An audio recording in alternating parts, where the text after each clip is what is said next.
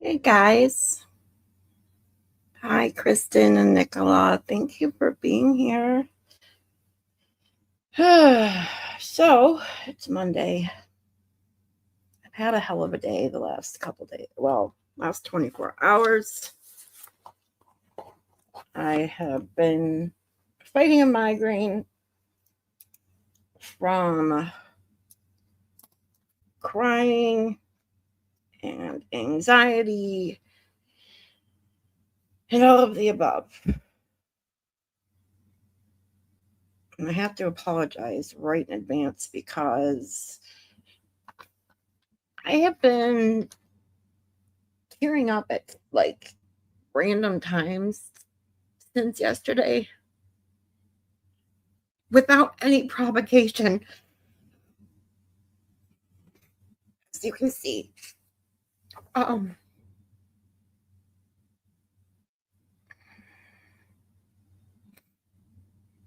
I'm going to try and hold it together. So I do apologize for that. I don't know why I keep crying because I'm okay. Like, I've gotten a couple of phone calls and messages. I'm fine. This isn't even about, I was actually fine after I got off my stream yesterday. I laid down, calmed down, and I was fine because I already came to terms in the beginning of starting my channel that stuff like this comes with the territory, right? I was fine. But then I got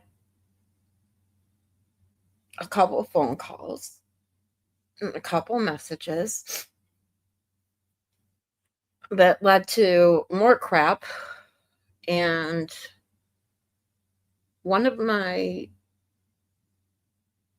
good peeps, I'm not going to say who,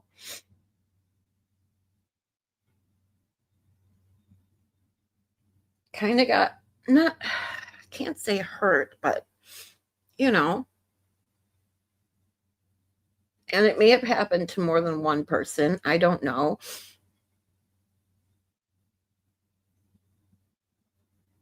But this is what I'm going to start off today with. Kind of furious, and Shelly, thanks for being here. Today is going to be the last time I address this. And I'm only addressing it because I am temperamental. I am emotional. Sometimes I do things out of reaction to certain things. Not that I necessarily regret it, because I don't. I deleted my Discord and my TwitTwat account, and there were reasons for that. And I have no desire to go back on X. I really don't. Now, and I apologize for the chat. You guys know I normally like to chat with you guys. Thank you, Zach. No, let me get this out. And I'd love to have Zach on so we can laugh.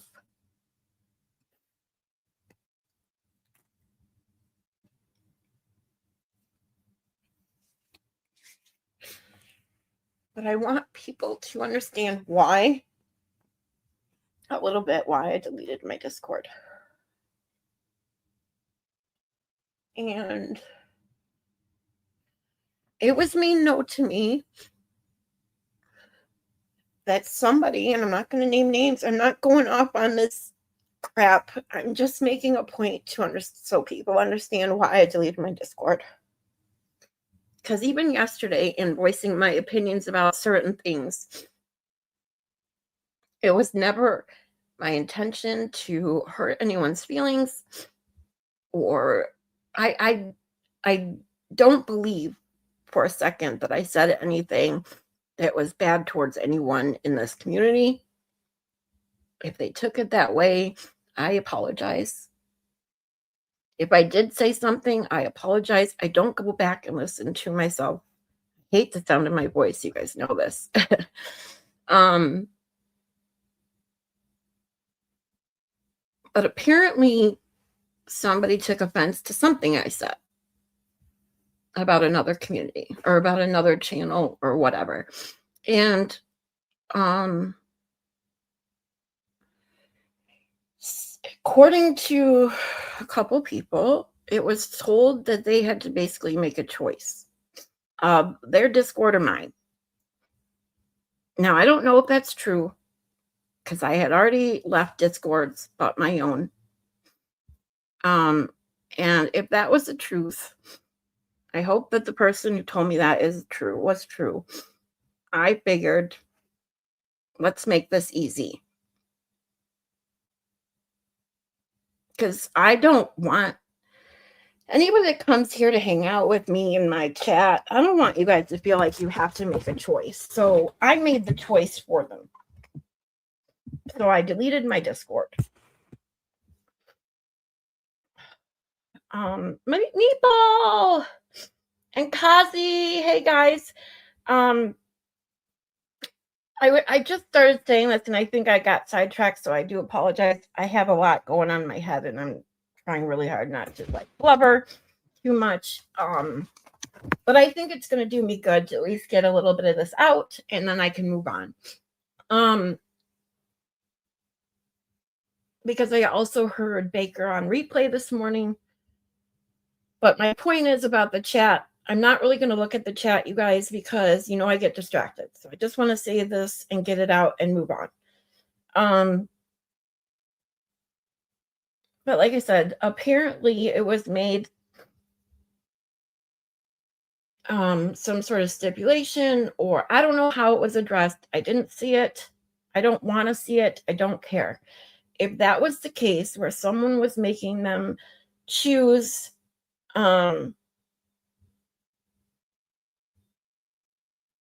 between my Discord and their Discord or anyone else's Discord, God, Jesus Christ, it's fucking Discord. Who cares? Who's whatever. So I didn't want anybody to have to feel like they had to make a choice. I would never want to make anyone feel like that. So I made it easy for them. For anyone that was in my Discord and their Discord and anyone else's Discord, I made it easy. Now I don't have Discord.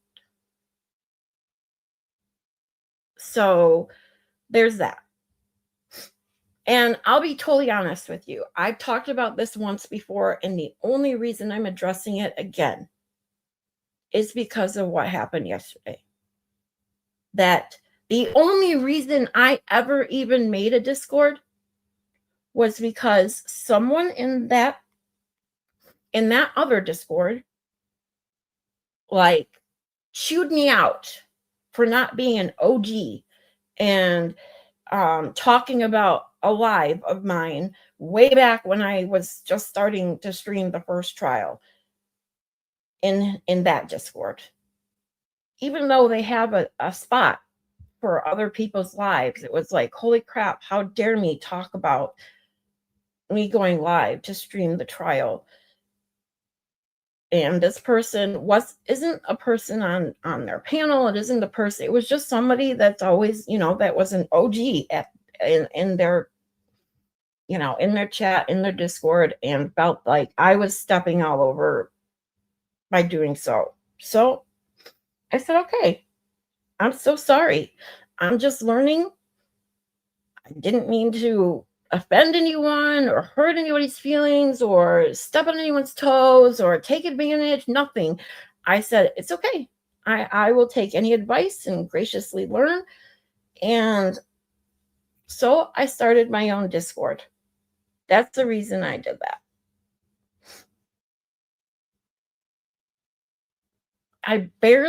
In the last 2 months, I barely used Discord. I talked about this yesterday as well. That I get so overwhelmed by messages and notifications. My anxiety goes crazy. So I do the avoidant thing. I just avoid it like it's not there. So that's what I'm literally, I mean, Gunner messaged me and I had to apologize profusely because I didn't see his messages on Discord for 2 weeks. That's how long I went without even going in there. So it is what it is. Hi, Nina. Cheryl. Hi, guys. Thank you for being here. And Cheryl, I did shut off the notifications. The notifications were shut off. But that wasn't really the issue with the Discord, like on my phone. It was going into the Discord. I would see, because I was in, 9, 10 Discords. So I would have messages that it's the numbers. I talked about this yesterday. This is what I was talking about, I think, when all this went down, was how much it was anxiety it was giving me. Even on my phone, the badges, I have to turn badges off. The little numbers that tell me how many messages I have and how many missed phone calls, I have to have that turned off because it will, the minute I see a number higher than 1, I start to go nuts. So once I started my own Discord and got into more than, 1 or 2 Discords, it was just like the little red numbers of messages and notifications in other Discords or what was new. It started to overwhelm me and my anxiety. So I stopped going in it pretty much, except for when someone was like, hey, I sent you a DM. Oh, okay. Same with my email now. Like this is my point. I talked about this yesterday. And if you were here yesterday, I specifically talked about all of this. As well as what I said about the whole other situation. And I'm not going to, I'm just going to say this once. And not because I want to bring it up again, but just so you can reference what I was talking about yesterday. J7 and the Jess Machado and the Baker. That's it. And then I brought up one other thing, which was that I didn't agree with negotiating with Ameris. And that's with the whole negotiation with 5150. I didn't agree with it. I don't agree with that. But there are things that you can disagree with and still like people. We're all adults. I was not bashing on anyone or any panel, any group of people, anybody. That was never my intent. I apologize if I said it the wrong way. I just meant that here on my channel, I don't agree with negotiating and doing things, especially with a person who seeks out attention. I was talking about this yesterday specifically, that that's not what she wants. Psychologically speaking, no one was talking about her for a few days because of all this other shit. And then she had to make it somehow about her. She had to get herself inserted into the situation again so she could get some attention. All the attention was being diverted away from 5150, and she needed some of it back on her. Hi, Kasha.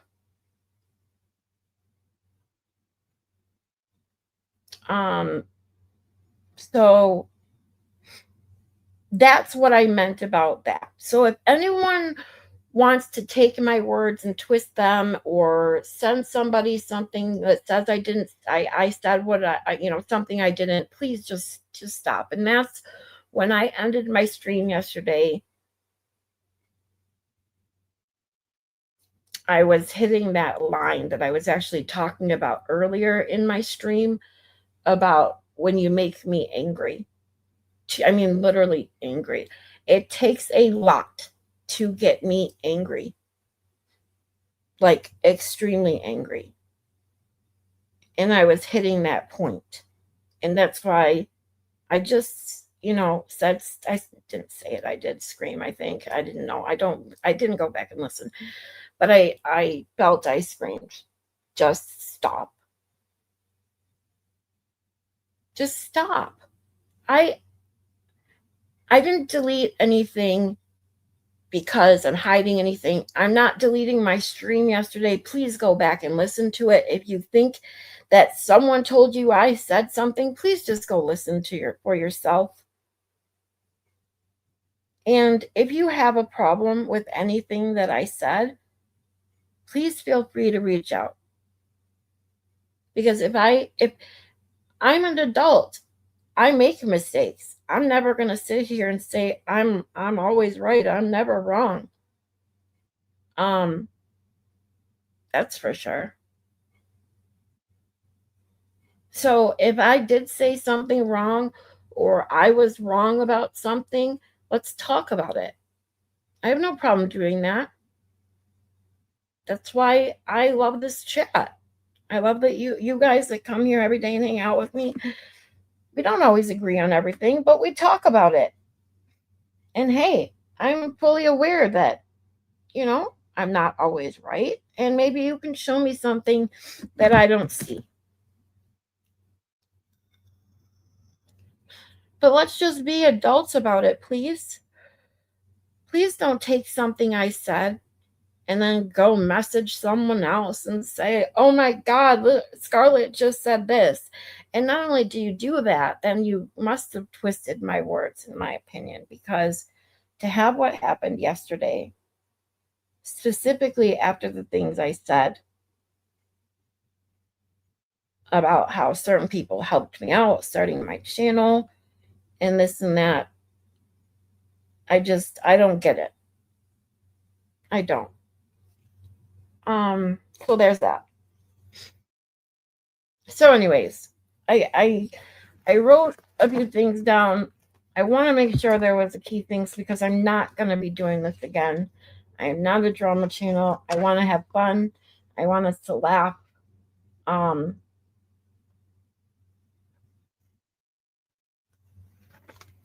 Yeah, I just want to make sure because, like I said, once I move on, we're moving on.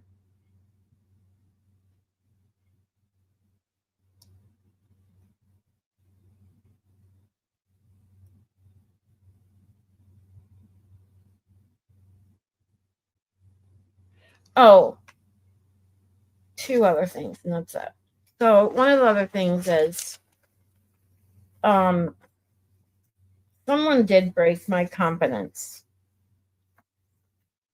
and I'm not sure which one because there's only a couple people that I talked to, like, really talk to in this community. And it makes me sad because when you and I've said this, I just actually had this conversation the other day. I don't remember if it was on my live or with someone else, whatever, that I'm normally a pretty good judge of character within a minute of meeting someone. I can normally tell. Obviously, I'm not always right. But it's just sad because even though I don't really, it's not about what I said because there's nothing I truly told anyone ever that I wouldn't blatant, I wouldn't admit to it. Like, it's no problem. I don't just say things to say things and be rude and mean, whatever. It's just certain things aren't meant for the tubes, And whoever that person is has just taught me a valuable lesson. That's all. To remind myself that I'm not always right in the judge of character. And these tube streets sometimes can get more crazy than you can ever imagine. That's for sure.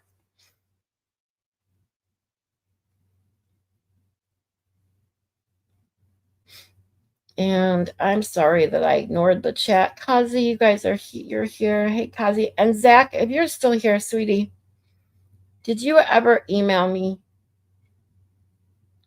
Because I checked my email before I went live.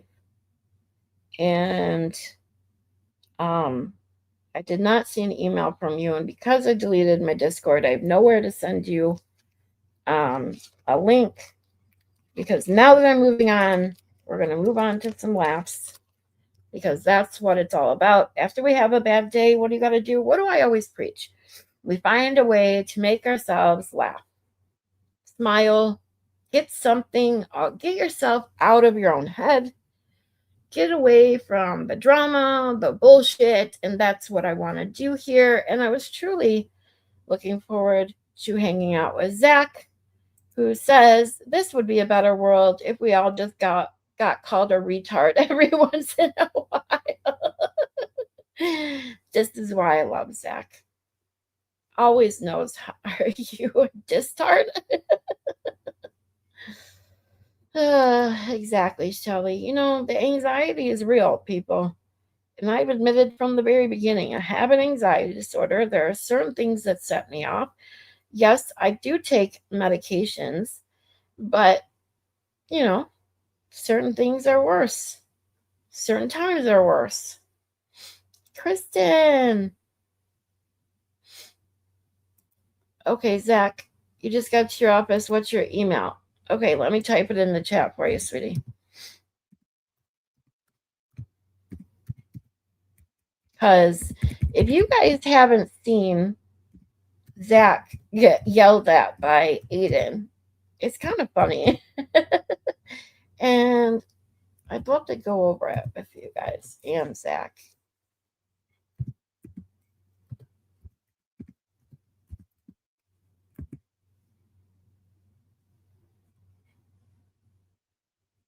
There it is. Hi, Steven. Says, I'm here for you, Zach, you freaking retard. I call myself retarded all the time. Like, this. I never call someone that, like, out of malice or anger or, that ridiculous connotation that people think when you say retarded. I literally ask anyone that I was with in the last few days in Tennessee. I called myself retarded probably 100 times. Nefarious is driving, so be careful, and we love you too. And medication doesn't solve everything. That is for sure. Kristen. Zach says, I know, you just can't wait for me to be on screen.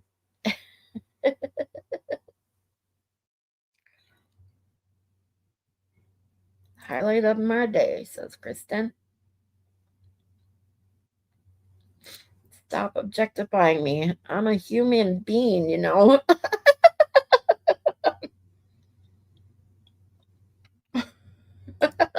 It's just Zach.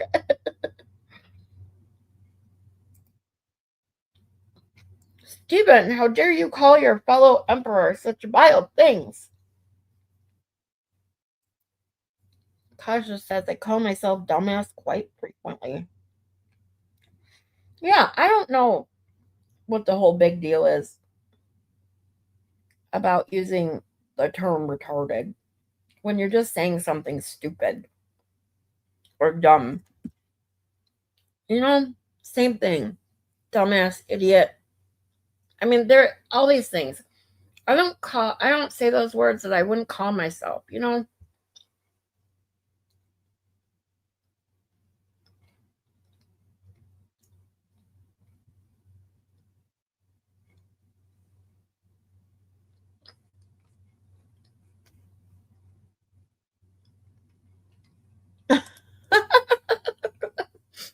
Zach says, oops, Zach, or Steven says, oops, Zach, you're right. Zach, your Royal Highness retard.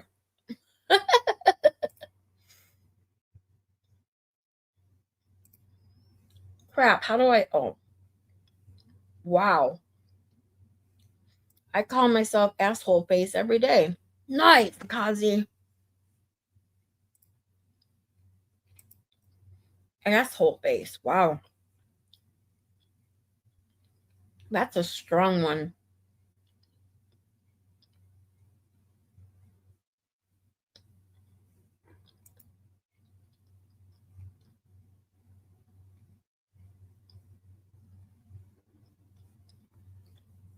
Zach, did you email me yet? Hold on, I'm going to my email just to double check.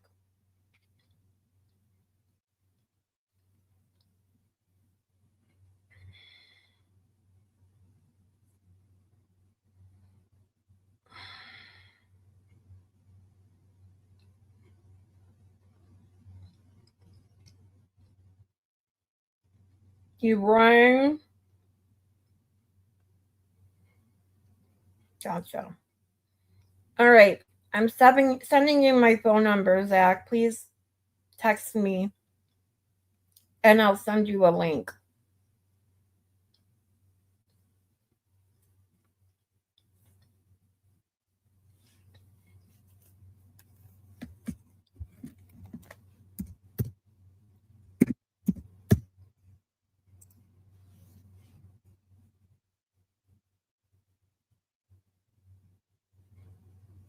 What?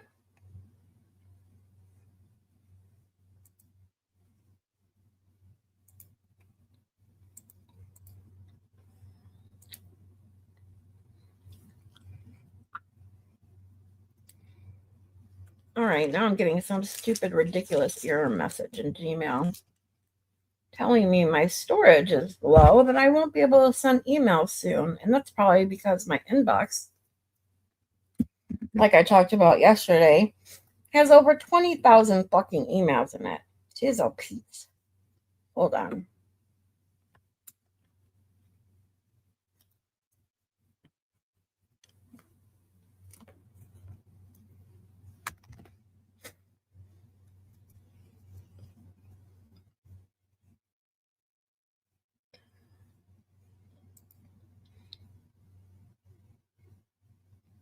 Email the link, you got it.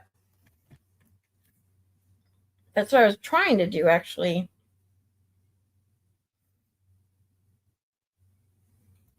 To myself so I could text it to you, but I can't even email it to myself. It keeps telling me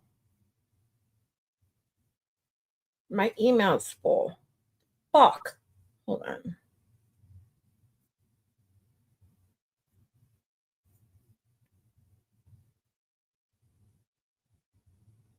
I got it. Okay. All right, Zach, it's on its way. Give me a second.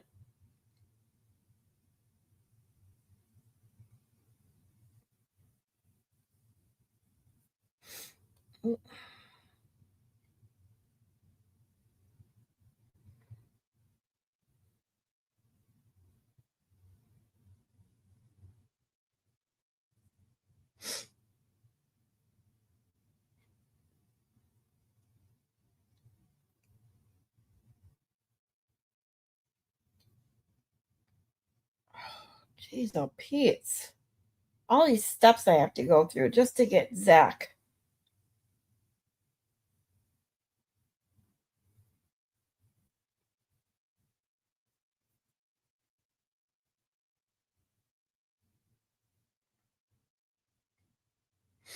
But he's well worth it. All right.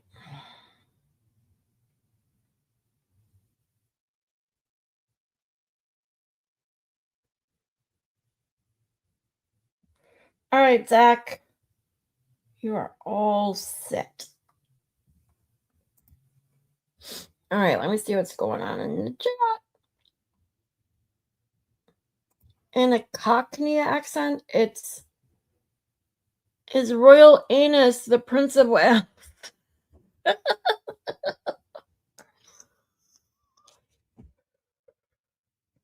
Steven says, where I live in Massachusetts, you're either a retard or a douchebag or some combination thereof. Or a cunt whack job. Or what is it, whack job cunt? Isn't that the other one they love there in Massachusetts? And I say gay. And my gay friends say gay. X. Example. The music for Cobra Kai is gay. Not the good gay, the bad gay. Yeah, I like fucktard. That's what I call the car crew. I've been calling them that forever. That's why I say fucktards. And I say, or car crew, hood boogers, whatever you want to call them. But I never liked the term hood boogers. I don't know why. I just don't like it. So I just started calling them the fucktards. And Car Crew is actually kind of too, I don't want to say too nice, but in a way, too nice. They're bucktards.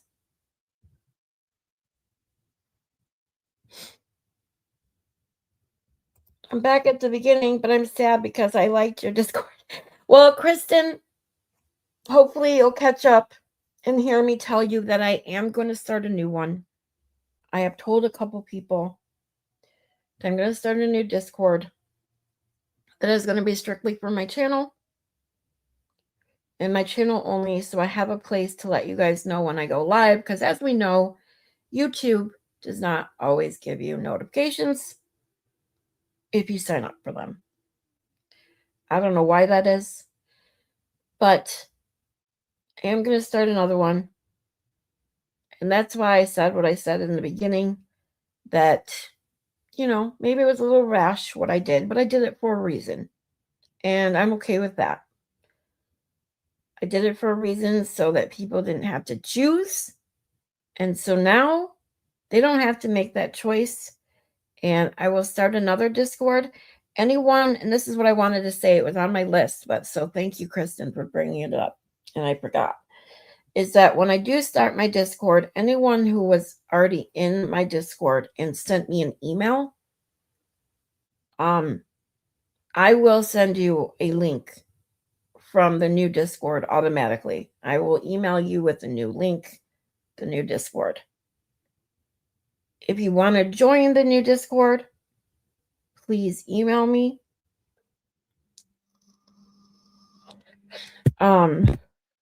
And I will send you a link. I hope to have it up and running later today or tomorrow, but I can't promise that, because every time I try to promise something, something gets in the way. Like my merch shop, the Petty merch shop is up and running. It just doesn't have the rest of the stuff in it that I promised people. It's being worked on. A lot of stuff is done. I just need to get in the store and add it to all these items that you guys had requested. So this is going to be my priority this week, along with getting my schedule going, a permanent schedule for when I stream, which will also help with the no YouTube notifications. If you pull up his YouTube, it's there too. Wait, whose? Hold on, I'm lost because you know how I get. I'm so sorry, guys. Zach says, give me 5 minutes. I'm whooping down my first food of the day. You got it. Take all the time you need. I'll be here for a while. Y'all don't tell Kristen I was on shirtless. I was on shirtless for a minute, but you had to delete it.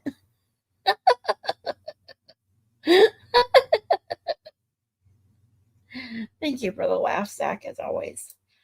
Hi, Side Eyes. And I just have to give another shout out to Side Eyes. I did it yesterday, but I feel bad because talking about the amazing people I met, the wonderful things, more than one, that Side Eyes and her great son, so sweet, reminded me of my own son, did for me while dealing with some pain and anxiety, being in the group, that big group. They helped me out so much, and I truly appreciate it. Not to mention, Side Eyes bought me this amazing cookie. It was so delicious. I took a bite of it when she gave it to me. We were sitting out by the little fire at the hotel, and when I first took the first bite, it was delicious. Don't get me wrong, but I was like, oh, it's really sweet. I'll probably eat it a couple pieces at a time, right? Well, then not that night, but the next night, the other two in my room with me were snoring away. Not really, but sleeping away. And I was up, you know how I am, up in the middle of the night. And I was like, what do I want? And I totally remembered about that cookie.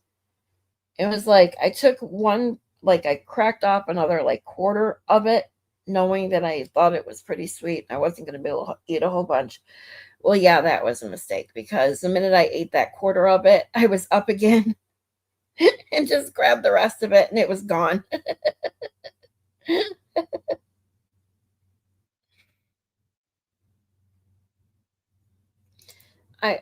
Hold on, I saw this too. Kazi says douche tard. I like that one.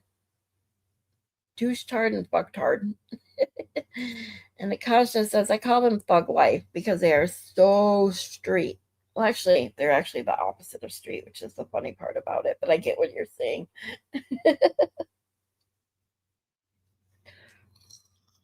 I always say you can't. This guy who pretends to be straight, if I dropped him down, I literally live off 8 Mile. I'm not going to say where, but I live off 8 Mile. And 8 Mile goes through like 20 cities, so good luck finding it. But if I dropped JFK down 8 Mile, down at 8 Mile, and let's say Schaefer, Dequindre, Woodward, he'd shit his fucking pants. Dude, don't give me that. Wait, what happened to the Discord? Oh shit. Steven, go back. Listen to my beginning of the stream when you get a chance, and it'll explain it because I said I'm going to talk about it once and I'm going to keep it at that. I'm sorry, but I'm going to have another one. How can I post my nuclear titties memes if there's no Discord?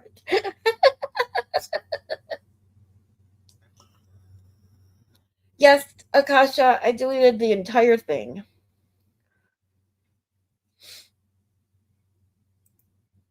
Genitalia, hi, sweetie.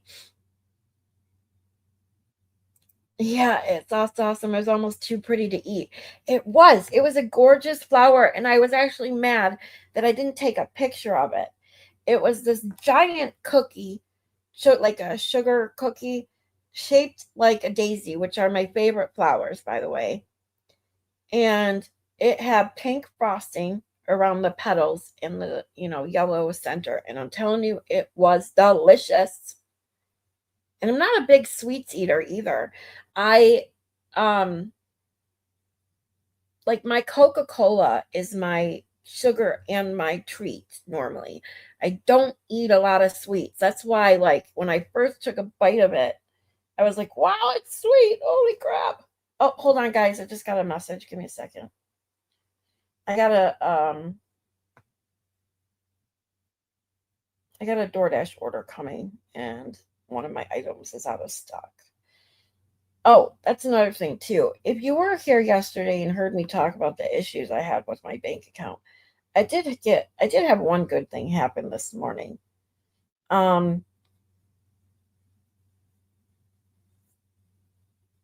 Oops, hold on.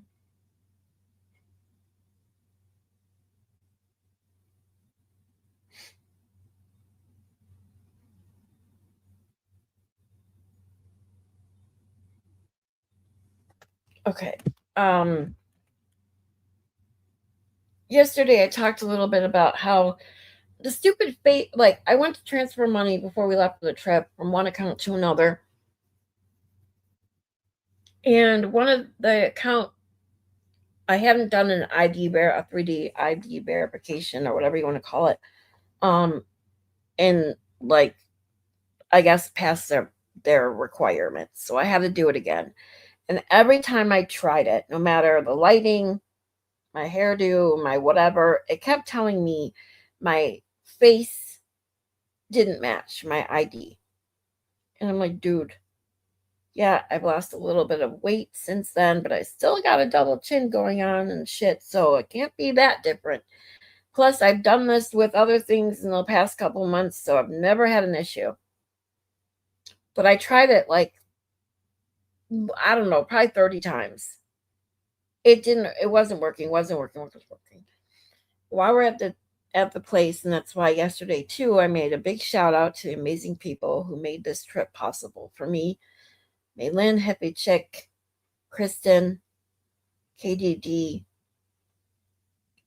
the other Mary B are amazing people who helped me physically and especially monetarily, helping me pay for my room, the trip down there, meaning car, gas, and food.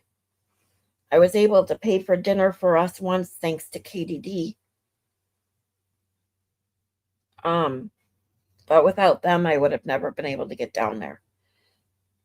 But that being said, I wanted to be able to have a little bit so no one would have to buy me a pop if I wanted a pop or whatever. And I went to transfer, especially with KDD or Kristen giving me $50 for the trip. I went to transfer that money to my bank account. It wouldn't go. It was literally stuck in limbo. So with me not being able to verify my identity, it was like there was nothing I could do until I got home or dealt with it. So, long story short, I contacted their online customer service yesterday because that's all that was available. And then they sent me some information. Wasn't really helpful. But then I tried it again this morning and it worked. So I'm just thankful for that. Sorry, that was a long story about nothing, but there's that. 420. Hi, sweetie. My stepsib, since I was like 10, so not really steps, lived right by 8 Mile in Lincoln Park. Yeah, see, Lincoln Park is like a good 30 minutes from me, but I still live off 8 Mile.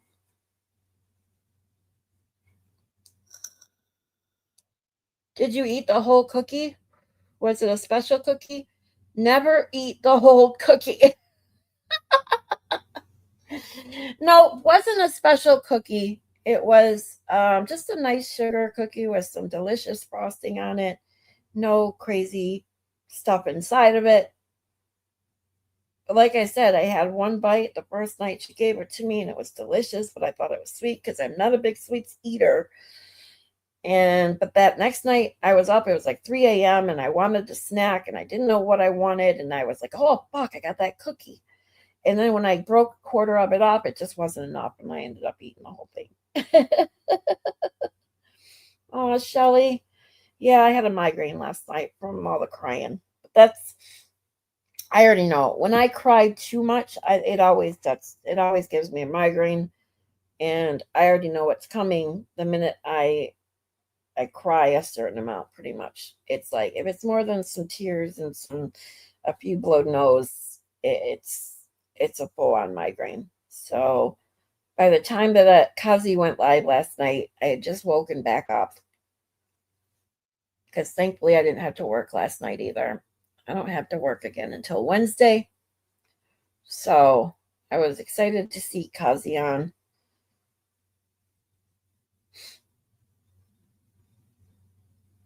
So I do apologize. I don't have a cold, but my nose is kind of stuffy still from all the sign. See, this is what happened when I cry too much and I just get all stuffy. My sinuses get clogged. It's crazy.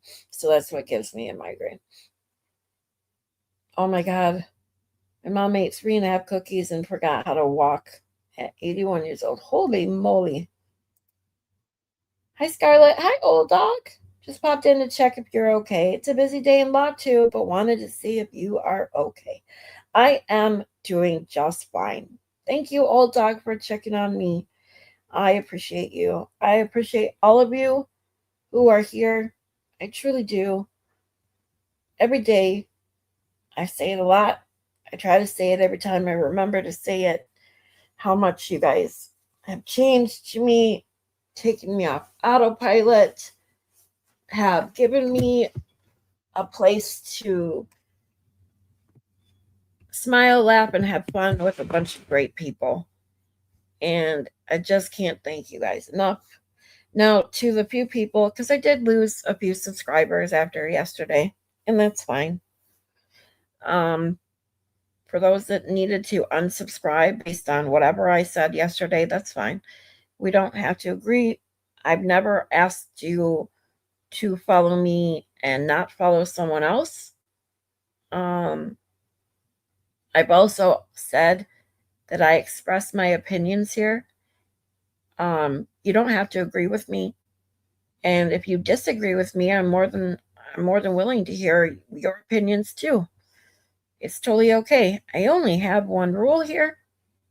My rule is don't disrespect me, and more so, don't disrespect my chat. And that's it. We can be adults and disagree and have a conversation. I don't know why that's so hard for some people. But if you felt the need to come and unsubscribe for me, that's fine. It's totally fine. I don't I'm not going to make any single person choose. Like, if you're subscribed to me, you better not be going to them. And if you're in my Discord, you better not be in theirs.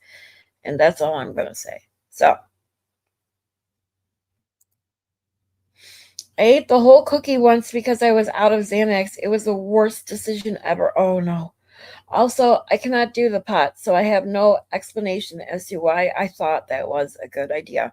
Now, that's funny because Akasha knows, I think you've been here when I've talked about my whole experiences with pot.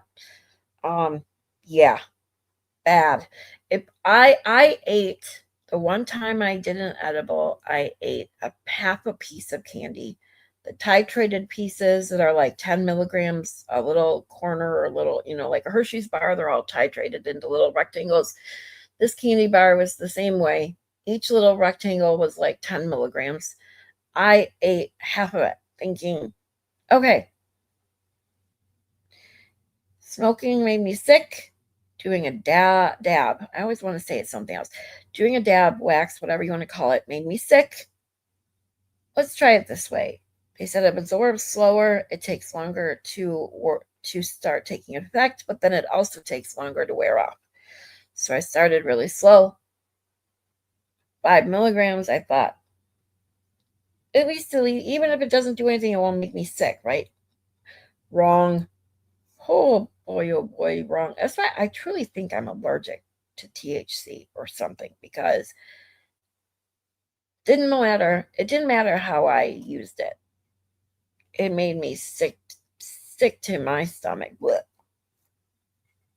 Katie D, my Michigan peep, says, hi, FYI, you never ever have to publicly thank me or privately. So serious. See, this is what cheers me up. And this is the good tears. Because people like Katie D are awesome. Since I know it's just who you are in your heart, but just know I never need the praise. And I appreciate that, Katie D. But you guys are awesome. Not a bad cry, good cry. Because these people, and this is what I always say, these people, you guys that have come here and created my little community and my little safe space are so amazing. Truly. I mean, when I started my channel, I never expected to truly be sitting here and talking about my feelings or my health conditions or my pain. However, I found so many people in this community that deal with a lot of the same things that I do. And I do feel comfortable enough to talk about it with you so that maybe someone else who is suffering, even if it's not the same, maybe feels comfortable enough to talk about it here with me in my chat. Maybe they have no one else that can even understand what chronic pain is like, or suffering 6 years with it and having doctors look at you like you're nuts, or calling you a drug seeker, or this and that. And if you guys feel comfortable enough to come here and share that with me, it's the greatest feeling in the world. So Now that I've teared up again, but it stopped, I'm going to bring the famous Zach on stage. Zach, what's up? Uh-oh. He's frozen.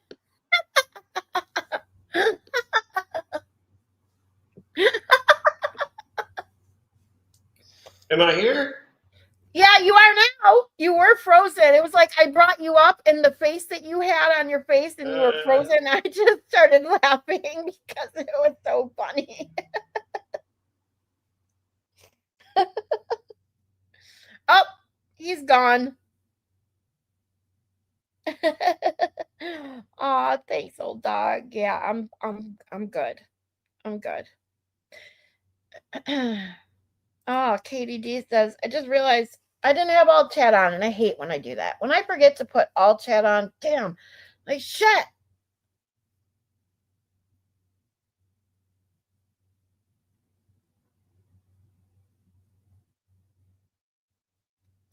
Anyone else snacking on cucumbers right now? Not just, or no, just me. Second one of the day for me, doing the cucumber challenge with Skip from the Isolation Year YouTube channel. I love cucumbers, by the way. I just ordered tomatoes and cheese are my favorite snack. Can't wait till they get here. Now we're going to try this again. Hi, Zach. Can you hear me? Yes, just a second. Let me. Okay. I think it's because I had the YouTube thing going. Okay. We good? We're good. Oh, hey, look. It was funny because the first time I brought you up, you had this funny look on your face, and then I realized you were frozen. It made me laugh. Yeah, so it brought me in the studio, but then like a pop-up thing happened that says you have to have a StreamYard account, which has never happened before. And it was trying to make me sign up, which fine, but that's what happened, I guess. That's weird. Side-eye, shut up. I know I'm a newbie, but such a noob. I probably shouldn't look at chat because I'll get too distracted. I do it all the time. That's because he says, Zach, let's get it together, bud. I know. I'm more boomery than Cossie. That's pretty bad because he's a really old man. And I'm booming worse than him. And a retard. That's pretty bad. Oh, come on. We're all retards here. Did you get the clip? Because I Discorded it to you about Turtle Boy yelling at me. Yes, you did. But I did get it off Kazi's okay. Off Kazi's chat last night, and I sent it to Kazi, so it's in my phone. So give me 1 second, because now you don't have to play it. I was just wondering how you saw it. Oh yeah, that's how I saw it. It was one of those times where I was sincere. Like he has a picture of kids up on screen, and I was not paying attention before that to the pictures he was showing or what he was saying. I think I hear Proctor's kids instead of the Proctor kids.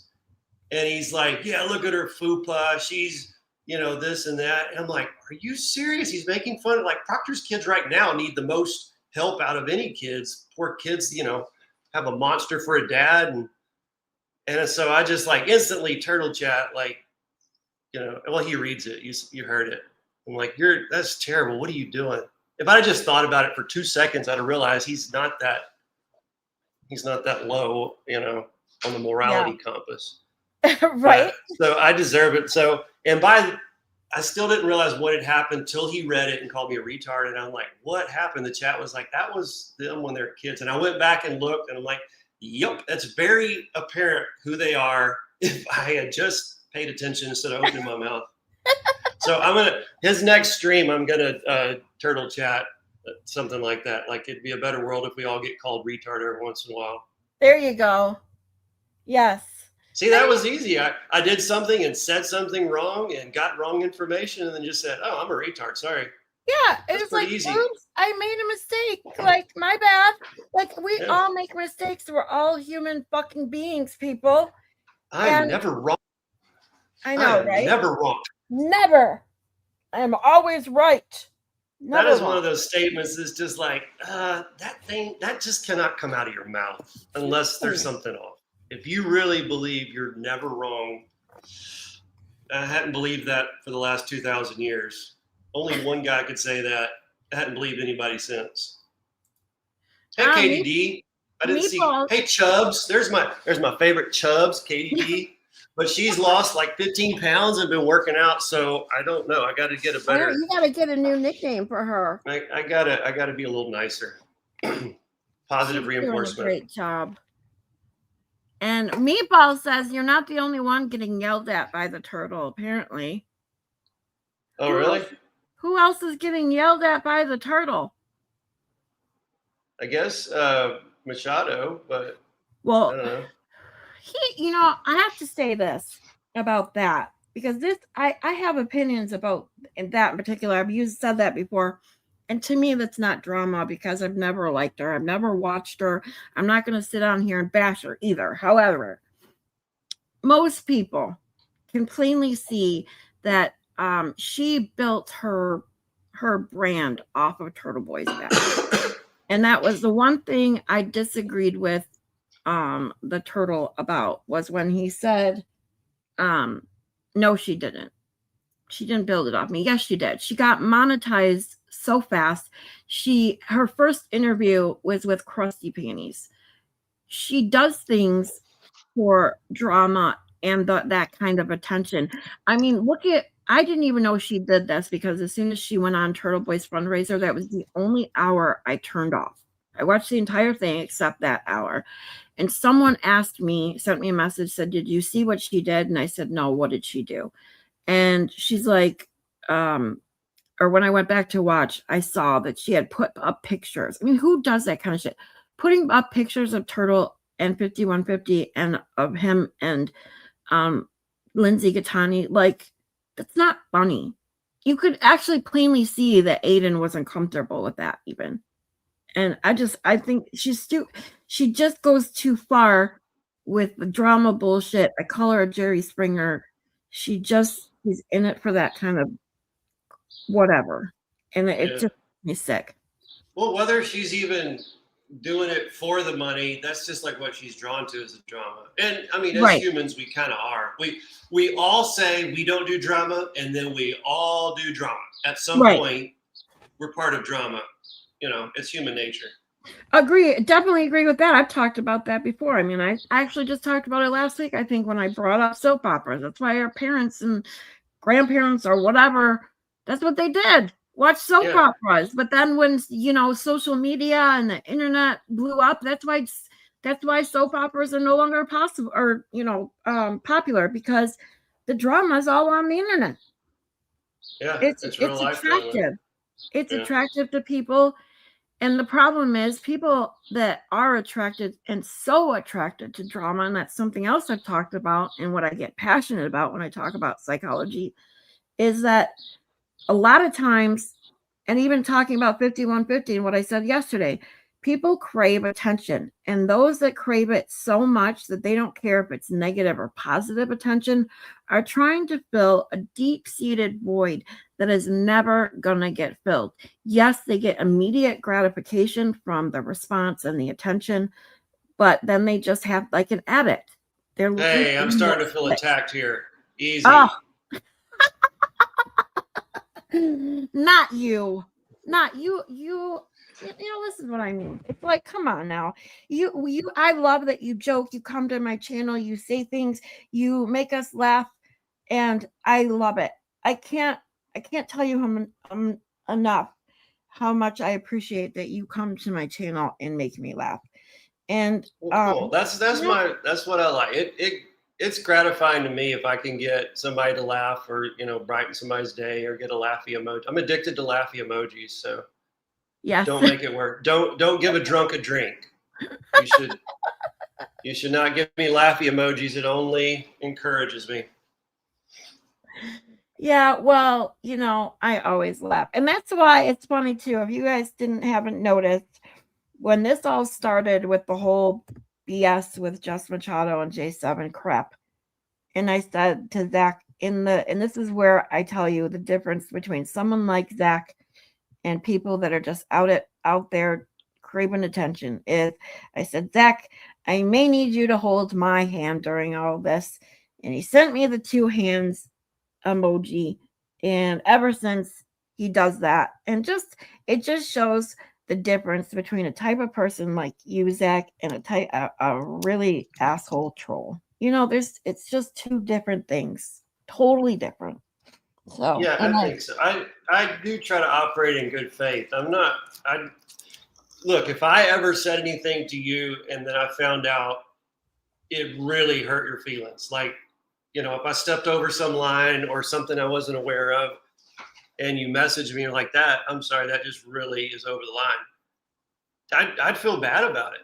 I would. Yeah. I mean, Baker's not acting like you've hurt my feelings, but so in fact, with this whole J7 thing, like we've talked about, I would look back at my messages. He sent me that picture February 26th. Oh my God. And everything he said in the last week matches exactly what he said since that point. His story has not changed. Everything. And I do know that story from the very start, because that's when, J7 was fun in chat. She was snarky and could come back with a good zinger. And I love that. I'm not sensitive. I'm looking for somebody else that can insult, as much as I do. And so I'm thinking, okay, it's a misunderstanding. He messaged me, I think I'm going to have to block her. I'm like, really? J7? What? And he's like, yeah, it's getting bad. And I'm like, I'll talk to her. Come on. I'm arrogant enough to think I can just I can just talk to somebody and they'll be understanding. And he's like, no, it's getting pretty bad. I said, I'll talk to her. And he's like, no. And that's when he sent the picture. He's like, this is what's going on. And he never sent me pictures of her news or anything personal. He was just just the stuff she's sending. And some of the he sent me a couple of the comments and things she sent him. And I'm like, okay, I'm not talking to her, because I recognize everybody knows some people that are, when you resort to threatening to off yourself for attention, it's like you have to have serious help. You have to have counseling or Jesus or whatever you can get to. You need serious help, that just not some rando like me can say a few sentences to you and talk you down. So thankfully, she has none of my contact info. I never emailed her or messaged her or anything like that. But I know his story from the very start is 100% what he said it was from the start. Yeah. And that's where I didn't know all of it. Of course, you hear things, but I'm going to flat out say it. Baker never talked to me about it besides what happened in my chat. When that whole thing went down, J7 came to my chat, threw a fit that Baker was in my chat. I didn't know what the fuck was going on, because I thought she was joking, because she is a jokester too. I put a comment that said Baker's drunk, and I laughed at it because I thought it was funny. And then her very next comment was, because then I saw Baker make a comment, and I was like, oh, hey, it's Baker. And then her very next comment was, oh, Baker's here, I'm getting the fuck out of here, or something along those lines. Yeah, she's always making it divisive. Yeah, and I was like, what? And Kazi, I think it was Kazi, I don't know if he was on my stream with me or in the chat, but he was the very first one I saw that said, just let it go. And then 3 other people were like, just let it go, let it go. I was like, okay, let's move on. So I moved on.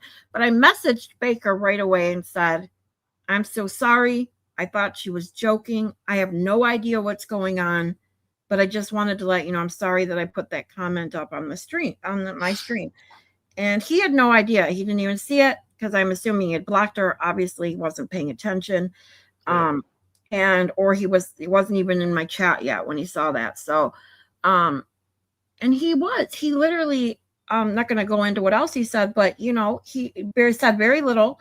So the story that I know is only from what other people have said and the little bit that Baker told me and what I've heard from his mouth on his streams. So, and that's none of my business. It's like so many people are so addicted to other people's business. That's the part that I'm actually, now that I'm back from Tennessee, I had told everybody I'm going to get my my schedule together. I've got it working on. I'm getting back into my psychology videos at least once a week.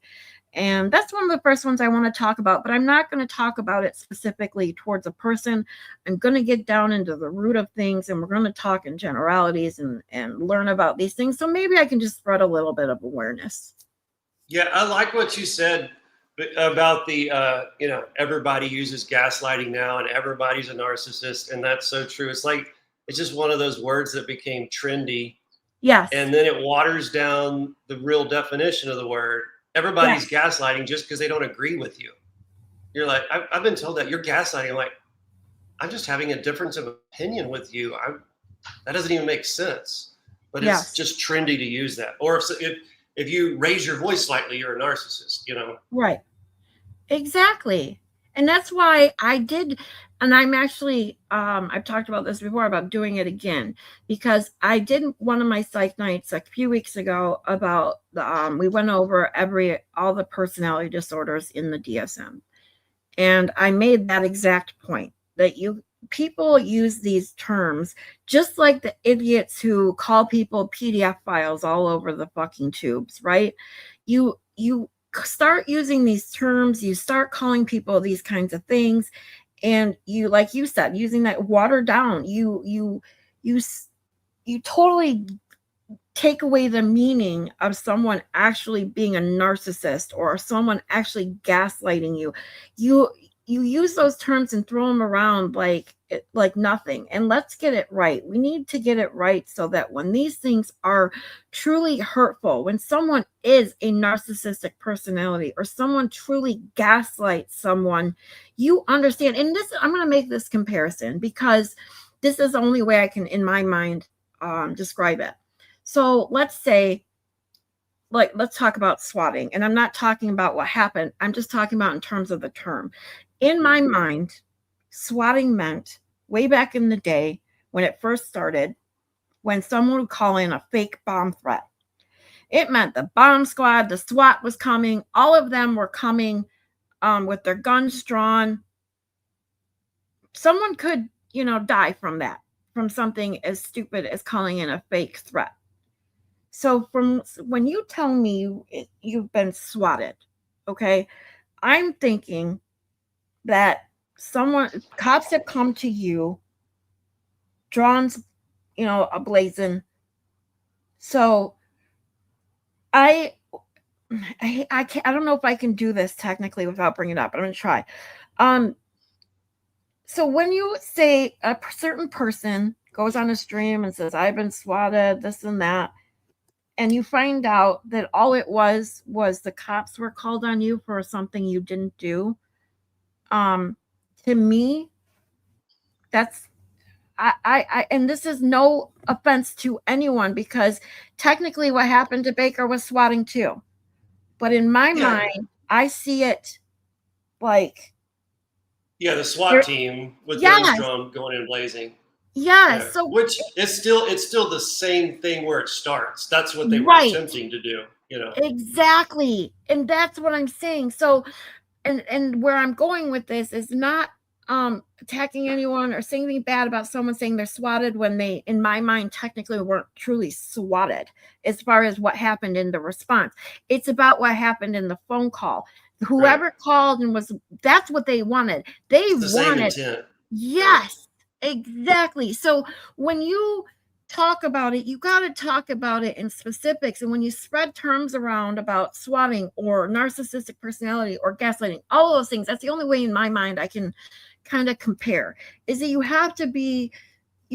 can't just throw those terms around, because then it just loses all meaning, is basically what I'm trying to say. So I'm sorry, I got off on a tangent on that. I was trying to make it understandable in my head, but that's the only way I could kind of compare.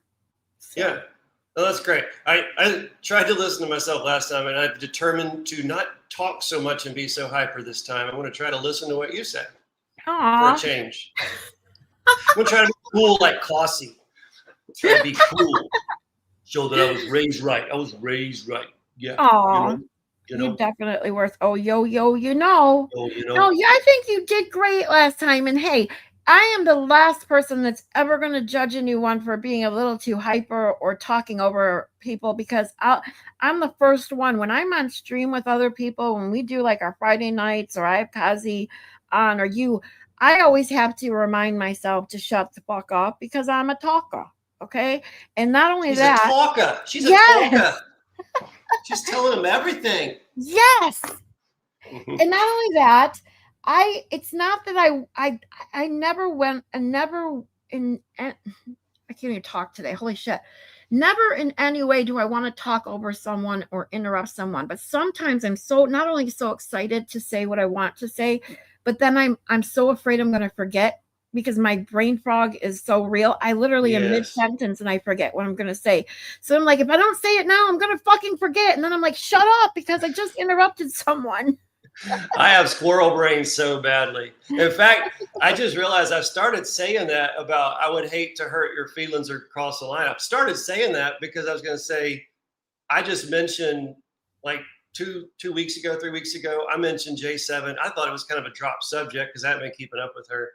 And I made a joke or something about where's J7 in Baker's chat. And he deleted the comment. He didn't like time me out or anything. He just deleted that comment, and the message like, hey, just don't bring it up. I just don't want any attention to it.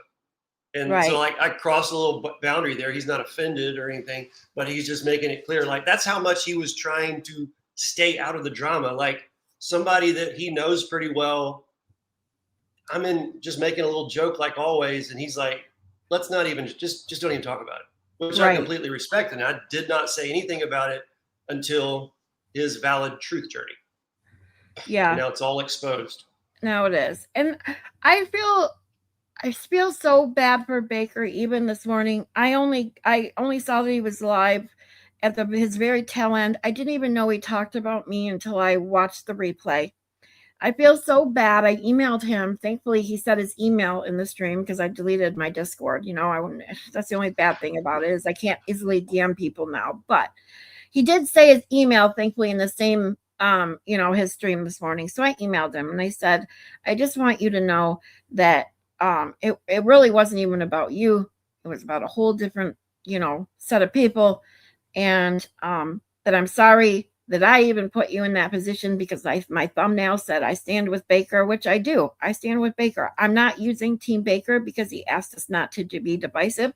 I'm not being divisive. But like I've said on several streams now, is that this isn't and he also said this because he says it a lot, don't fight my battles. This isn't about fighting his battles. No. It's about showing who I support and why I support them and why they deserve support. Exactly. Yeah, I'm not a tribalist. Baker's a big boy. He can fight his own battles. I'm making it clear what I think. Exactly. And if somebody insults Baker, if I'm not a mod, I call myself the undercover mod. He'll give me a wrench if I need to post a link or something, but it's a lot funner to whine about I don't have a wrench, and then he gets to yell at me, and that's a lot funner. Yeah. But now I forgot what I was saying. Kristen, she's whining now. Yeah, she says you hurt her feelings all the time. It's not even this time. It's not even our time of the month, Kristen. We don't sync up for another 2 weeks. So you can get over your little self and be happy. What was I talking about? My squirrels ran amok again. Yeah. Have you heard the things Baker and I call each other? Fat, beady-eyed, stupid Danish man. I mean, I've called him all kind of things. Yeah. I'm not worried about that. But we know that you're all joking, Yeah. But in this situation, I'm just making it clear, like, here's my viewpoint on it. I'm not even going to battle for him. Just like, okay, here's a situation. Just like I would look at the Karen Reed situation and say, oh, this is what I think about it. I'm not fighting her battles. I'm just giving my viewpoint on it. Exactly. And that's where I was going with that. And that's where yesterday, what I described when I first started, I did say, I'm not going to talk about it again. I was going to bring it up, but I'm only bringing this up now because of your point. I'm not about, to dig into it again. But the point was, this all started, what happened to me yesterday and the whole Discord thing all started over because I disagreed with somebody else about the 5150. I said I don't negotiate with mirrorists, which is a joke, but it's true. and that I brought up how she craves attention and she doesn't really want a deal. She doesn't want you to stop talking about her. She is an attention seeker. She thrives on it, just like I was talking before. They do it so they can have that immediate satisfaction, but they'll never fully be satisfied. They'll keep doing it. She wasn't being talked about for a few days because this whole Jess Machado and J7 and all the other crap, and she had to find a way to bring it back to her. And so that's why I said it's not even worth making a deal, because you're just giving her what she wants by giving her more attention. So I just said that's it. I'm not going to make that deal. I will call her 5150 if I want. That's all I said. So yeah, all I need to know about her is somebody I don't remember. I saw in passing the video of Turtle Boy crying on the floor, begging like, "Please don't send me to jail." yeah. And I'm like, who would do that to a person and like rub it in their face? I mean, obviously she's not scared of him. She's inviting him over. She's there. I mean, if a woman really is in fear, then yes, obviously that's no one should be in fear. She's using that to get to him, and just like there's something evil behind that. I'm like, that's really all I need to know about her, and hadn't known anything else since. Exactly. So, and that's where I didn't go on anyone else's channel. I didn't go on anyone else's Discord and express this. I did it on my own channel. And that's the other thing that I did want to say earlier was the same thing Baker said. This is my channel. I've said it before too. This is where I can place my viewpoints, my opinions. If you like it and you want to stay here and chat with me and have hopefully some laughs in between some serious talk, stay. If you don't like it, you can move on. We are adults. It's that easy. It's as simple as scrolling on, hitting X, that little X, whatever. It's that simple. So that's why, like, okay, when I first got, I got into law too because of the Rittenhouse trial. I think I told you that before. Yeah, you did. Ricada, and so there's this progression. I don't even remember exactly how it all went, but then Karen Read comes along, and it's the trial of the century. Yep. And so all these extraneous people are on board, and I hear names, JFK. I'm like, dead presidents involved. I had no idea who he was. In fact, it was Kelly Steffi was saying on a stream, she was saying, I had a dream that JFK fired me, and I was so confused. I'm like, okay, you had a dream of the old day. I really thought she was talking about the presidential administration fired her. She's like, no. So I'm like, okay, I'll go look him up. So, if they're at the time, and I guess they still believe that she's innocent. So at the time, I'm like, I'll go look him up. And I watched for maybe 10 minutes, and I'm just like, not really my thing. Just nothing against the guy. And since then, I've not been on his channel. I just see what other people, like Cossey or somebody, replays their stuff. And otherwise, I would have no idea what they're doing. And the same with Money Making Mike Kryfer. I'm the same way. I never watched any of them. I've only known who they were from other people. I went on his channel twice before all this. And the first time, I listened for about 10 minutes. And the whole time was about how much money he's made, which is fine. I'm not envious of anyone. I want everybody to be a millionaire. But I'm like, I thought this was to do with Karen Read. I'm kind of confused. Yep. And if I want to listen to financial stuff, I'll listen to Dave Ramsey. No, nothing against anybody else. I'm old fashioned and that kind of thing. So I'm like, okay, he's not for me. The next time I happened to check in to his channel, probably because people were starting to say stuff when he was doing the Ruin My Christmas and he's crying and stuff.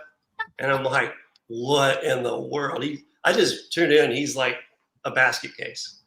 And I was like, and up until like just very recently, have not been on his channel, still didn't hate him.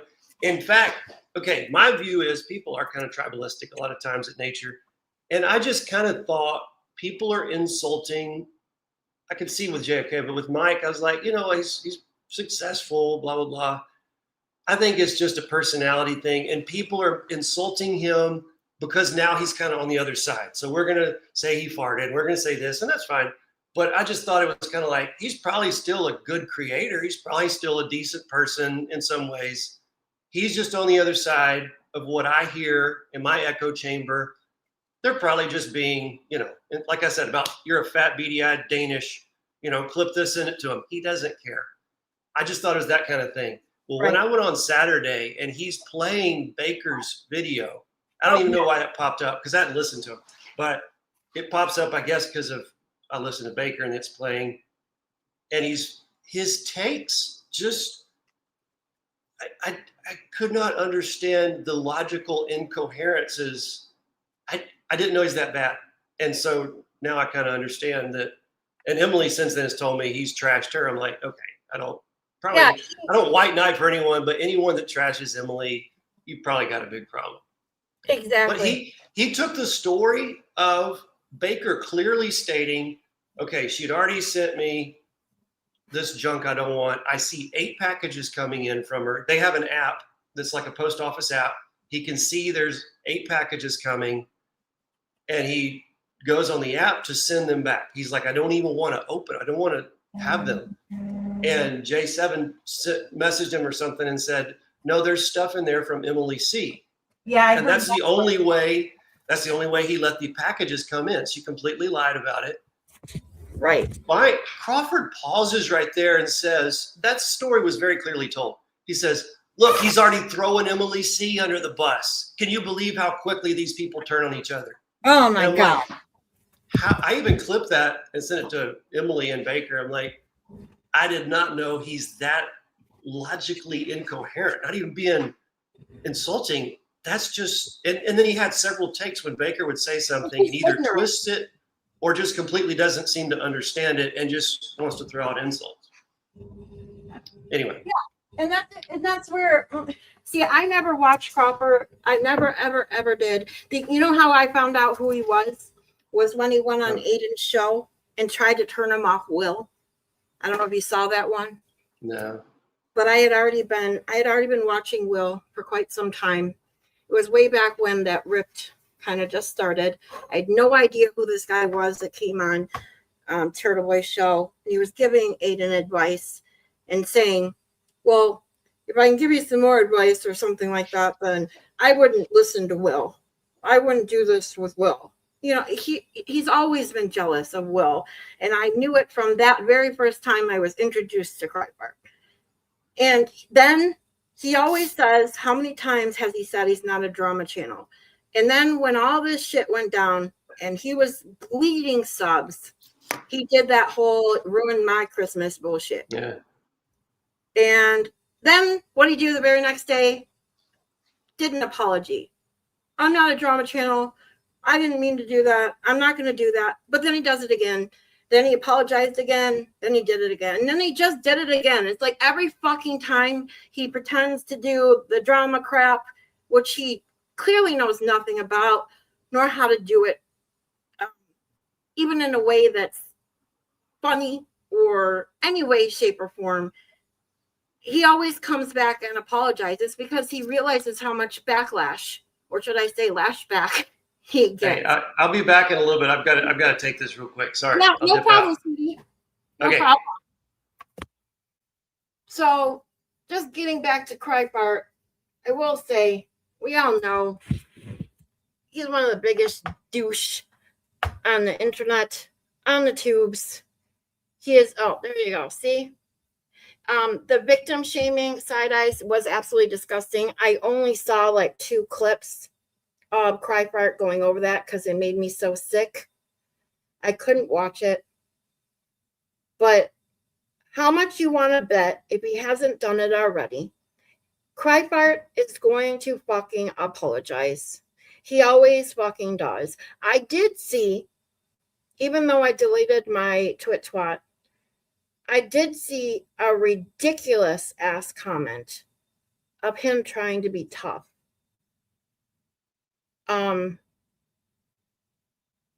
Yeah.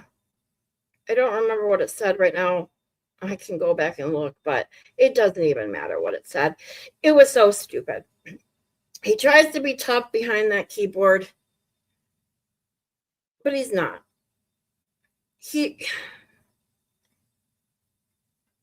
There's a whole another psychology behind someone like Kreitbart. One day we'll get into it. Not today.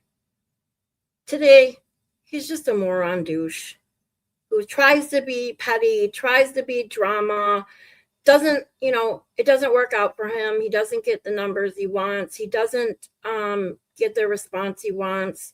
Even his own people turn on him. He bleeds more subs and he apologizes. And yet his apologies aren't real either, which is the same thing that goes for Jess Machado. If she comes out in public on her channel and apologizes, who gives a shit? Because it's fake. If she was really sorry, she would do what Baker asked and send him a private message that says, I did some inner reflecting. I said some things, blah, blah, blah. I'm not even going to say it because we all know that she won't do it.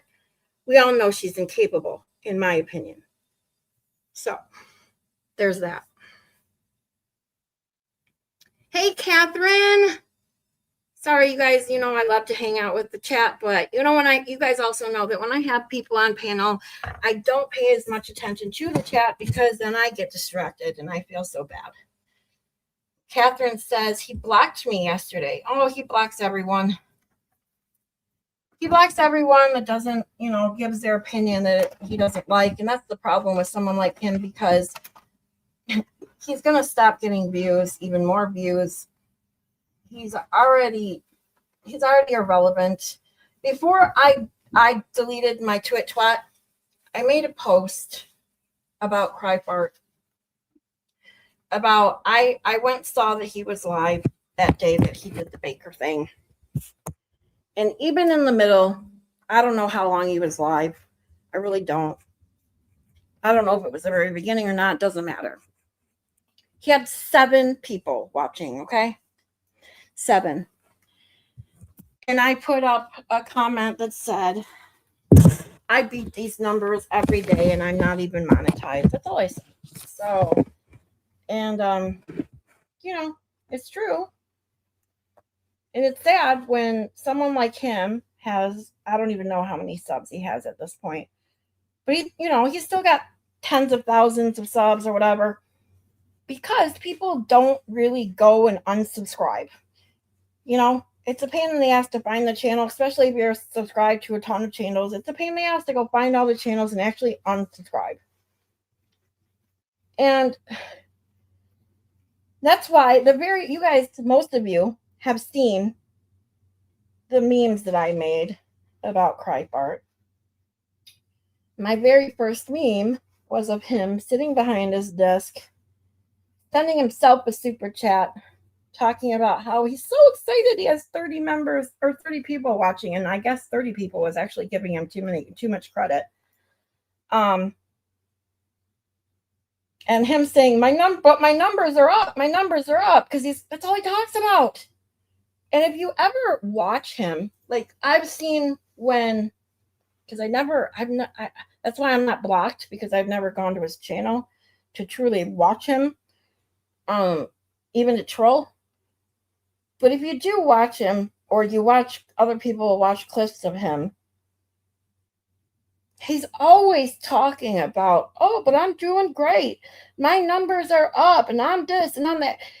The only person he's trying to convince by saying that shit is himself. But that's what people like him do.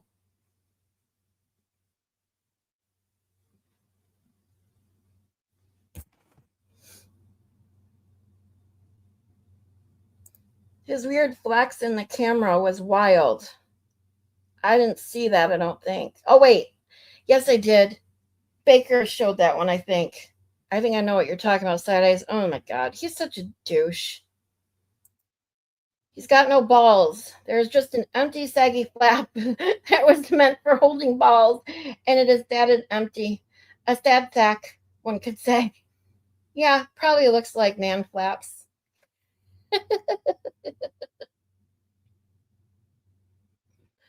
Well, don't block all your hate watchers. Kreifart. Exactly, Akasha. That's my point.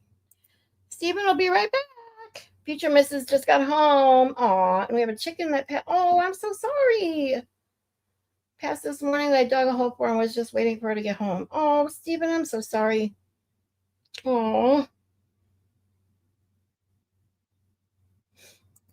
So, if I missed anything on the chat, did anybody put while Zach and I were chit-chatting, or that I may have missed, please retype it.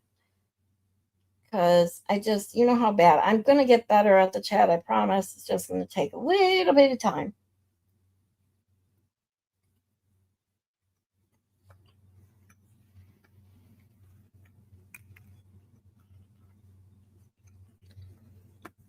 And I'm so, hold on, sorry.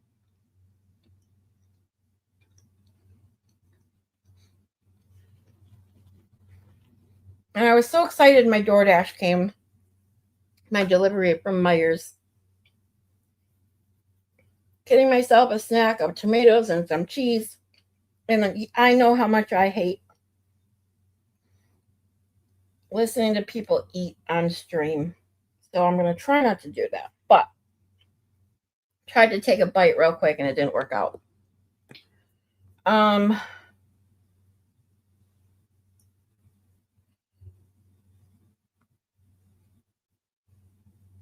So one of the other things I did want to, well, I have you guys here. I had taken a poll with you guys a while ago with some of you. What would be the best night for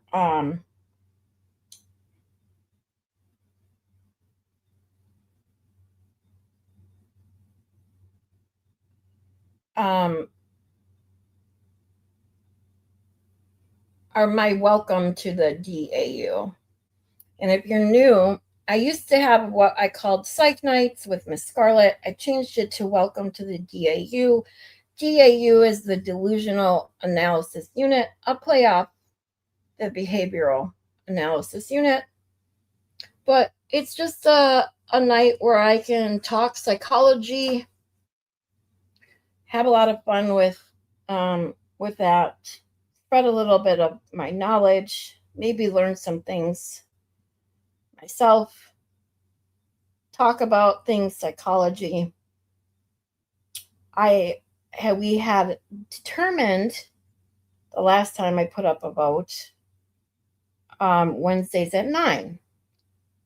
And ironically enough, the 2 times that I had Wednesdays at 9, I did have fans. I did have people fans. I don't say that. But fans of Jess Machado that would come in my chat, but would watch her on Wednesday night. And obviously Wednesday night at 9, I didn't know this because I didn't watch her, but I found out after the fact that she does her Wednesday night show at 9. So I don't know if I should stick with Wednesdays at 9 or if I should go back to what I really planned, which was Sundays. The reason I switched even from Sundays was because Turtle Boy it was like 4 weeks in a row when I first started doing these, that he would go from Saturday to Sunday. And it was like, and I want to watch. It's not only that I can't really compete with Turtle Boy, so I want to watch Turtle Boy. You know, Moni G, what's up? I'm so glad to see you, sweetheart.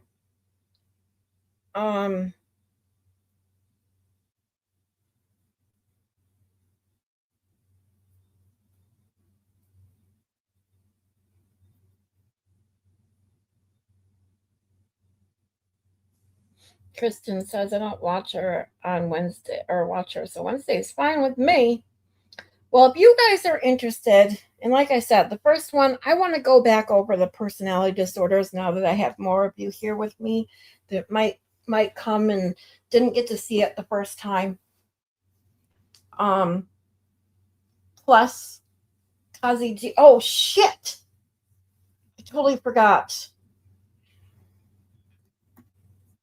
Kazi G. I was gonna send Kazi G a link too. Now he did send me a text to let me know he might go live. from the beach, but might join me after. So yeah, Kazi is at the beach right now. So go say hi to him and then come back. Say hi. Thanks for the view. Hey, Zach. What's up? Problem solved. There I you guess go. Schnork thinks it's not. My daughter, well, am I interrupting anything now? Nope, I was just looking at Kazi's beach because he went live, and I told the peeps to go say hi to him and tell him thanks for the view because I love it. It's beautiful. Son of a beach. I know, right? I like his beach streams. My And daughter got a new phone this weekend, Oh yeah. and so it wouldn't charge. Like it works, but then she thought at first just because it was new, I guess it wasn't charging in the car. So she goes home, and last night she charges it all. She tries 3 different chargers. The first thing I thought was you got a bad charger. She tried 3 different chargers, even the magnetic one, on the back. And at the end of the day, or at the end of the night this morning, it was still 1%. It will not charge over 1%. Oh my God. And as soon as you unplug it, like it goes dead within 5 minutes. And so I said, just go. You don't need me. I was at a job. I said, you don't need me. Just go back in there to the store and they'll give you a new phone. Yeah. Well, then she calls upset. Well, she'd been texting me earlier and called and said, they're not giving me a new phone. I said, oh, yes, they will give you a new phone.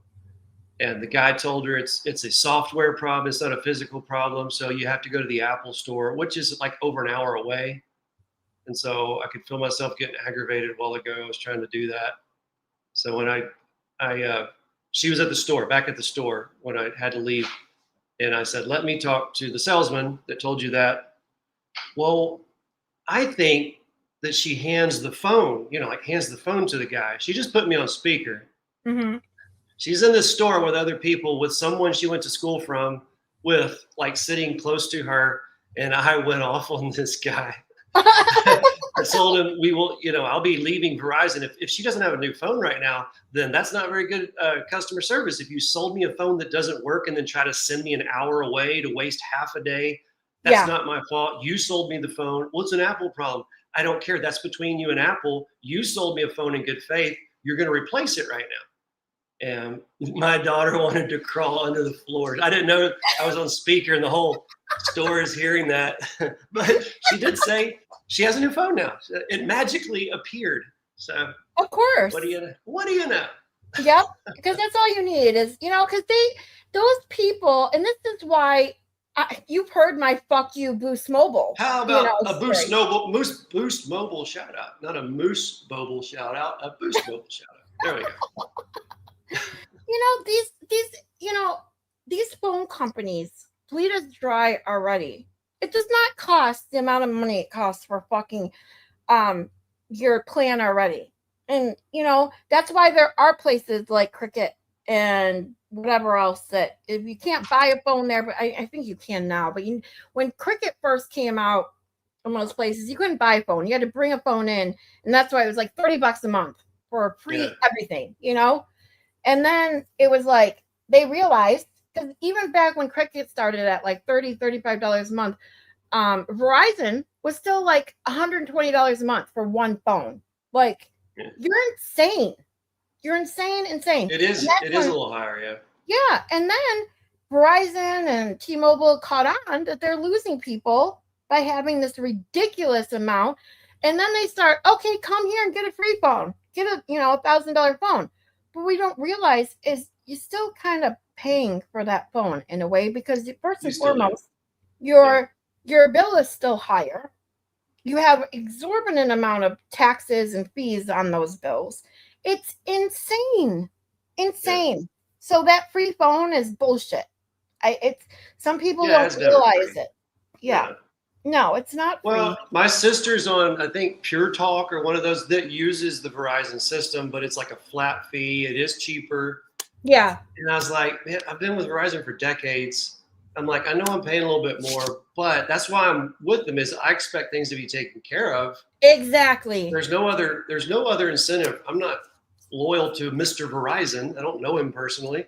It's just because I've been there, and I've had that happen where they sold me a phone that something happened within a week and they immediately replace it. I'm like, okay, that's cool. That's why I'm here, is for hassle free.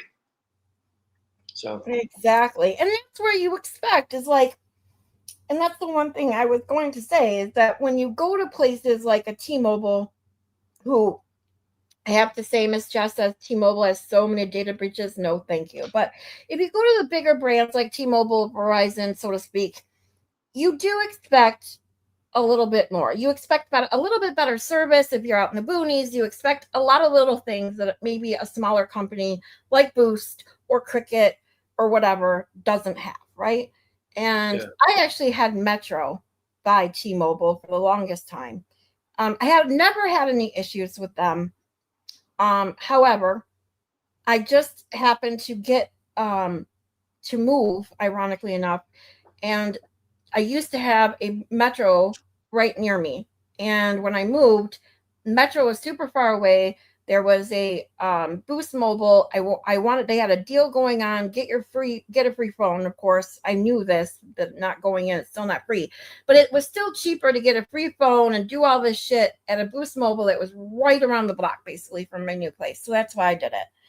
And I never had any issues until I went to upgrade my phone. And the only reason I even upgraded my phone was because when I got my last phone with Boost Mobile, I got a regular iPhone 15. And you've heard me talk about my stupid, fat, short, stubby fingers.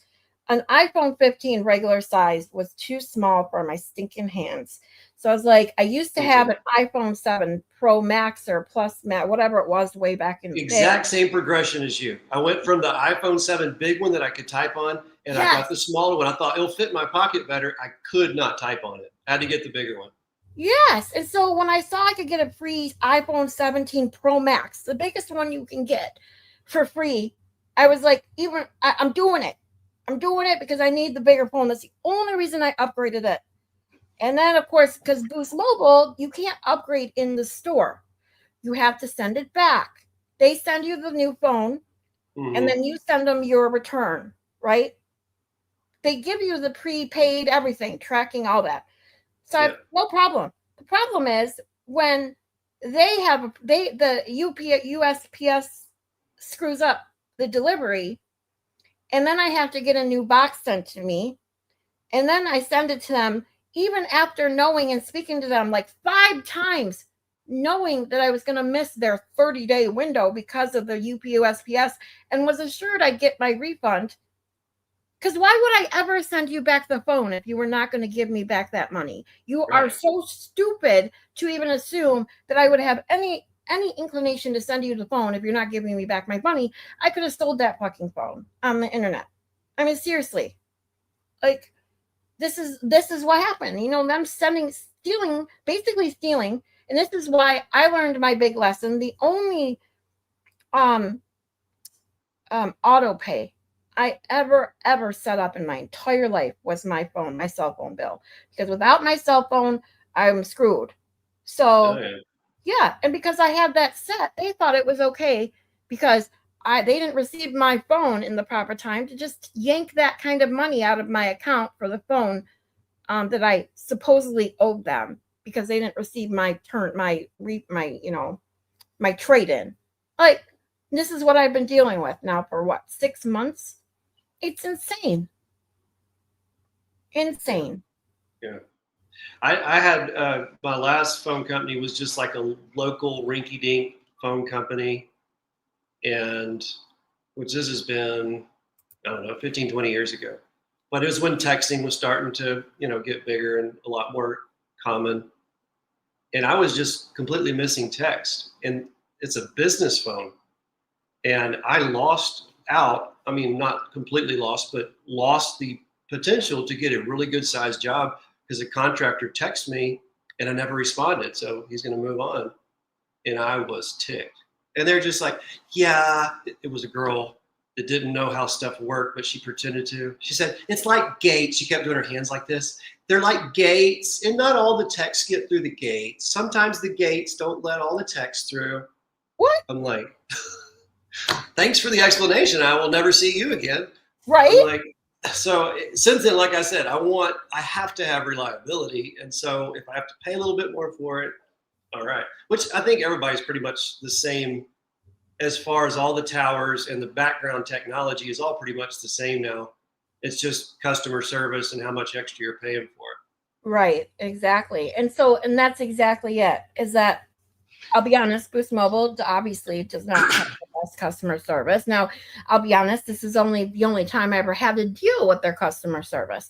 I'd never had any other issue besides this. Well, I take that back. I had one other issue, but it was something very minor. But like you said, that's exactly what you expect with the bigger companies, the bigger names in any like phone store, clothing store, whatever. You expect better if you're paying more, and that's not always the case. Yeah. Yeah. I had a falling out with Sprint before that company, and it was back before you could take your number, and I loved my number because the last 4 digits were 9114. So I would tell people call 9114 for Zach. So everybody could remember my number. That's back before they were all just stored, automatically for you. But then I couldn't take my number with me. That's funny because I tell people all the time, I'll remember your phone number before I'll remember your name. It's so bad. I'm so good with numbers. But yeah, I can remember my grandma's number that she's been dead forever and I hadn't called her in, 15 years. I can still remember it. I know her address. Can barely remember her name. No, I know my grandma's name. I do remember numbers pretty well. I still remember both my grandma's name, home phone numbers when they've both been gone for years. So it's crazy like that. I freaked my son out when he worked at a Ford dealership and he's doing mechanic work there. And when he first started working, he needed to call them for something. We're just walking around. He's like, I don't know their number. I rattled it off. He's like, how do you know that? I haven't called that number in 20 something years, but for some reason, and it's not like a super easy one. It's not like 1-800-Ford. It's just like a normal sounding number. But I do remember things like that, but I don't remember what I did yesterday. I have the same problem. We just talked about this, especially with the brain fog. The one thing I never seem to have issue with is numbers for whatever reason. Numbers don't get me. But I can literally be in mid-sentence and forget what I'm about to say. Yeah, I am getting concerned about my own self, like forgetting normal words or like somebody that I know. And I know them and I can see their face and I just can't come up with their name at the moment. And I come up with it 30 seconds later, but then you already look like a retard, as Turtle Boy would tell you. Yeah. I have to ask you this. I had it on the screen. I just knocked it off by accident. Miss Jessica asks, what was everyone's ringback tone? Remember back in the day when that was like songs. Yes.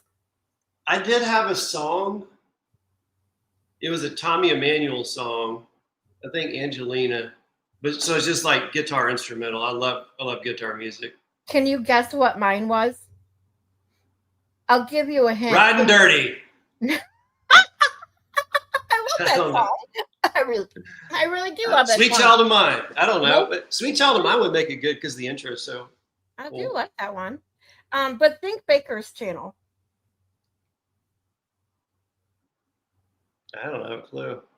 I'm a Barbie. Like how far back are we talking about? I'm a Barbie girl. Come on now. Oh, okay. It was mine. I love Aqua. That CD, I could listen to that CD front, back, top to bottom, whatever you want to say. I love that entire CD. It was one of the very rare ones that I could put in and listen to every freaking song. Kristen's little hood rat. Yep. Oh, that was a good. That was a DMX girl. Yep. Party up. That's a great tune. Drop. Hey, I should send it to you. There's a meme that says the most useful graph I've ever seen. And it starts as like, y'all gonna make me. And it has lose my mind, act a fool.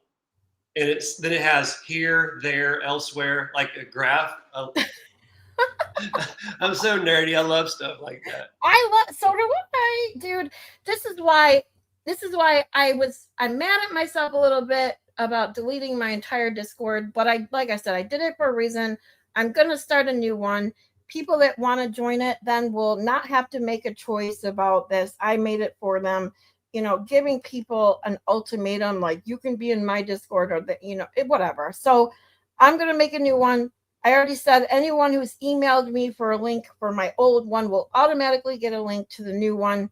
If you want to join it, I will hopefully have it up and running by tonight or tomorrow at the latest, but I'm not going to make any promises. Are But you I still the same person on Discord? Because like if I DM you on Discord, it doesn't work. Yeah, I deleted the entire thing. And I said this when I first started my thing today. I'm a little temperamental. So when I get in a mood. A woman temperamental? No. I know, right? Surely not. When I get in a mood like that, I sometimes overreact, and I could have just deleted my channel and started a new one, but I deleted my entire fucking Discord. Okay. So, yeah. Clean slate. Yes, it was late. It was, a stressful day. I have had a stressful week. I already having an anxiety attack in public in front of all those people. I was embarrassed as all hell. it was a long trip. As much fun as I had, I always have to, I mean, it's just me. I have anxiety about being in large social situations. I knew this going in. I had a great time, but I probably shouldn't even have went live yesterday. Let's just put it that way. But it's done and over with. Yeah, well, you got a clean slate. That's fine. Yep. Well, I want to ask so many questions. I don't know. No, go ahead. What's Ask up? me. Ask me. Was it somebody from the Chat Rat universe that you said was involved? Okay. I don't have to know everything. But yeah. That's what, okay, so when I first came around there, I forget who, I think not Angie, somebody anyway. No, it was Cheryl. Cheryl, when I first got around Chat Rat, and they said, well, they have Discord. I'm like, oh, okay, that's the only social media I do. I'm like, okay, that sounds fun. I like the people here. So Cheryl got me in Discord. I was there for several days, 2 or 3 days is all. And I will promise you, let me get back on here. I never acted up there. I'm like, hi, and when you enter the chat, that's the only thing I ever did was just like, hi, how y'all doing? Banter between the people I know in there. And then 3 days later, I can't get in. And I was like, oh, must be a glitch. Try again for a few days. And then I tell Cheryl that. She resends a link. I can't get in. So then Angel Baby says, oh, I guess she's a model. I guess they both are mods on Discord, but sends me a link. I can't get in. I'm still thinking, because I'm terrible with computers. I'm like, I'm probably doing something wrong. Right. She sends me 3 links in a row. None of them will get me in. And it's like some message that you're not allowed in there. Right. And so then Danny sees it and he's like, okay, I'll help you out. So he sends me 2 links and it's his server. He can't get me in. So somebody somehow back then that didn't like me, I don't know, deleted me from their server and they can't even get me back in. So, which not the end of the world, but I like the people there. I have nothing against Danny. I have nothing against anybody. I can't even get back in there yet. And that's it. And since we're talking about it, this is the point. If you missed the beginning, is that I'm still here.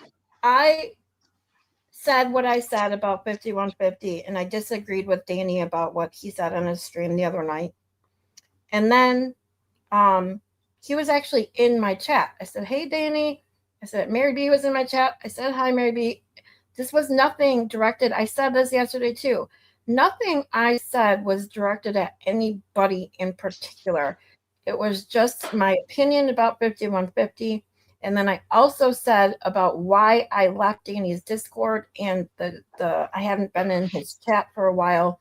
Had to do with a lot of my anxiety dealing with Discord. I talked about that. Same thing I had with my email.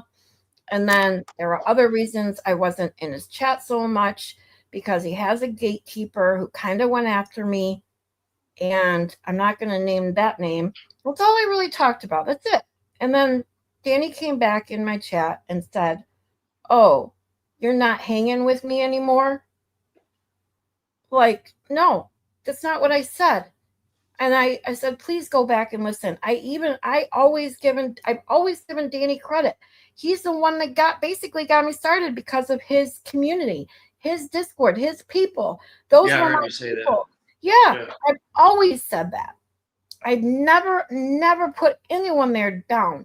I just expressed my opinion. And then the next thing I know, Danny's in my chat saying that. And then I sign off because I was getting so upset because that wasn't true. It wasn't even true. First and foremost, I said, please go back and listen to what I said. And then I get phone calls and messages saying that Danny's in his Discord saying, you can either be in Scarlett's Discord or mine. And anyone who's in hers is getting kicked out of mine. And it's like, dude. Danny, come on. Yeah. So I don't understand. I don't think it's okay. Say there's somebody you really don't like, and I do like them. I don't understand. Like, I'll give you, for instance, Baker and I. Grant is one of the few content creators. He's been vocal about he can't stand him. He doesn't like him. mm-hmm. Fine. And actually, Grant handles that pretty well. He's showed up in Baker's chat, and Baker yells at him, and it's not like I'm a huge Grant fan, but when the trial was going on, I would go in Plevin's chat.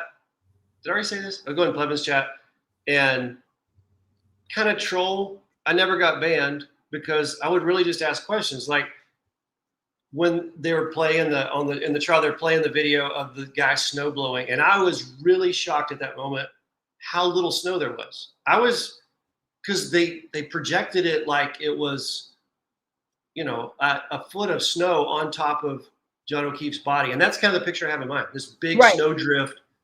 Yep. You're looking at the guy, he's walking on, his boots are not even hardly going into the snow. Like you can see the sole of his boot. And then he's snow blowing. And I'm like, that's only like an inch of snow on the ground. So I asked the question, why do you think, I didn't even go accusing or anything, just trying to make people think. Why do you think that with that little snow and blowing all the snow around with the snowblower, that not a single piece out of 47 bright red pieces were found, but they did find a piece of clear glass. They found clear glass in the snow, which is very difficult, but didn't see a single one of 47 pieces, which we all know. But, and they just start. So anyway, I'm saying that's the kind of things I was doing. I was not attacking him. I was really trying to get people to think. Yep. Well, I go into Grant's chat, and Baker was vocal about disliking him. I just start trolling him. I say, your mom took too much Tylenol when you're pregnant. I mean, I'm just like insult. I'm just having fun being stupid. Of course, I get timed out immediately. He looks at the comments, and he's like, he's kind of funny. And he gives me a wrench, which everybody has a wrench now. But that was back when not everybody had a wrench. And I got timed out. He's like, you know what? Let him talk. And so I still disagreed with him at that point. But I'm like, if somebody can take insults and criticism, that's like one of the first steps in me liking someone. You at least can talk to them if they can take that and entertain that. And so he's kind of made his valid truth attorney. I guess he thinks Karen's innocent. I don't know about that. I do think his Iran war coverage, that was the number one channel that I watched the first week of the war, because he's very, very good on that. He speaks some Arabic. He has a pretty good grasp of the politics involved in that. And so I liked him for that. Yeah. And me and Baker disagree on that. And I'll tell him, you're stupid. Baker's kind of cool. And he'll say, Zach, you're stupid. I can't stand him. Who cares? Like, right.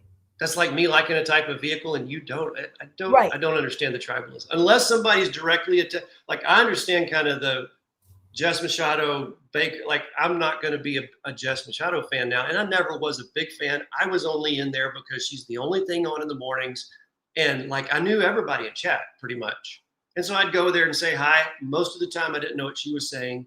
I was like I do play. That's my playground. I'm playing around, making fun of people and having fun, But there's no way I'm going. When you make those kind of accusations against someone that I personally know are so untrue, I think I unsubscribed, but I'm definitely not going back. So I can understand a little bit of divide there, but otherwise, if people are just people, I don't understand the big divide. I don't understand the choosing sides. And that's exactly why I did what I did, because it wasn't about me. I wasn't hurt by that. It was my people. My people in my chat that come here shouldn't have to choose between being in my Discord and their Discord. It shouldn't be about that. So I made the choice for them. So they did not have to. That is why I deleted my Discord. That's why. Because I didn't want a single person saying, oh, well, now I have to choose. What do I do? No, no, no, no.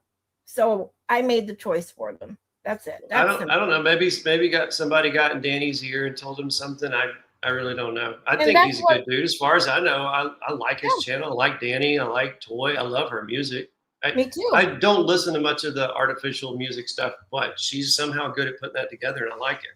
Yes, I have constantly, and people that have been here since the beginning, I have always given him and his community, the chat rat community, this Discord, all the props, because I really wouldn't be where I am right now if it wasn't for that, because that's how I gained my first couple people that sat and wanted to watch the trial for me. I was in his Discord saying, hey, would anybody be interested in watching trial 1 with me? And that's how I got started. He was the one that showed me how to start my StreamYard without having 50 people, because I thought, because YouTube says you have to have 50 followers before you can go live. Here's me not knowing that you can use StreamYard with 0 followers. He's the one that told me that. He's the one that's helped me out. And I've said this many, many times. I love Toy's music. I love her graphics. I'm always the first one to say in her posts how great and amazing her graphics are, I'm just in awe of how she does this stuff. And very trippy. But there's something else. Like I said, there's a certain, and I'm not going to call this person out, but there's one person in particular when I started going live who is a gatekeeper, so to speak, for Danny and Danny's Discord and his channel, that threw a hissy when I made a comment to someone in the Discord saying, because somebody had said they were bored. And I was like, hey, well, I'm going live at 1 with the trial if you want to come join. That's all I said. And it was a response to her. You know how you can reply to someone? Yeah. And I got this big old, or not big old, it started with a nasty comment about how I'm not an OG and they're going to stick with an OG. And then I messaged that person privately and said, sorry if I offended you somehow. And they're like, yeah, I take offense to you using his Discord for your whatever. And I was like, well, I'm sorry. I'm new to this. I said, I can take any advice. I apologize. I will delete it. All you do is ask me. I went back in and deleted the comment, and that was that. But she continued saying stuff in my DM. I tried to be as nice as possible. I apologized. I didn't do it again. And that was fine. And I was in his Discord, but little things like that kept happening to me. And so I backed away from his Discord. And then it was getting worse where I backed away from his chat. And it's sad because, and I said this yesterday and I'll say it again, it's not Danny, it's not Mary B, it's not anyone on panel. I have Drat. I was hoping it's Mary B. I hate Mary B. I was hoping it was her. It's none of them. And the worst thing is not only did Danny do this, apparently, make them, I did not see it, and I did preface this earlier, and I will preface it again. I did not see this comment. I was told by 2 different people that this was said. So if it's not true, please come and correct me. But I also, that's all you can do. Right after that comment, I lost 5 subscribers. So I'm assuming it's the same people who think that I'm not an OG chat rat. So, I'm going to unsubscribe. So I'm not an OG chat rat. I've only been there a couple of months. I didn't find out about him until he was had a pretty good following. Yeah. And I still love the chat. I still love their community. Yeah. I still love the people in their chat.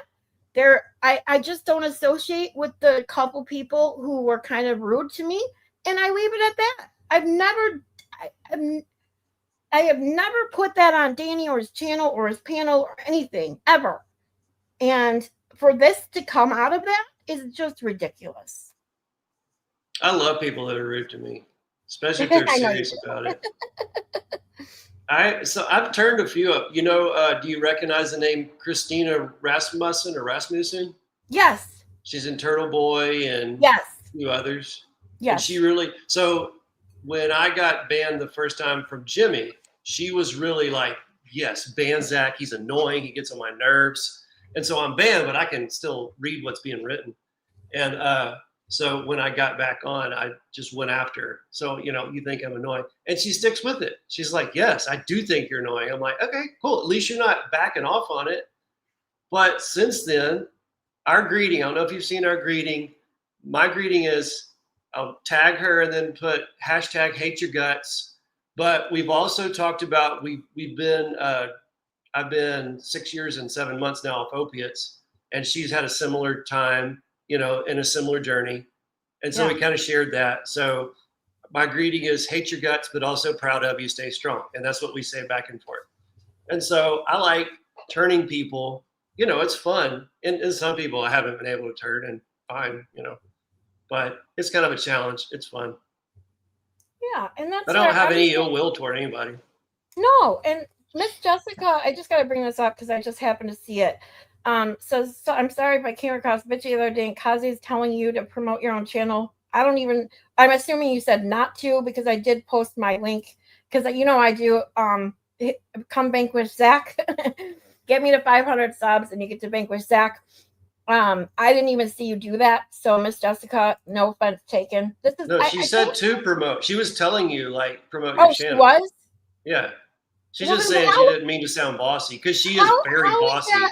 How I would assume that she said don't, because how else would it seem bitchy to promote my channel? Like, I don't either way. I didn't even see it. So Miss Jessica, I don't take offense to stuff like that. And this is what I just said, the person that made that nasty comment to me in Danny's Discord, the original one about me talking about my own live in his Discord, I did it behind the scenes. I sent her a DM. I didn't even address her thing in the main Discord. I sent her a DM and said, did I offend you? If I did, I'm sorry. I don't do that shit in someone's chat or Discord or that. It's like, if I had a problem with you, and I probably would just ignore it and ignore you. That's it. I don't like confrontation.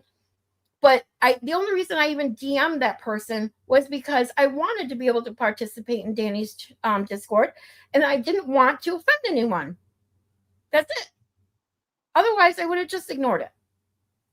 So. Yeah, Miss Jessica was yelling at you to post your links and yelling at me to post Cassie's links. She's always yelling about something. I think it's her time of the month, about 28 days out of the month. Well, Miss Jessica, I didn't see it. But you're so sweet. Thank you. I called to Miss Jessica that heard the best mod in Kazi's chat last night, because I only have really good. I only have his Venmo link. I've asked him to send me his other links several times, and he either forgets or I don't know. So if someone asked to I think it was Nicola Maxwell said, you need to post links, I'm too tired, or something along the fact. And I'm like, well, I only have his Venmo. And before I could even send that response, Miss Jessica had all his links. And I'm like, Miss Jessica's the best mod by far. She's black belt, yeah. Yeah. Did you see her comment above? She asked if I asked Plevin to check my prostate. No, I missed that one. That's why I started laughing in the middle of your diatribe. I felt bad, but I saw that comment and it got me. That's funny. No, I was in the chat. Chastity asked, why does your name say unvanquishable? So Chastity, I don't know if you're still here, but follow me closely, okay? My name says unvanquishable because I'm not able to be vanquished. They're like gates. Sometimes you can't throw me through the gates. He's too big to fit through the gate slots. That's right. Yes. So yeah, with Kazi last night, I was so happy when he went live, because I love when Kazi does his late nights, because it keeps me awake. As I've talked about many times, when I'm not working, I try to find something that keeps me awake at night so I don't mess up the little sleep schedule that I do have. And but I can't, as much as I like to chat in those chats, especially Kazi's and that, I can only chat for so long before I get like nauseous from it or need to look away from the phone. And it's like, Yeah. I need to take a break. So I put my phone down and then I come back. But I'm always lurking. I'm always listening. I'm just, I'm kind of like when Kristen says, I'm here. If you need me, scream at me. That's me. Yeah. Yeah, Kelsey put me to sleep last night. It was my niece graduated. It was her party last night, and she lives over an hour away. So I didn't get home till like 1. And then he started streaming. I was like, well, so I listened for a little bit. And I fell Love asleep. you, Moni G. Have a good one, sweetie. Hi, G, Moni. my girl. She was one of the very first people to hang out in my channel from Baker. And she's like 20 minutes from me in Michigan. She came and took me to my doctor's office. The one time I was on my live talking about how I might have to cancel my appointment because I couldn't afford an Uber because of Boost Mobile. And she's like 10 people are like, don't cancel. I would take you if I was closer. And then here's Moni G, like, knowing we're both in Michigan and pretty close. She's like, don't cancel. I will come get you. And she did. And we've been really tight ever since. She's an awesome, awesome person. And I love her to death. And this is what this community gave. If it wasn't for Baker and the chat rats, I wouldn't have what I have right now. And I've said this from the beginning and I say it now. It's still true. Even after what happened yesterday, I'm still going to say it because it's true. So. Then I was up at 5 because Meatball had her first show. I caught it. I was at the tail end. I don't know if you saw you. I did. Yes, that's the. I was like, I'm late, and most talkative was like, wake up, and I was like, no, I've been awake, and she's like, well, then go to sleep. But that was like the tail end. I was like, if I go to sleep now, I won't make it to my own live then. But I did catch her replay, and Meatball, I know she was here earlier. If she's here or listens later, she did a great job for her first stream. It was awesome. And it's, when you just learning everything, I remember how nervous I was. And she did the same thing I did when you enter the studio and you don't know you have to hit the go live button. You think once you enter, it's live, but it's not. And she said that when she first went live, she's like, oh, you have to actually go hit the go live button. She's like, no. She's just been talking to the screen. Yes, I did the same exact thing. It was funny watching her try to get to the stuff on stage too. Hey, Danielle. Hey, babe. Mushroom. Oh, hi, Danielle. Danielle's my friend from way back. Oh, well, welcome. I don't know if I don't think I try to remember, but I'm not, like I said, I'm not good with names. Some people she probably hadn't been here much. Yeah, so if you've been here before and I didn't know, thank you. If this is your first time, welcome. I'm so glad to have you all. And I see people I haven't said hi to, Allie and Becca and Nikki C, PCB Amy, you guys, everyone, thank you so much for being here. You guys are awesome. Yeah. So Danielle's another Florida gal. So you know she's crazy. Oh, another Florida. Yep. Probably related to Side Eyes. Side Eyes is so sweet. So sweet. Sweet? Wait, is there a different Side Eyes? Did I miss someone?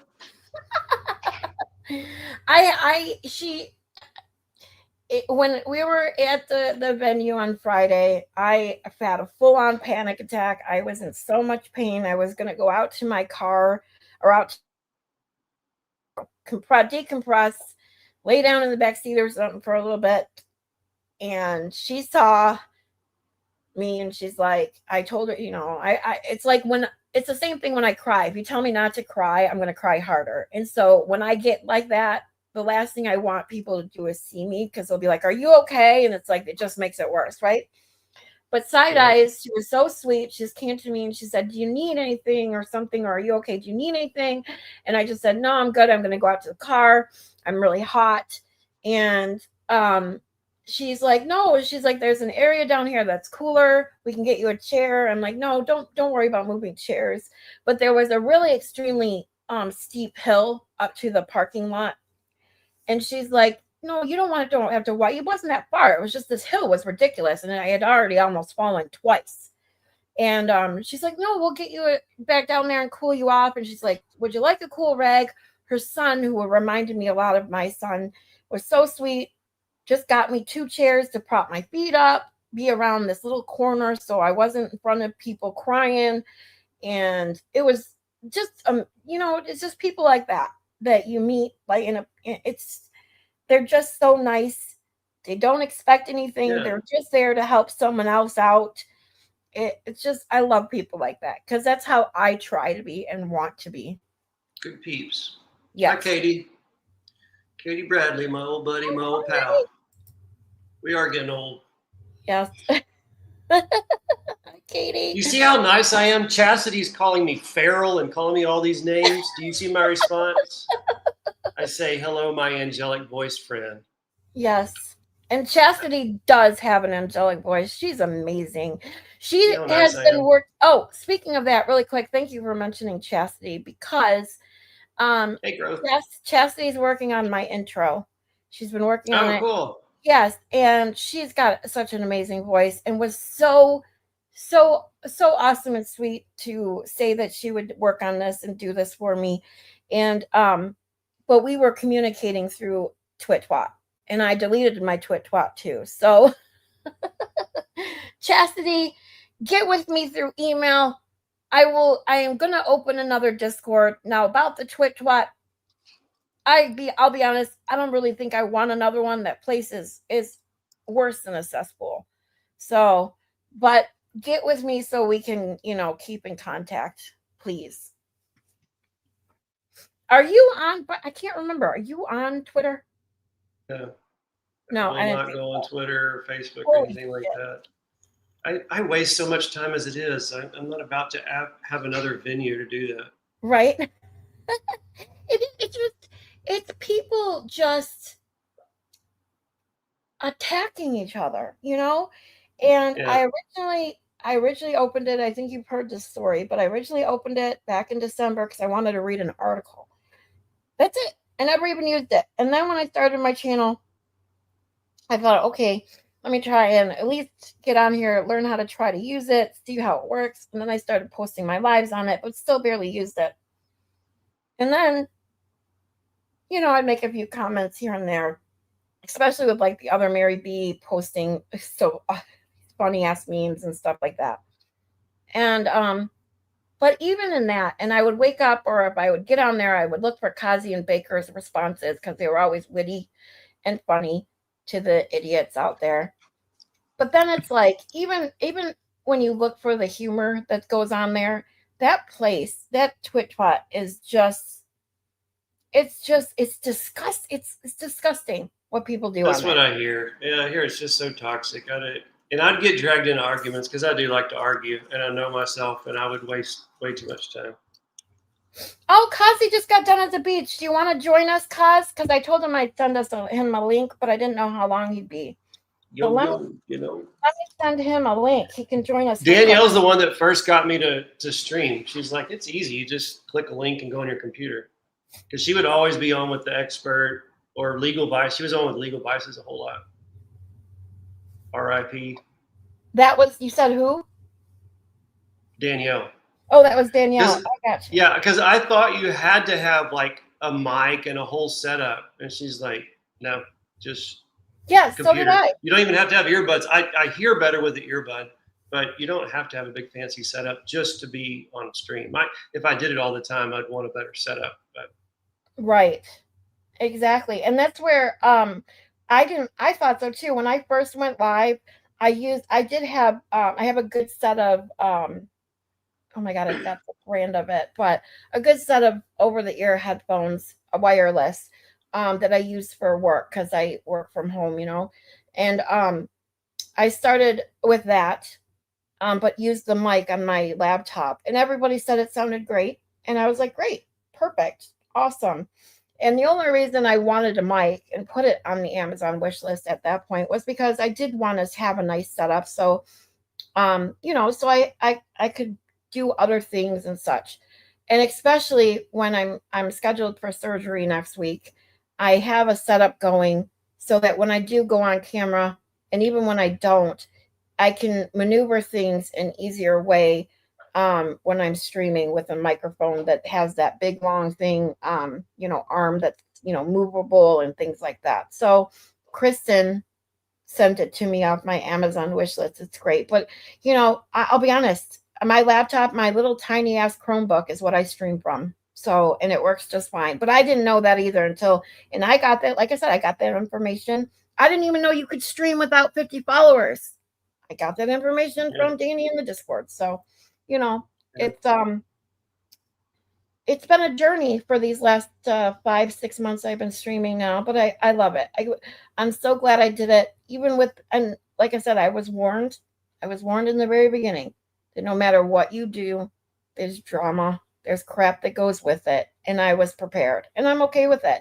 It's when you go after someone and you try to tell people or make people who are fans of mine and maybe fans of yours, that's when I have an issue. Don't mess with my peeps. That's all. Yeah.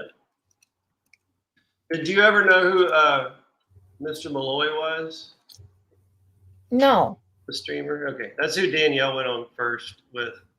She just went on, she said, because she's just in chat and somebody's being snarky to her and saying, you wouldn't know how to do it, or, you know, like insulting her. She's like, okay, fine, I'll do it. Because she's got a little bit of an attitude underneath that fake sweetness of hers.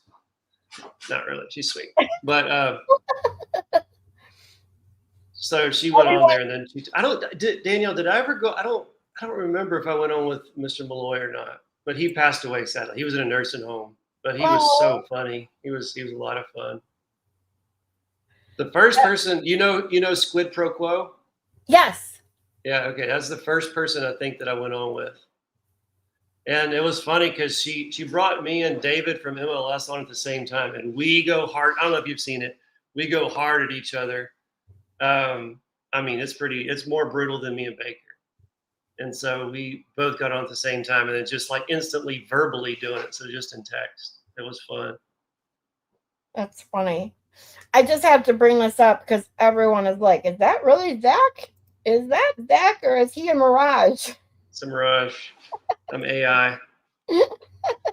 Very bad AI. You would think I'd do a better job. But... Yes, this is really Zach. And I think we have to say, if you guys weren't here earlier, I talked about how I told Zach back on when all this started with Baker's, truth journey stuff going on. I hate that term, valid truth journey, so dumb. But we started talking. Did you hear my joke? Here, let me tell you my joke real quick. Here's my dad joke of the day.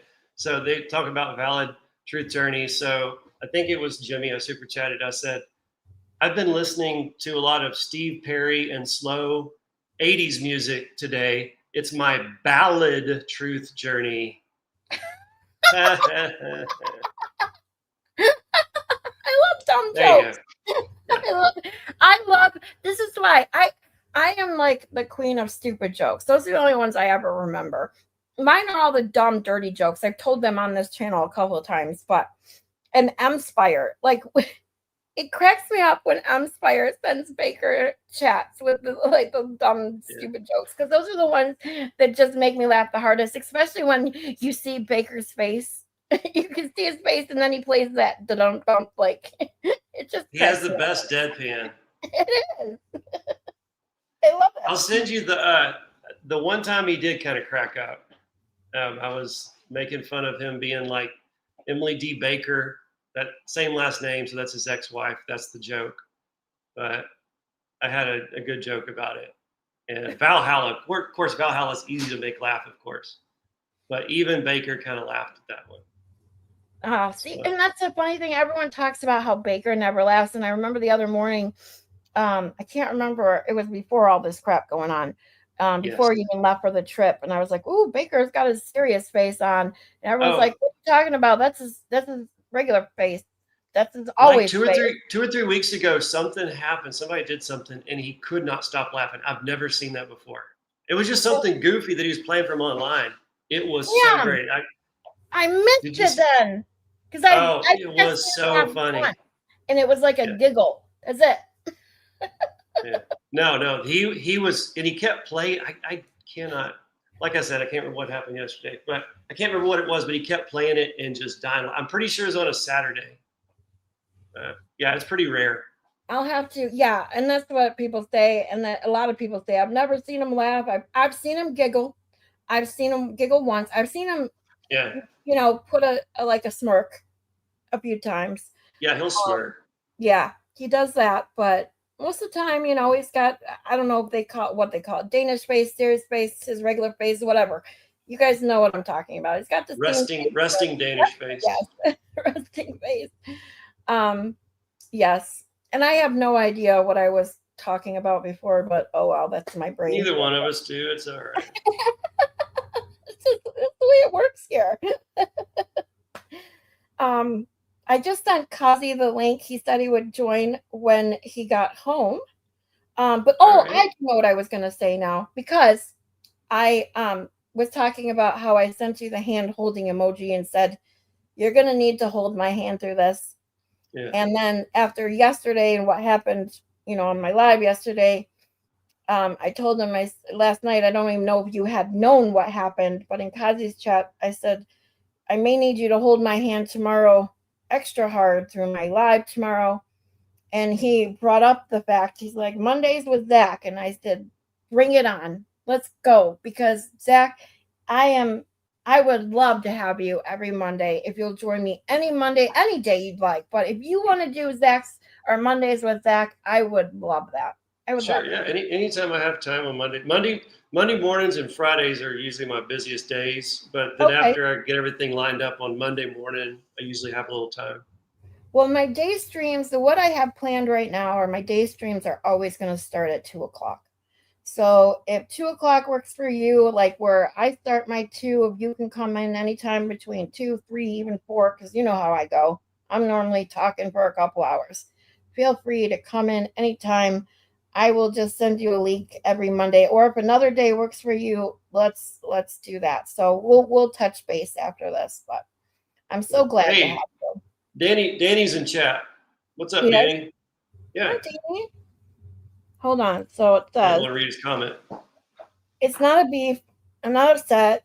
But instead of a message, I heard about it while I was listening and driving. I get it. You feel the same way Becca and Allie do. Mary B is actively being doxxed.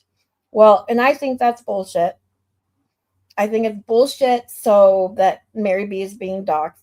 I think it's bullshit that people are trying to divide more people in this community. Danny, I have no beef with you or Mary B or anybody else in the panel. I have truly, truly enjoyed. Hold on.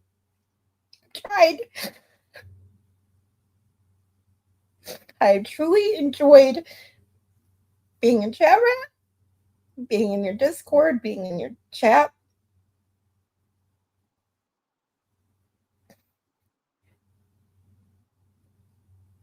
But for reasons that have nothing to do with you or your panel, I left the Discord and I left the chat for a while. And that's all I was trying to say.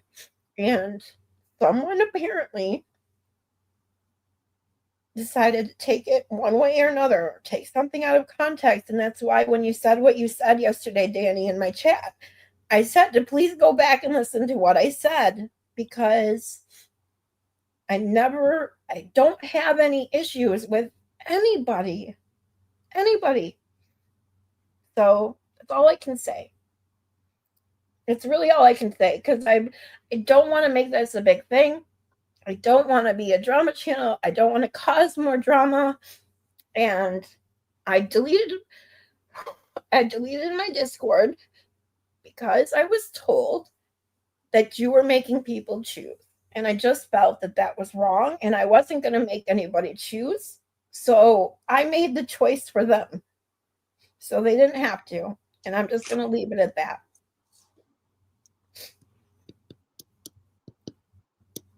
Hold on, I see another. So it says, so yes, I did whatever I can to stop Meredith from attacking Mary B. I hope you keep doing well. Well, it's okay, because there is nothing. All I can say is my Discord has nothing in it. I'm not in it. People have to email me to join it. Nothing that has to do with Mary B was going on in my Discord. Now, me talking about 5150 on my channel is my channel. So I get where you're coming from with that too. So let's just move on. There's no beef here. Let me check my watch and see your timer on blubbering. I think you get another 20 seconds before I Well, say I'm done. anything.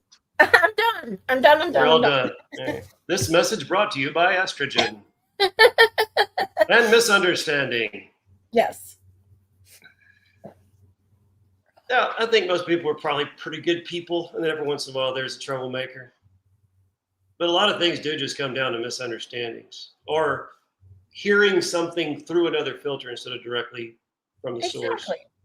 Exactly. And that's exactly why I said what I said. I said, please go back and listen to what I said. And then it was like, as soon as that happened, I was getting beeped with messages. I was seeing stuff being said in my chat, and I just said, stop. I got so upset and said, stop. And I got off air. Yeah. And sometimes that's the best thing to do is just wait a while. I'm still in the dark of some of it because I have not heard your stream from yesterday except when I was in there for a very short time. Yeah. And I didn't hear all of your stream today. So I'm not going to say much because I still don't know what's going on. If Mary V's being doxxed, obviously that's just stupid. Yeah. And obviously Meredith is causing problems for all kind of people. I think, was it her that went into Lauren's chat? Did you hear that? And was saying Yes. you were like tried to get her on. You were accused of fraud, or she said you were charged with fraud, which, yeah, she's a PI. Anyone that's being investigated by a PI hates their guts. They're going to do everything they can. Yeah. And that's the problem is this whole doxing bullshit is just got to stop. And that's where the problem is. And what I said yesterday exactly has to do with it. As I said, I will call her 5150. However, it's that I'm not going to make a deal with her. I'm not going to talk about her. And I don't know if he heard that part. It was like, don't even make a deal with her. That was my opinion. I said, don't even bring her up. Don't even bring her up. But I also understand what Danny is saying right there. I get it. He's protecting his peeps. Just like I didn't hear about he had a truce with her or something. Is that correct? Yes. Okay. He's trying to make peace. I mean, right. Trying to do the best you can. Right. But I don't think she's a good actor as far as like not acting in good faith. So Thank you, Zach. Exactly. But at least have to try first. Like if Danny tries and they really come to a truce and she keeps her word, then great. But from what I've seen, it looks like she's not real interested in that.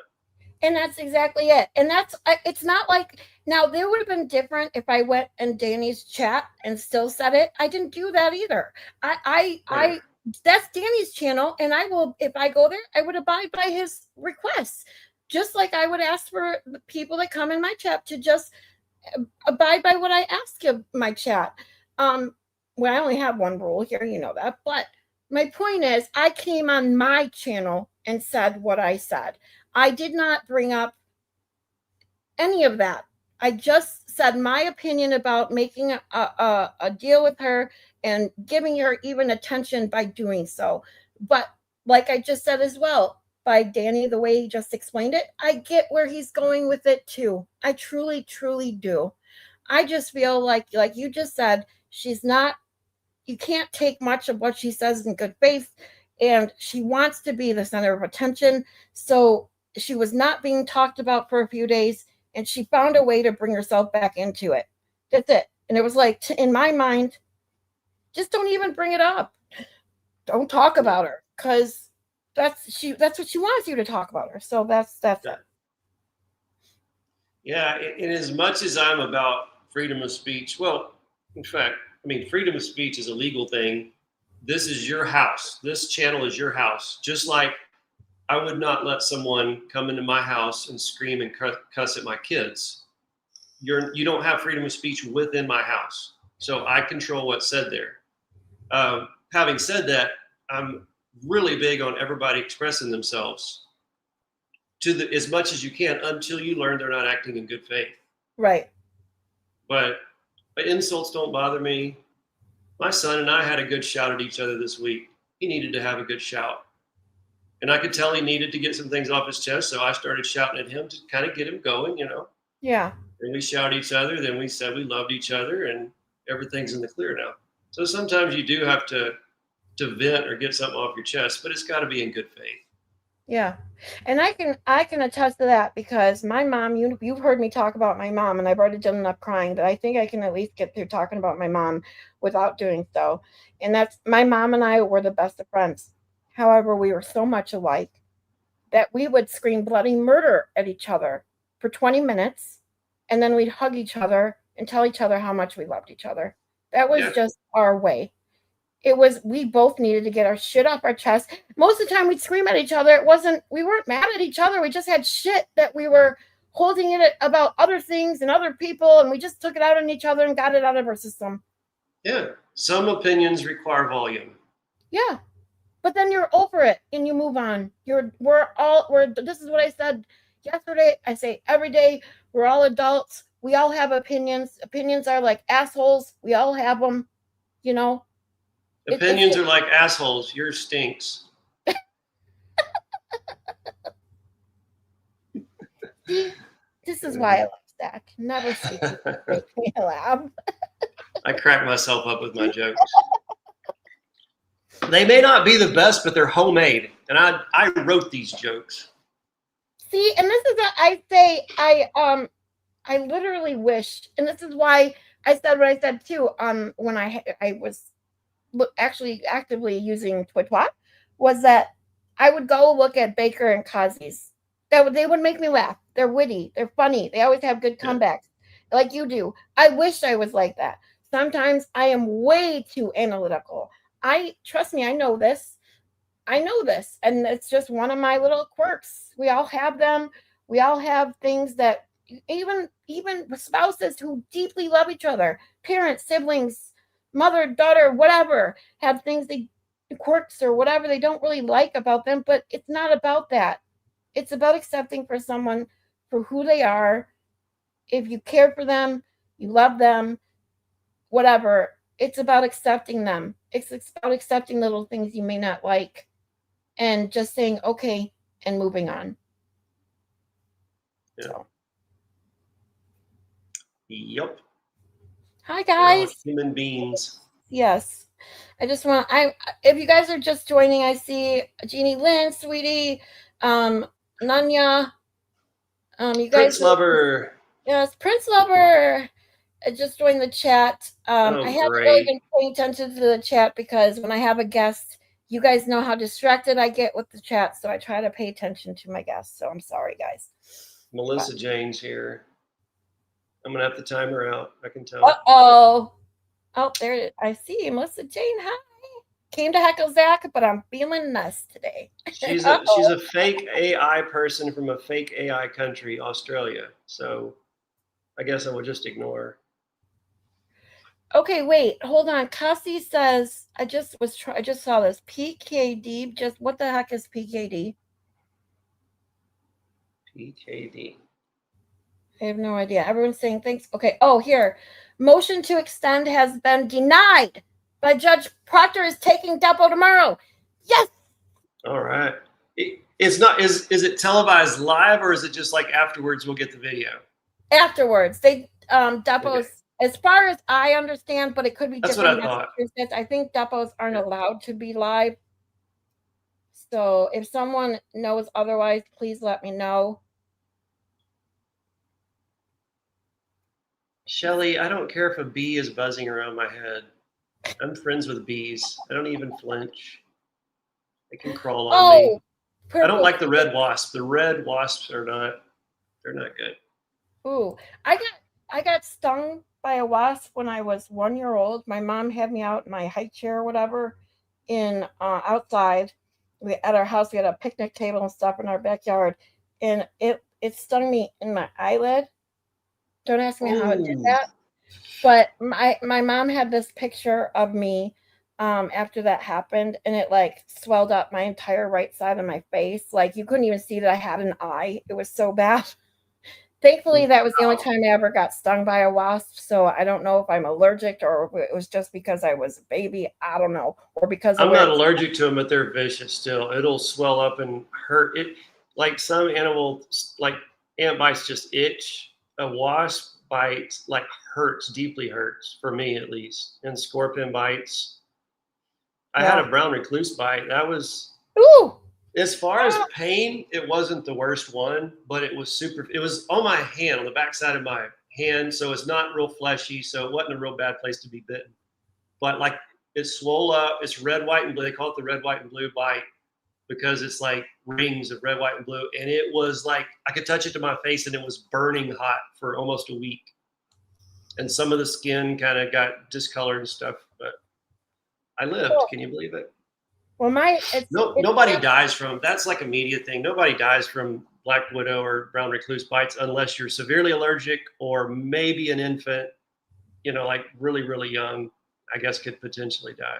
Oh, that's good to know. I always thought that not brown recluses, I did know that, but I thought black widow spiders were deadly. Like really deadly. No? I've got a video with Snort versus the black widow, Snort versus Spider. Oh my god, I haven't seen that one. Where? I think it's up. Hold on, it's just on Shorts. It's my propane tank. The lid when I popped it up, there was a black widow, two black widow, or a black widow male. That's always confusing. How do you call them? Anyway, it was the black widow about to eat the guy probably, but I killed both of them instead. All right, I am going to go to your channel. Do you know how long ago the short was? Probably a year ago, maybe not quite a year. Let's see. I think the thumbnail is the close. I think I tried to get a thumbnail of the close up of the black widow. And you said it's one of your shorts, right? Oh yeah, everything's in shorts now. I privated almost all my old stuff. Okay, let's see. I'm going to share this. So maybe if you see it, tell me to stop. It'd be way back.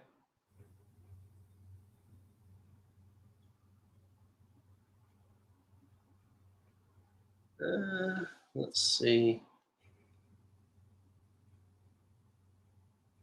I wonder if it's still up. So this is August of 2025. Let's see. There's a froggy. Yeah, that was funny. He's chasing a frog around. I love these videos of Snort. He's so cool. What's the froggy doing? There's a little hole down there and he chases him into. Poor froggy. I saw the one of him and the turtle the other day. That was so cute.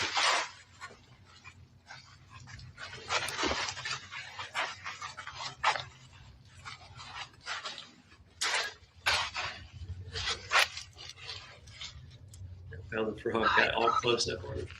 Don't tell him where you are. He went that way. Hi, frog. Don't tell him where you are. And then hide froggy, I won't tell you that. Like he went that way. And he takes off. So cute. Let me see if I can find that turtle one. Because did you just posted that one, right? I don't remember if it was Yeah, like a week or two ago. Turtle 1 and Turtle 2. Yeah, I just saw it. It was so cute. Here we go. Turtle 1. Here we go.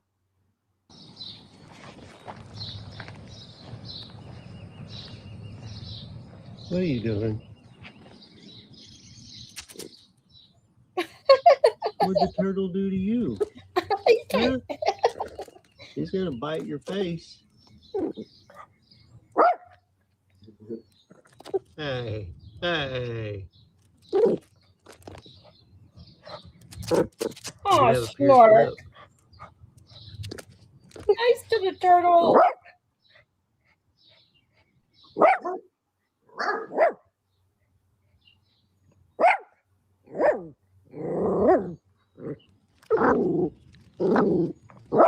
Okay, that's enough.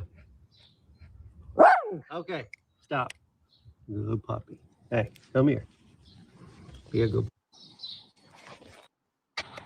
Wait, which way is turtle 2? Here we go. No. No. Be nice. Make friends. Kiss and make up. Okay, let's go. You want to go return him to his natural habitat. What a philanthropist you are, Snort. What a good puppy dog. Love your enemies. Do good to them that persecute you.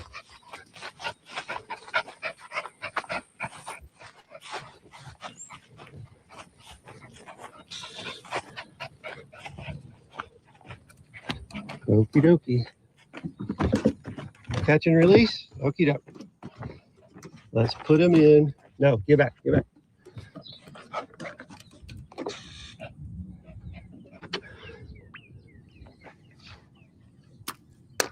Aw. I wasn't sure if he's Right, alive right. for a second, but at the very end, you can see him take off. Yeah. There he goes. Okay, I found the spider video. No. Oh, you did? Yay. Yeah. I had privated it for some reason, but it's back up now. Might have to refresh, but it's there now. Okay. And I have to ask, because several people asked what breed is Schnork? He's a Schnorky. So he's Schnauzer, miniature Schnauzer, and Yorkshire Terrier combination.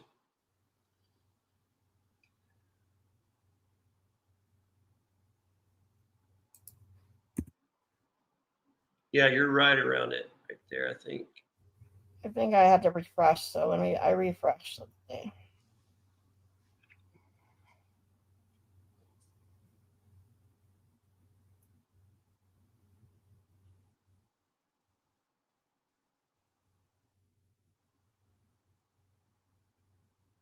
Do you see it? It's not the spider. It's just grass. So you'll have to look at the title where it says Schnork versus Spider. Schnork versus. But you're close to that. It's like, let me see the date.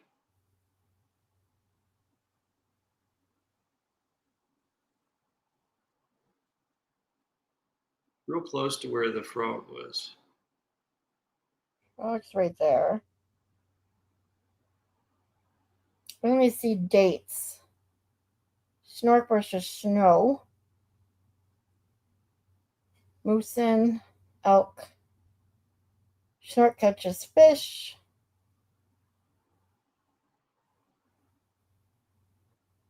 No, I can't find it again. Too dumb to operate my own channel. I have Schnork versus Cobra. Oh, that's funny.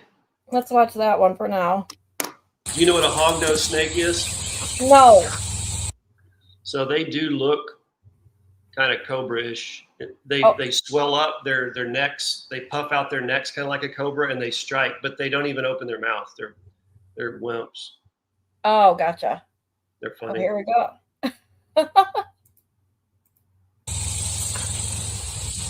Ooh, look at that thing.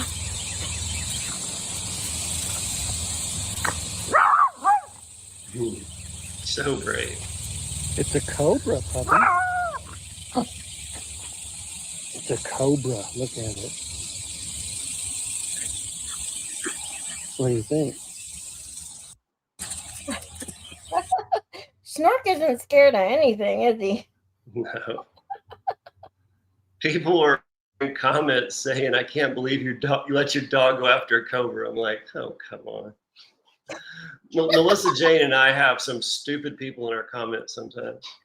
I'm Her telling comments you. are pretty funny sometimes. I go in her comments and rip on her, and then she gets white knights and people like taking up for her, and then we're laughing behind the scenes. It's funny.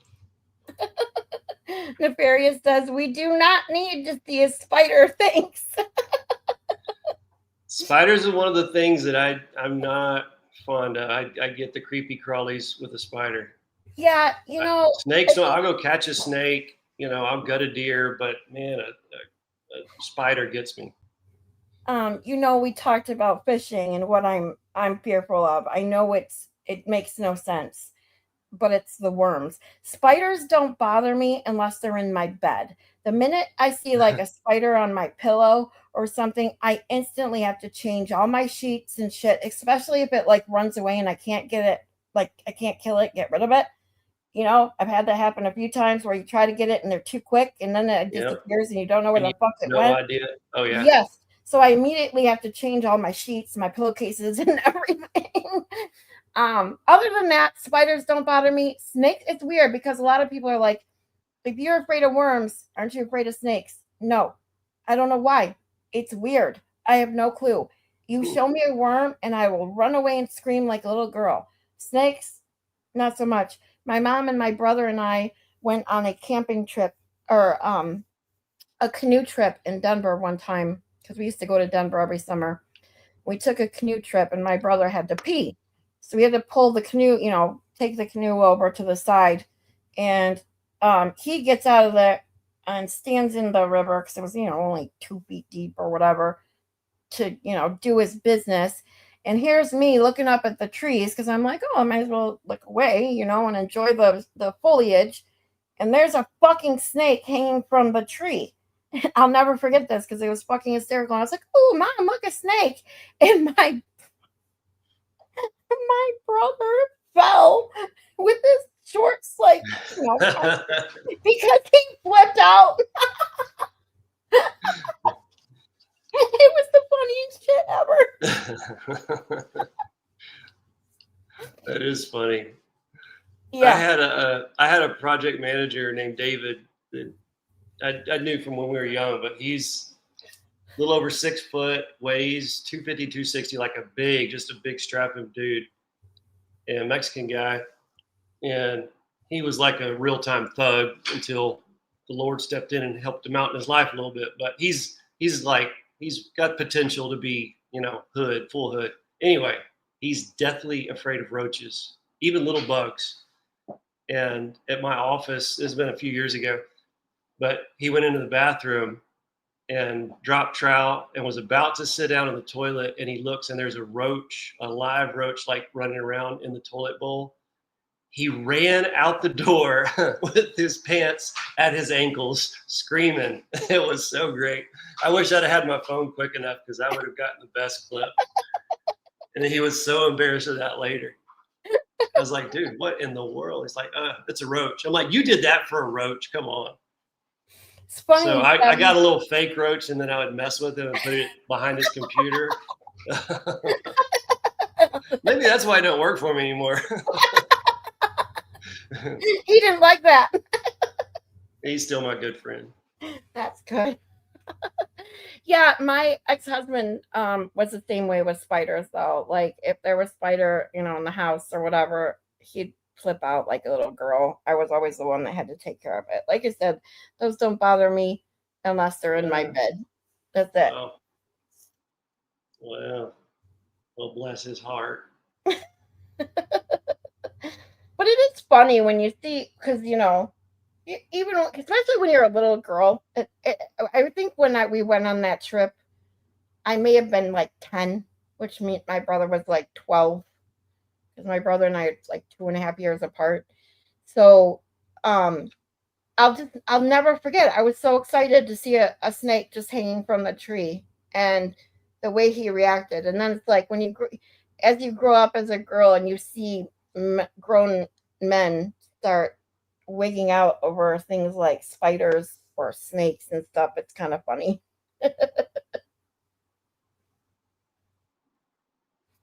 I'll be right back. Give me 2 minutes. No problem. So I did see this and I want to bring it up. Kazi says, so Karen Reed wins the motion to get Depo to happen tomorrow. Then her lawyer says, tomorrow is no good for us. What the fuck? What the fuck? Exactly. I have to repeat your sentiment because all I can say is what the fuck? They're the ones that said, nope, you can't reschedule. The judge makes it happen and then they say, sorry, can't do it. What the fuck? Yeah, right, KDD? KDD says, oh, Lord, Kazi, they will get those done sometime in 2028 at this rate. Maybe 2030 if we're lucky. I mean, it's insane. These notifications for depositions went out, March and April, right? It's June. Most of these depots aren't even scheduled till July. What the fuck? Seriously. Hold on. You know what? I forgot about hold on. Yeah, the judge made the point that these are the people that filed the lawsuit and they won't even do depositions. That's pretty weird. Yeah. I mean, usually the parties that file can't wait to get their story on record because they're the ones complaining. Supposedly they want justice done. Exactly. And they're the ones that denied their requests for a reschedule. They were the ones that are fighting to the judge that nope, it needs to happen, and they do. He grants them the win, and they're like, oh well, we can't do it. But I think they just want to be able to say we're in the middle of a lawsuit against Karen. Like, you know how like if you just hear that, like, oh, Coke is getting sued because something. And in your mind, you at least have, well, there must be some validity, you know, right. But obviously the facts in their case are horrible. So I could understand they want to be able to say they have a lawsuit. They don't want to go through the fact-finding process or discovery. Hey, Dodo. If anybody watched The Lawyer You Know today, he was going over like certain word and phrasing of that hearing and how Karen Reed's side's attorney, I don't know what the name of the guy that was arguing today because I don't think it was Rosenberg, but he said like he was using the word strategic. We strategically planned this deposition for this date or this time or whatever. And the fact that he used the word not once, but like 2 or 3 times, the judge caught up on it. And even though the judge said, I'm not going to hold this against you, the judge kind of, you know, bringing it up kind of held it against him in a way. I just thought that was interesting because these two, I mean, the amount of lawyers and people involved in this lawsuit is insane. And this judge, I have to say, I like this judge a lot so far. He's been pretty good about calling Diller on his shit. Every time Diller wants to, you know, put down the Karen Reed's team, the judge is like, this isn't time for just to express grievances on air and stuff like that. So he shuts that down pretty quickly. He makes great decisions. Like, I think this was a great decision for them to contact Proctor 3 days before the depo to get him prepared and then want an extension was ridiculous because they didn't have enough time to prep him. They had since April, dude. Yeah. You know? And and if you guys, some of you know that I've talked about this before, when I really got into LawTube, Lawyer You Know was the very first one I got into. And way back when he didn't even have 50,000 followers, it was, you know, he's just growing. I really enjoyed it because he does talk more about the law than like his opinions. It's more just law based. And I always wanted to learn more about the law. I wanted to be a lawyer back in school for the longest time until I decided to go into psychology. So I really love learning about the law. And that's when it was ironic because I talked about this too, how I got into the Karen Reed case and why I didn't watch trial 1 because Lawyer You Know covered it, but I just wasn't interested. I was just like, because all I knew about it was some woman, you know, accidentally hit her boyfriend while drunk or something. That's how I saw it, based on what I had heard from mainstream media and other shit. And then when I was listening to Lawyer You Know one day, and I had just turned on to EDB, and was venturing out into more of the LawTube, and Lawyer You Know had mentioned Turtle Boy several times, and I'm like, who the fuck is Turtle Boy? And that's when I got to digging, and I haven't stopped since. Yeah, I would go. That it was funny because going in Clevin's chat, that's the first thing they want to accuse you of. Oh, you're a turtle fanatic. You're a turtle rider. Mm-hmm. And at that point, I had just learned about him and never even. I could say honestly, I've never even seen his show. You know, I heard his name mentioned in court, and before that, I didn't know who he was. Yep. I'm like, I came to these conclusions looking at the actual case, not because someone told me what to think. Yep. Exactly. And that's what happened with me when I first learned who Turtle Boy finally dug into who he was. It was right before trial 2. And I watched trial 2 on my own. I wasn't even watching Turtle Boy. I just at least found out who he was. I think I tuned into a show for maybe 10 minutes to kind of get a gist of what it was like. And I didn't start watching his show until trial 2 was over. Like, and I had already, made my opinion. So yeah. Yeah. Them thinking that everyone who thinks that Karen Read is innocent is only because of Turtle Boy. It's just bullshit. And I just went and got this because of it's the same thing with Kazi's statement and that the Karen Read's team. I said I almost forget that Kristen sent me my bullshit button, so I got to remember because I love pushing this button.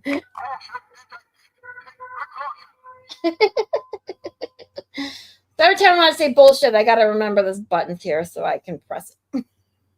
Pretty good. I guess Kristen's good for something.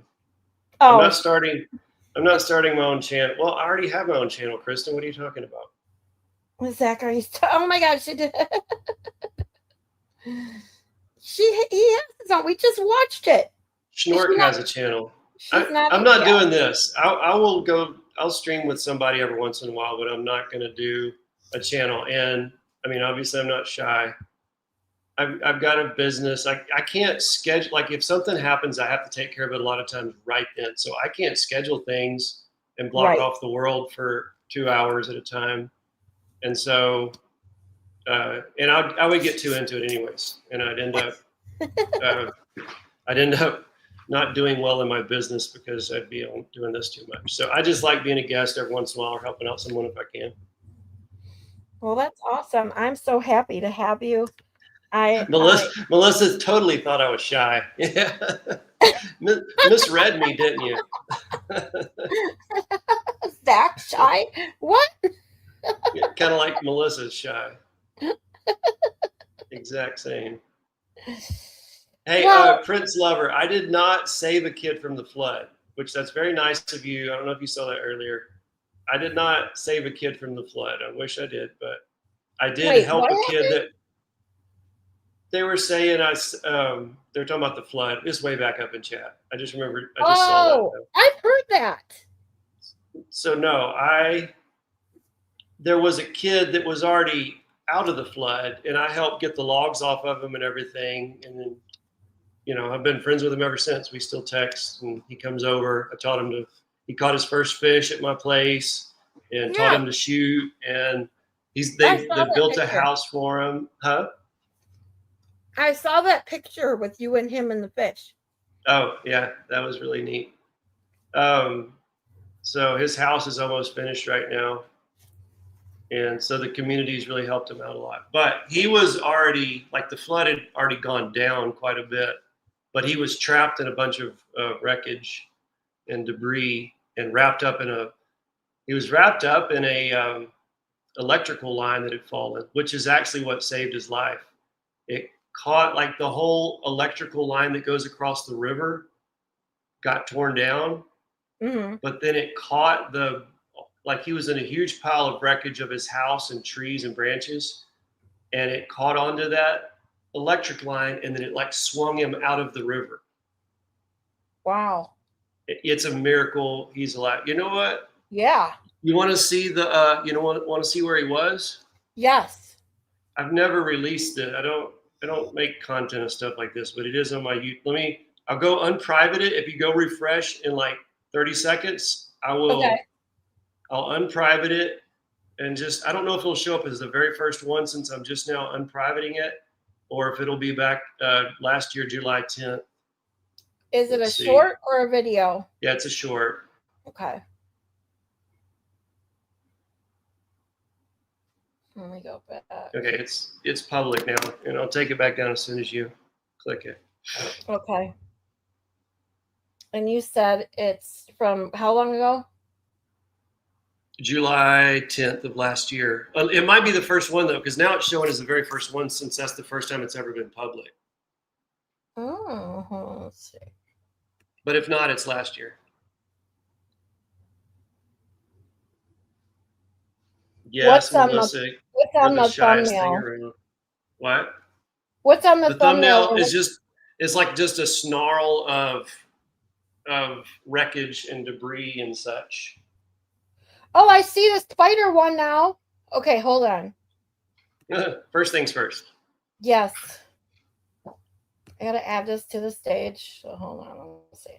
Okay, the spider one just popped up, so I see that one. So August of last year, I'm at, let's see. It may take a couple minutes, I would assume, since the spider one didn't pop up until now. So let me refresh again to see. I refresh my page like I'm on the other side of it, and it shows up. So, Okay. but it shows up as my very first one. Oh, I think I see it. Yeah, This that's the one? first one. Yep. Yeah. I don't remember. I haven't looked at it since then. I don't remember what I said.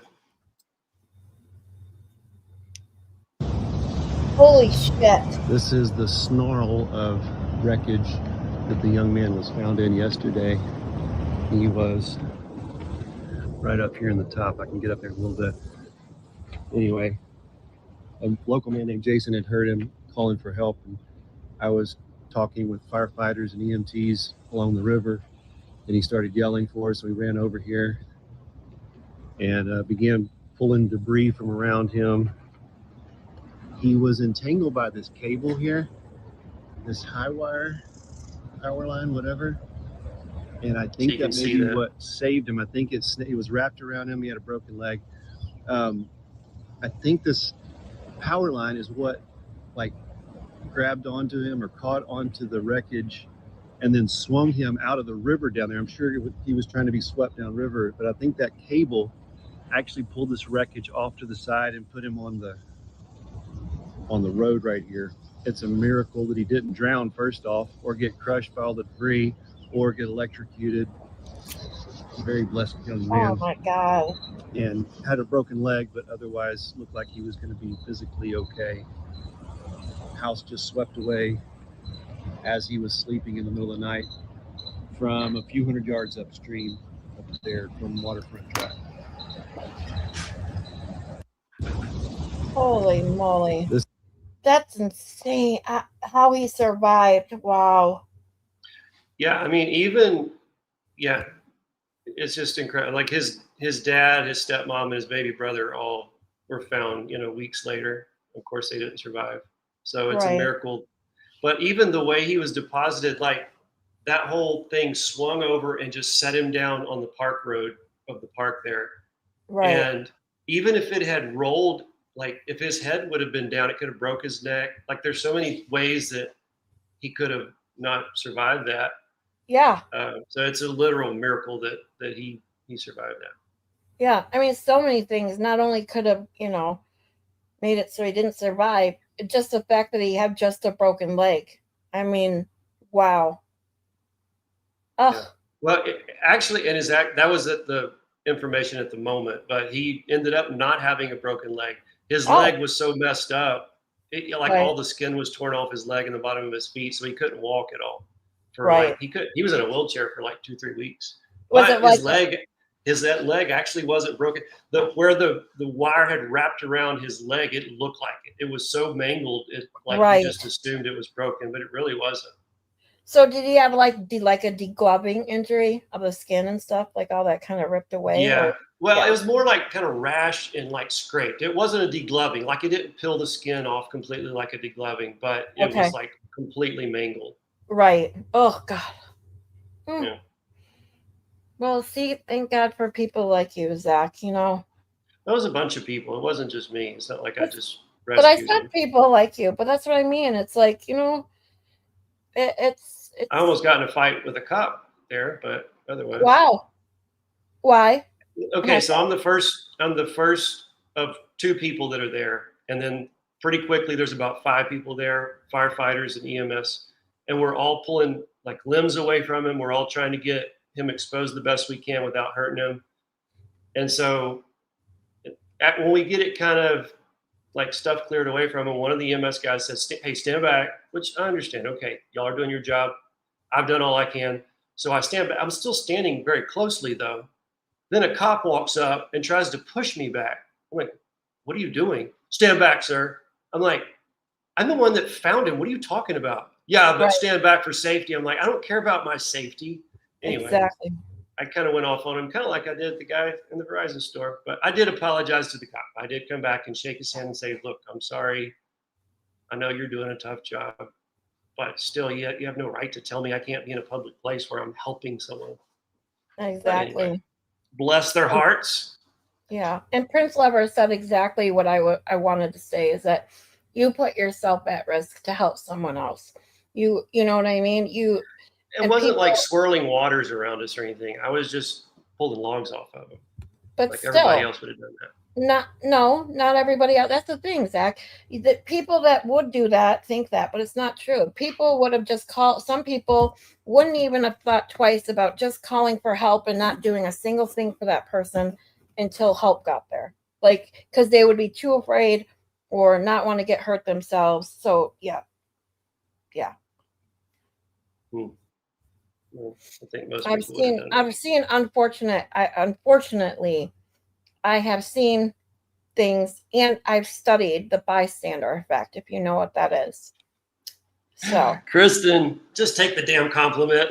yes, exactly. Thank you, Kristen. Okay, thank you. I'm blushing. Thank you. Thank you. Yes, and bystander effect is one of the biggest ones I want to talk about. It's one of the psych things that I'll be doing coming up. But if you don't, by any chance, if anyone in the chat doesn't know what that is, it's when the more people you have witnessing an emergency or some sort of crime, whatever, that the less likely it is that someone will help or report it. The more, it's like everyone always pushes the responsibility onto someone else. They're like, oh, 50 people saw this. Like if you passed a car accident and 30 people pass it, they don't call 911 to report it because they're like, oh, someone else will do it. That's my point. Stuff like that happens. And then other people just don't want to get involved. They don't want to get hurt themselves. So yes, exactly. And I'm just going to make it as simple as that. Take the compliment. You're an amazing person for more reasons. Thanks. You want to see another one that's not me being heroic or anything. You want to? I'll make another one if you want to refresh. It just shows how high the water was. If you are interested, it just shows the high water mark, which has never been even close to that. It's when we were working, like there's a place called Camp Waldemar up by Hunt, and I was helping them clean up. We actually just like completely bulldozed 4 or 5 houses because they were going to be in the new floodplain that was redrawn. So, okay, now it should be the first one up if you refresh. But what people don't realize, and this is what aggravated me, and I understand the media is just going to come in and take things at face value. And then there's all the finger pointing that goes on and saying, look, this isn't even the worst flood y'all have had. And that is true in Kerrville. It's true in Comfort, like downstream 20 miles, that is true. But at the headwater, like at Camp Mystic, and like if you're not familiar with the geography, it's west. The river runs there from west to east. And west toward the headwaters, the river has never even been close to this high. It's like at that area, it's considered a 500 to 1,000 year flood at this point because nothing in recorded history has come close to that. And so people say, oh, it wasn't even the worst flood. Well, it depends on exactly what location you're in. And downstream, yes, because all the water started at the headwaters. And usually what starts at the headwaters as like, say, 10 foot high, and then downstream in Ingram is 20 foot high, and then in Kerrville it's 40 foot high. Yes, that's the norm. This was flash flooding that we've never, like it would go from 0 to 20 foot of water in less than 60 seconds, like a tidal wave. There are videos online of a guy on a bridge that saw it coming, and within 5 minutes, it goes from almost nothing in a stream to almost touching the bridge about 30 foot high. Wow. So yeah, the very first video right there with the little orange flag is it.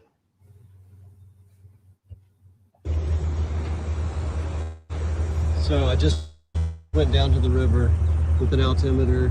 It's 1705 feet. At this geological survey mark at Waltonia, my phone showed 1758. That's 53 foot above the river. And it had enough velocity, even 50 foot up, had enough velocity to not only put this car here, but this full-size Chevy four-door truck Holy flipped shit. it all the way over 50 foot above the river. Wow. So I just went down to the river. Wow. Yeah, and that's way upstream. So that's like, so that was 53 feet, and Kerrville wasn't even that high, which is downstream, which is usually where it's building up to. Usually there's rain like in a widespread area along the river basin, and the whole river builds up, but it keeps building higher and higher the closer you get, further downstream. This started like a tidal wave that actually, when it hit Kerrville, it wasn't even raining there. It hadn't rained through the night hardly. Wow. I've never seen anything like it. I mean, That truck. So that 53 foot was the watermark, and Camp Waldemar has been there for over 100 years. And Neil showed me, his grandpa used to run it back then. He showed me the high water mark from the 1926 flood, and it was 15 foot lower than that. And that was our last 100-year bad flood that was up there. holy moly. And it was 15 foot less. So And so not crazy. only that high, but at that height, the water was moving fast enough that you saw that truck. That was at the 50-foot mark. It was just taking that truck and tossing it like it weighed nothing. Right. Oh my God. It's weird like that. In Michigan, we don't have like any major stuff like that. When we get flooding, yes, we've had flooding. But the most it's gonna flood is, I don't even know what it is, 6 inches maybe, where it goes over your curb and floods your lawn. That's like the worst I've ever seen. Yes, it floods the roads. We've had cars trapped where, when the roads especially are like a downhill and under bridge and stuff, we've had people get stuck in cars. But that's the worst of the thing we get with flooding. And we don't get hurricanes here. We don't get, monsoons and all that other shit. We get tornadoes every now and then. This actually has been the worst year for tornadoes, at least in Southeast Michigan, and that I've seen in quite some time. And then we get snowstorms, but even our snowstorms, our crazy snowstorms, aren't as bad even as they used to be. So when I see these things, it's so crazy sometimes. Like when my friend moved down to Houston and tells me about how she has to prepare for hurricane season and stuff. It's crazy to me that you guys deal with this kind of stuff on a yearly basis. It just started just since in the last 5 minutes I started talking about this, it started pouring. It's nowhere in the forecast, and now it's thundering, and Schnork is upset. Come here, buddy. Come here. You want to say hi? Come here. Schnork! Come here. Where'd you go? Come here. Come on. This is why I need an emotional support pet. I'm telling you, I want an emotional support pet so bad. I qualify for one. I just can't afford it right now, but I would love to have one, and I will get one day. But Schnork, you can be you can be my virtual emotional support pet. Hi, Schnork. It says Schnork's first live. No, he's been on live before. We did a gender reveal before. There you go, gender reveal. Gender reveal. He brought his ducky over here. That's his emotional support ducky. He had to have it. Aw, so cute. I love when you post new videos. I'm always excited to see those pop up on my streams or on my. He's getting a haircut tomorrow. He's shaggy right now. He looks cuter shaggy, I think, but with spring, all the grass and stuff, when we go out on the ranch, he gets more junk in his fur. So yeah, but he is kind of silky. My ex's dog it was a Buggle. It's a bulldog, a pug, and a beagle, I think, mix. It's weird. A buggle. Okay. Yeah, I it's said like a buckle at first, but a buggle. buggle. Okay. I love pugs. They're my favorite dogs. Yeah. But because I like smaller dogs, I when I was growing up, I got attacked by a bigger dog, and it scared the shit out of me. So even now, like I've gotten to the point where I don't mind bigger dogs as long as they don't try to jump on me. If they will just come up and sniff me and I can pet them, I'm fine. But it's the minute they start jumping on me, my anxiety will kick in. But um that dog, he used to take him to the groomer, and that was the dog, like that's the kind of dog he was big and fat and muscular, kind of like Clubber, if you know Yeah. Clubber. Well, Yeah. the big, that Stocky. muscular little Yeah. pile of cuteness. um I think I talked about this before, but he would take him to the groomer, and that's the kind of dog you have to take the groomer, because they stink if you don't take them every now and then, no matter what they do. But he would always bring him back, or I'd have to go pick him up if he would drop him off, and I would pick him up or whatever. And he'd come out of that thing with a big old bow. And I didn't know this because I never took a dog to a groomer, that, because they would put a bow around his neck. And I'm like, that's so girly. I'm like, it would always be like red. Yes. And it's like, I didn't know They that do. that's like supposed to be like a bow tie, and that they put girl dogs, they put a bow in their, like on their head or something. And I'm like, Hair. but I didn't know this. They give him a bandana, like a cowboy bandana. That would be more cute. I would Yeah. have liked that. They always put a bow around his neck, and I'm like, to me, that was girly. I'm like, this is a big masculine dog, like Clubber. Don't put a fucking bow on his neck. Yeah, they do the bandana, which is okay.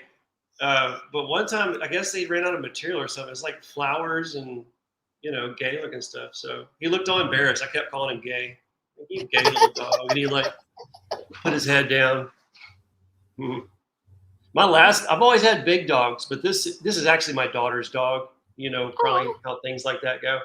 Yeah. I've always had German Shepherds and Labs and big dogs. And then her grandma had a mini Schnauzer. And she loved him. She thought at the moment, like she was like 6 then. And so she thought she had to have a dog. So I'm like, okay, I'm not feeding this dog. I am not cleaning up after this dog. I'm not taking this dog out. I am not walking this dog. This is your responsibility. And if you, oh yes, Dad, yes. Yes. The dog would have starved to death in 2 weeks if I had started taking care of. Yep. And That's then, what every kid promises their parents when they ask for a pet. I'll take care of everything. Yeah, no. And I had a dog then named Bentley. He was a lab corgi cross. So he was a lab, but he had a little shorter legs, and he had a lab puppy face till he died. He just, instead of like the blocky face, he had like when a lab puppy has more of the pointed face. That's what he looked like. Bentley was such a cool dog. Mm-hmm. So, and then he was on his way out. That was like the last year of his life when she got that one. And then I'm the one that ended up feeding him. So you know how it is. And he like follows me everywhere. And then finally it was just like, okay, it's my dog. He goes to work with me and everything. He's so adorable. And I have to ask, hold on, I just see this. Oh, I always do that. Is it Tasia or Tasha Hartley says, I have a baby in Boston recovering from knee surgery. And every time I see a dog or a puppy or anything, from recovering from some sort of injury and surgery, I always wonder, how does the dog handle the cone around their neck?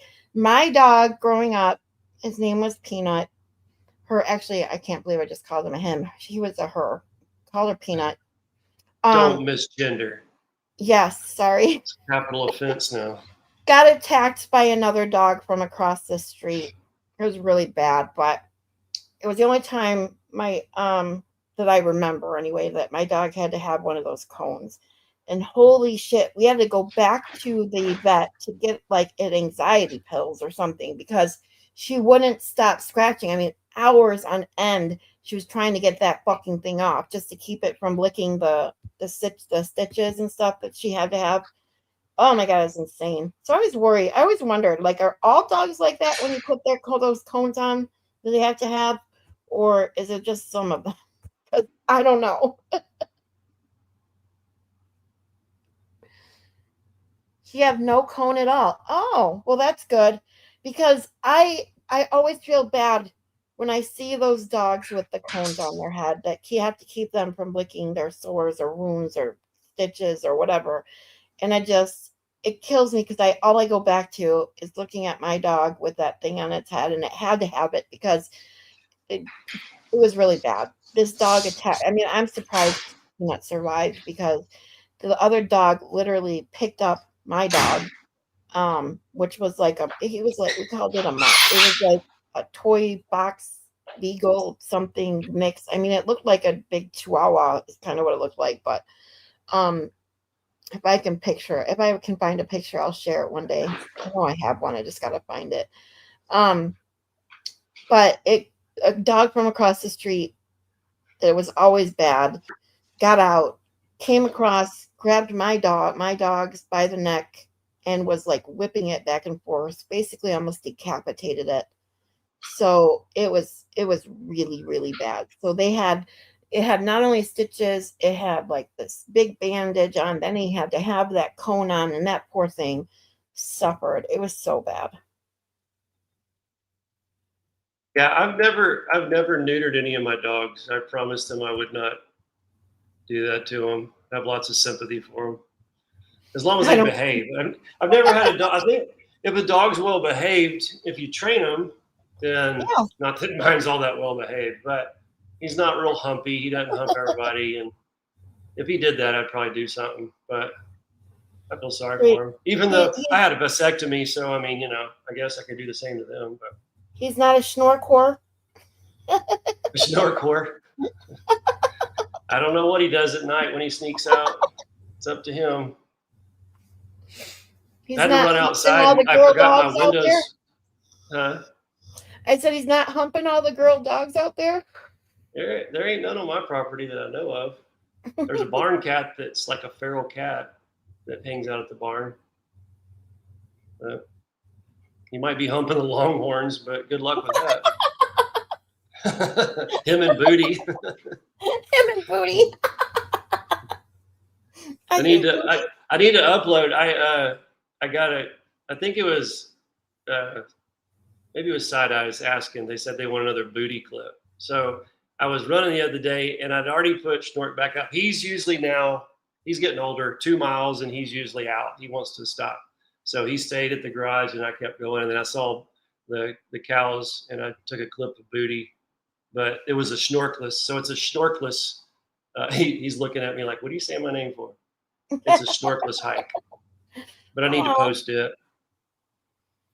Yes, Side Eyes, I've been neutered. I was neutered, yes. Pets are cuter when they're spayed and neutered. Becca says you need to come to Tennessee next year. Yeah, I think I am next year. I kind of planned on it this year, but my daughter graduated. There's all kind of stuff. And my niece graduated like back to back, and they had all kind of things planned. And so, my daughter needed shopping trips and new phones and all that good stuff.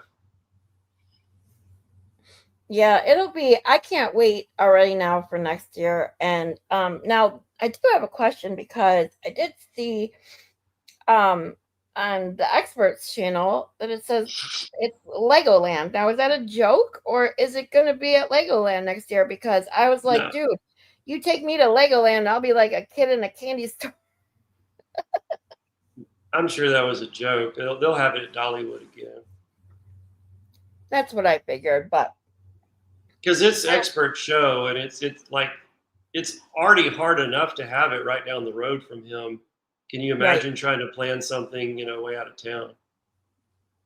No, but I got very excited at the prospect of it being at Legoland. I did for sure.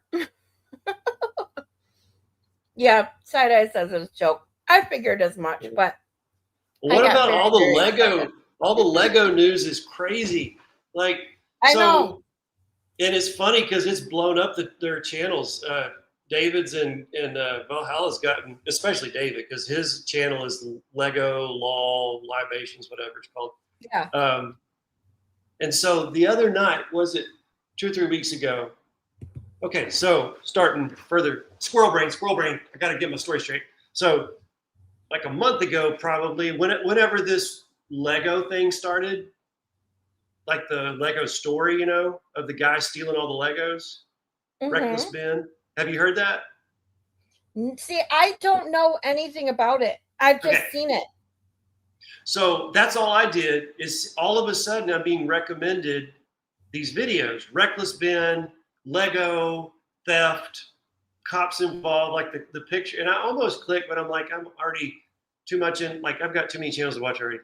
And it looked kind of, you know, like there's people getting arrested, but I'm like, also I'm really against clickbaity type stuff. I'm just like, sure it's not that interesting. So I do see the story headlines for like a couple weeks. And then all of a sudden I go on a Lego stream.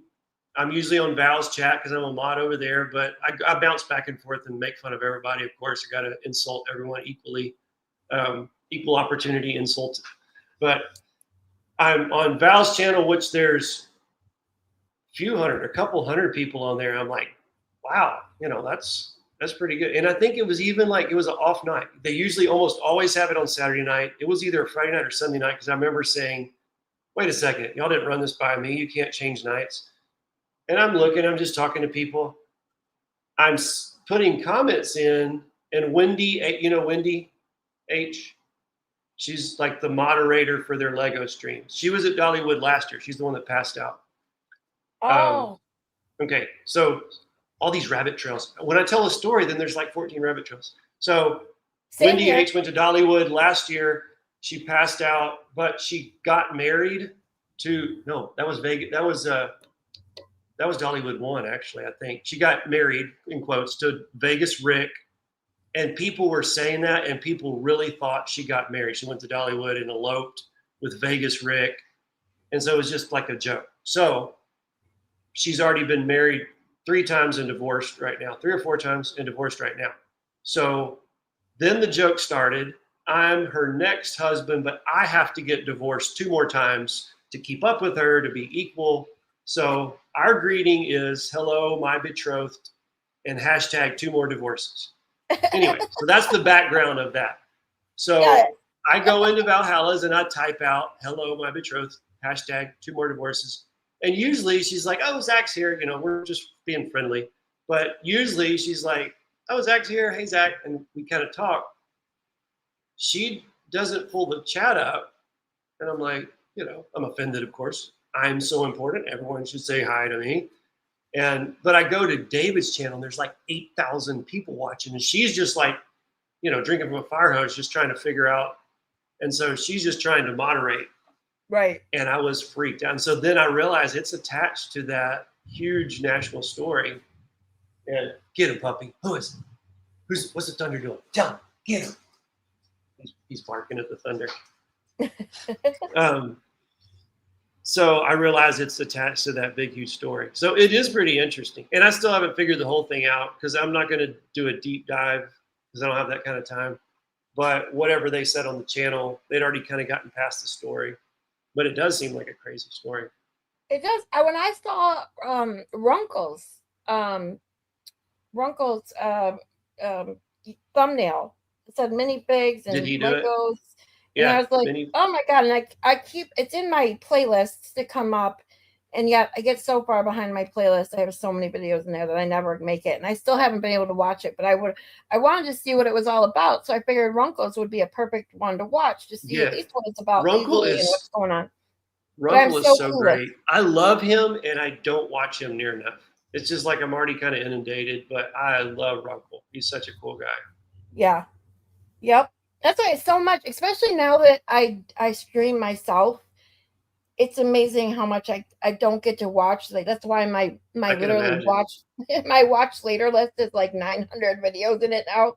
I maxed mine out. You can max a watch later list out. I think it was at 5,000. Oh my God. Now I don't feel so bad that mine's at 900. So that happened like a year or so ago. And I'm like, it says you can't add anything else to the list. So I went in, I just like pretty much, I deleted almost everything except like some recent stuff that I was still possibly. I'm so bad about that though. It's like in my mind, once I click it as watch later, like, okay, then yeah, I'll get back to it. Yep. But and then you forget about it. completely and forget. Yeah. yeah, because then something new comes on. There's always something new that you want to watch when you're there, so you never go back to it. And that's why my list is so damn long. They've got us figured out. Yep. It's craziness. But it is, let's see, 5:36. I am going to get up before 6 o'clock. I like to send people over to Justice Serve TV. Michael and Linda are pretty awesome. I'm assuming They're really good. Yeah, I'm assuming they're going to get into what happened today with the depot deposition, and hopefully we can. I can hear it now. I know Kazi let us know what's happening. I'd like to know what's the plan. I don't know if I missed it. If someone can tell me if I missed it, or I'll hear it on Justice Serve, I'm sure. What is the plan now then? Oh wait, Turtle Boy's on TV Justice Serve tonight? Well, there you go. Well, make sure. Oh, cool. I didn't know that. They're always really good. Turtle Boy's so good because they kind of keep him focused and Yes. kind of keep it more like news type, but you get really good info. He's so sharp on facts and dates and Yes. and like the way he can rattle stuff like that off is really incredible. It Even though he is. called me a retard. I do not have an accent. What do you mean, Noodle Mama? I ain't Yes, got you no do. accent. What are you talking about? I'm just a Texas boy. That's why I say I don't have an accent, but people are like, yes, you do. I'm like, okay, whatever. I don't None think of the us have Midwestern accents accent also. is not much of an accent. It sounds pretty normal to me. But I really don't have it's weird because East Texas people sound way more like Arkansas and Mississippi. Yes. And then Louisiana is its own thing. I love a good Cajun accent.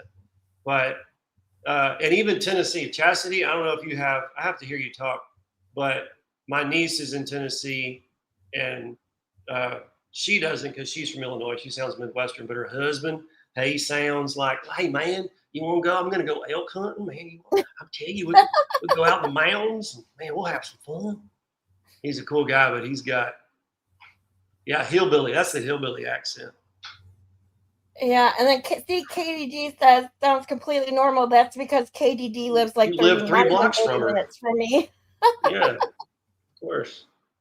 She's also from Michigan. All us Michiganders. Boston's very distinct. Like that accent is distinct, and New York has its own kind of flavor, but it's still the New England thing. Yeah. New York, especially Long Island. One of my psychology professors in college that I took for several courses, he had a really strong Long Island accent, and it was one of those ones. It's ironic because someone asked me the other day, what was the hardest accent for me to understand in American accents, And I'm like, honestly, I can pretty much understand them all. But I have to say, someone who has a really, really deep Boston or really, really deep like Long Island or New Jersey, like those, it's not when they just have a slight accent. It's like they're really, really strong. I think it's when you mix the Northeast accent with like the hood booger sound, like kind of the hood or thuggy sound. When you mix those two, that's when I have a hard time. I don't have a hard time understanding just someone speaking from Boston, but when you mix those two, it gets rough. Or if somebody has a super thick Cajun accent, it can be difficult because they mix like French words kind of into the English language. I mean, they start talking about boudin and gumbo and etouffee, and you don't know if they're even speaking English. Yeah, I was going to say, because it's so ironic, when I was thinking about accents, it didn't even cross my mind. And then someone put Creole in my chat. And I was like, oh my God, that has to be number one. Because it's like you just said, it's a mix of things. And it's very, and that some of them, especially when they talk fast, it's always when they talk faster that you're kind of like, whoa. Same thing I had with, I met Shane Reynolds in Tennessee. He has the Australian accent. I can normally understand Australian accents. Yeah, but he was talking quickly. His is thick. I'm like, wait, what? What? Yeah. Even within Australia, depending on if it's West Australia or more like the Queensland accent, they vary. And the Western Australia people have a real I think, thicker accent. We can't understand Melissa Jane at all, but that's because she's not real. Oh, she says, I don't have an accent because Australia isn't real. Yeah. Hey, Lolly, aren't you in West Texas, like Panhandle? Because they have a completely different sound than like our East Texas people sound like the hick kind of, hillbilly sound. But then West Texas has more like the cowboy drawl. I don't know if that makes sense, but more like I don't know, John Wayne kind of sounding drawl or something. I don't. Melissa it's Jane's so in Sydney. I was gonna say. So, did you hear when Nicola Maxwell called Kazi like a week or so ago? Maybe No, 2 I months. missed it. But I've talked to her before, like Oh, you're verbally. okay. Like, yeah, but I love her voice. But it is so thick, isn't it? Oh my God. I literally was trying so hard to understand. And I literally put in the chat, I was like, Nicola, I didn't understand a word you fucking said, but I love it. Yeah.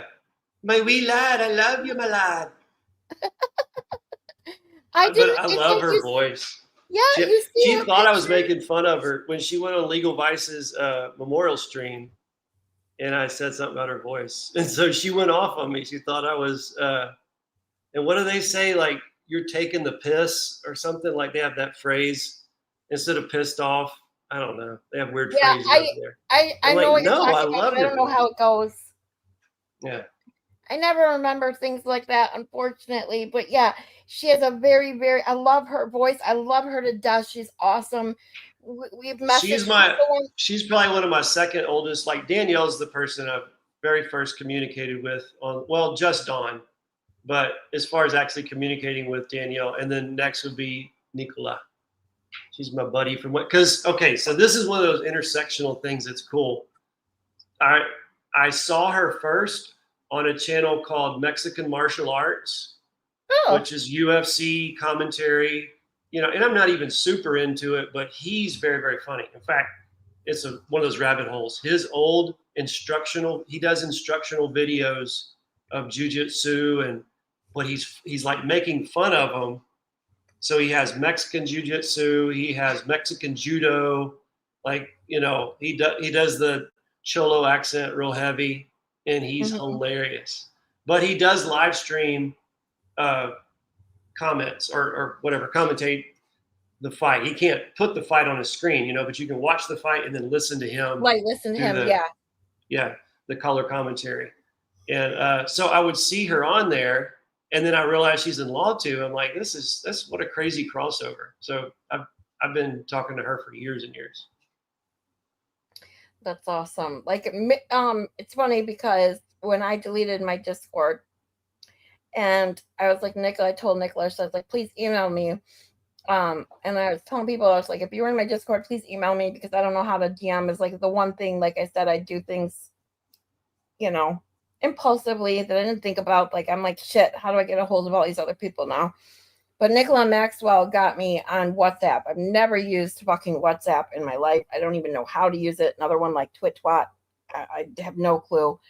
But at least now I can talk with her on that. I haven't talked with her on the phone yet, but she did tell me that she'll make sure she speaks slow for me, because I'm like, I literally I have no idea what she fucking said, but I'm here for it. She'll talk. And I'll have to almost wait till she gets to the end of the sentence and then have my brain kind of like rerun the sentence and start making the syllables fall into place. Yeah. It's cute. It's too funny. Yeah, Danielle, Katie, I'm the one that said Danielle's a cool gal. So you don't have to admit it, but it was me. Oh, Dodo. She's got it. Taking the piss. You're taking the piss, my lad. I love Dodo. I'm so glad to see you, Dodo. Taking the piss is multi-meaning. Making fun of someone or saying you're welcome is a couple. Is it? Wait, what? Yeah, I get Dodo sometimes with yours and that. I get confused. I didn't know Danielle's still in Tennessee. Oh, is she? You took a long vacation, girl. How nice. How's your brother doing? She's staying with her brother up there. It was taking the piss.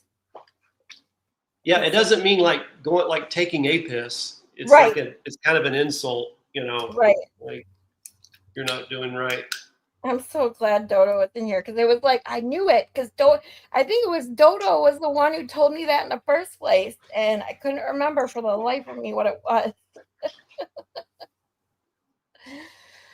All right, you guys, it is 5:46, and I cannot, if you guys are new, Right. I'm not monetized yet. You can't reroute, automatically redirect people to the other channels without being monetized, which is just stupid. However, if you want to help get me monetized, please subscribe, share, like, all of the above, because once I get, 500, we're going to see how unvanquishable Zach is. I am unvanquishable. Unvanquishable. So, Zach, first and foremost, I have to thank you so much for being here and holding my hand through this weekend. I truly appreciate you all the way No around. blubbering. No blood. I'm not crying. I'm heartless. But yes, I'm here if you need some emotional support. Not for very long, but and you always give me the laugh I need, which is what I appreciate from everybody in my chat. Hey, I'll let you say your goodbyes to the chat and all that. Okay. I'm gonna head out. You have a great day, Zach. I'll see you on the tubes. All right, bye. Bye. All right, you guys. That's my Monday with Zach, Bridge Breaker, and everybody else that I may to. I do apologize. Bad Dazzler, I saw you too.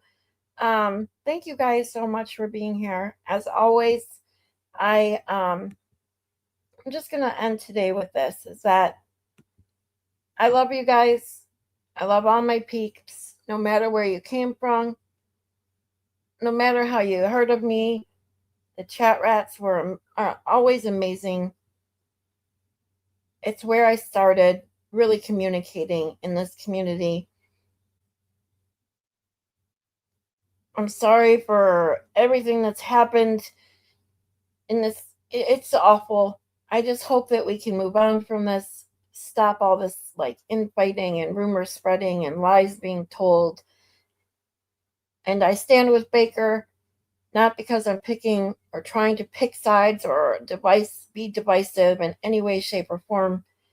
It's because Baker is a man of integrity, someone who I admire as a person, as a YouTuber, as a man. It was so wonderful to meet him and the expert and Valhalla, Side Eyes, everybody that I got to meet in Tennessee. We're all human beings. We all make mistakes. We're all wrong sometimes.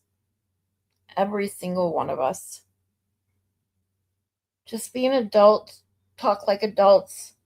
You're allowed to share your opinions. You're allowed to disagree and still like someone. And my advice is always the same. No matter what you're dealing with every day, we're all dealing with something. We all have issues, okay? We all have anxieties. We all have stresses.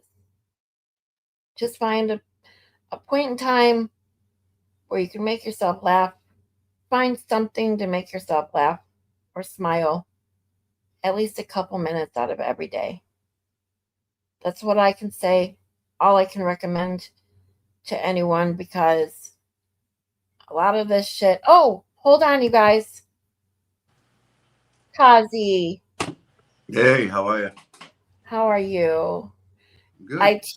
I teased a goodbye. So those of you that are still here and didn't leave, hang out with me and Kazi for a few 10 minutes. Because I didn't know TB was going to be on Justice Served. I was going to send people off to Justice Served. But yeah. When's that, 6 o'clock? Yeah, 6 o'clock. So let's hang out until 6 o'clock, and then we'll send everybody over to Justice Served. I'm so glad you joined me. Thank you. Yeah. Thanks for having me. Good to see everybody. And yeah.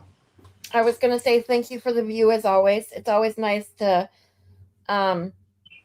see the beach, see the ocean, It's calming, relaxing, and it's such a great thing that you do. I would love to be able to do something like that. So thank you for bringing it to me and all of us. Of course. It's my pleasure. And I just lost my mouse. So there it is. I'm like, shit, I can't scroll through the comments without my damn mouse. Gotta have the mouse. I know, right? Because, StreamYard doesn't make it easy to use this stupid little, touchpad thing on my laptop to scroll through the chats. I have to Right. use Scarlett's a tease. Yes, I am. I am always a tease. Oh, Nicola, sweetie. Popping in quick, hoping I'll see the homies in one spot. I'm not being rude today. My uncle's gone. And it's no big deal or fuss. I go in hiding with death. I'll be on replay. Love ya. And we love you, Nicola. And I'm so sorry for your loss, sweetheart. Oh, I didn't even see prayers, that. loves and hugs. Yeah, I just happened when I was scrolling down seeing it. Oh, we love you, Nicola. Yeah, sorry to hear that, Nicola. Yeah, she's awesome. Did you hear Zach and I talking about Nicola's accent? Yeah. When she called you, I was like, what? I know. Believe me, I know. Yeah. It's if she talks super slow, like I can kind of get it. But if she talks at regular speed, forget it. Yeah. Not a chance. I just had to tell her, I'm like, I have no idea what you fucking just said, but I'm here for it. I loved it. Yeah. Zach says, oh, sure. Kazi won't come on when I'm there. I thought he was there, and then I jumped on and he was gone. Well, because I was getting ready to say goodbye. I wanted to send people off to Just the Third. And so Zach jumped off so I could say goodbye, even though it's okay. I still say goodbye, even if people are on the panel. It's not a big deal. But and I get it. Some other streamers like to say their goodbye by themselves. And then you were there. And I'm like, all right, well, let's have Kazi on for the next 10 minutes and at least have a good, hey, how are you doing and how's things going? And I just have to ask, not to bring up the whole drama bit again, but did you see Danny when he came in? Did you see what he said in my chat?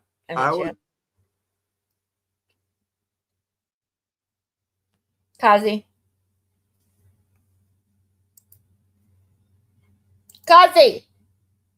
dude, did he just mute? Oh, he's it locked out on me. Hold on, I got two of you. Now I gotta kick this one. Hold on. Okay. All right. Yeah, I don't know what happened. Kazi.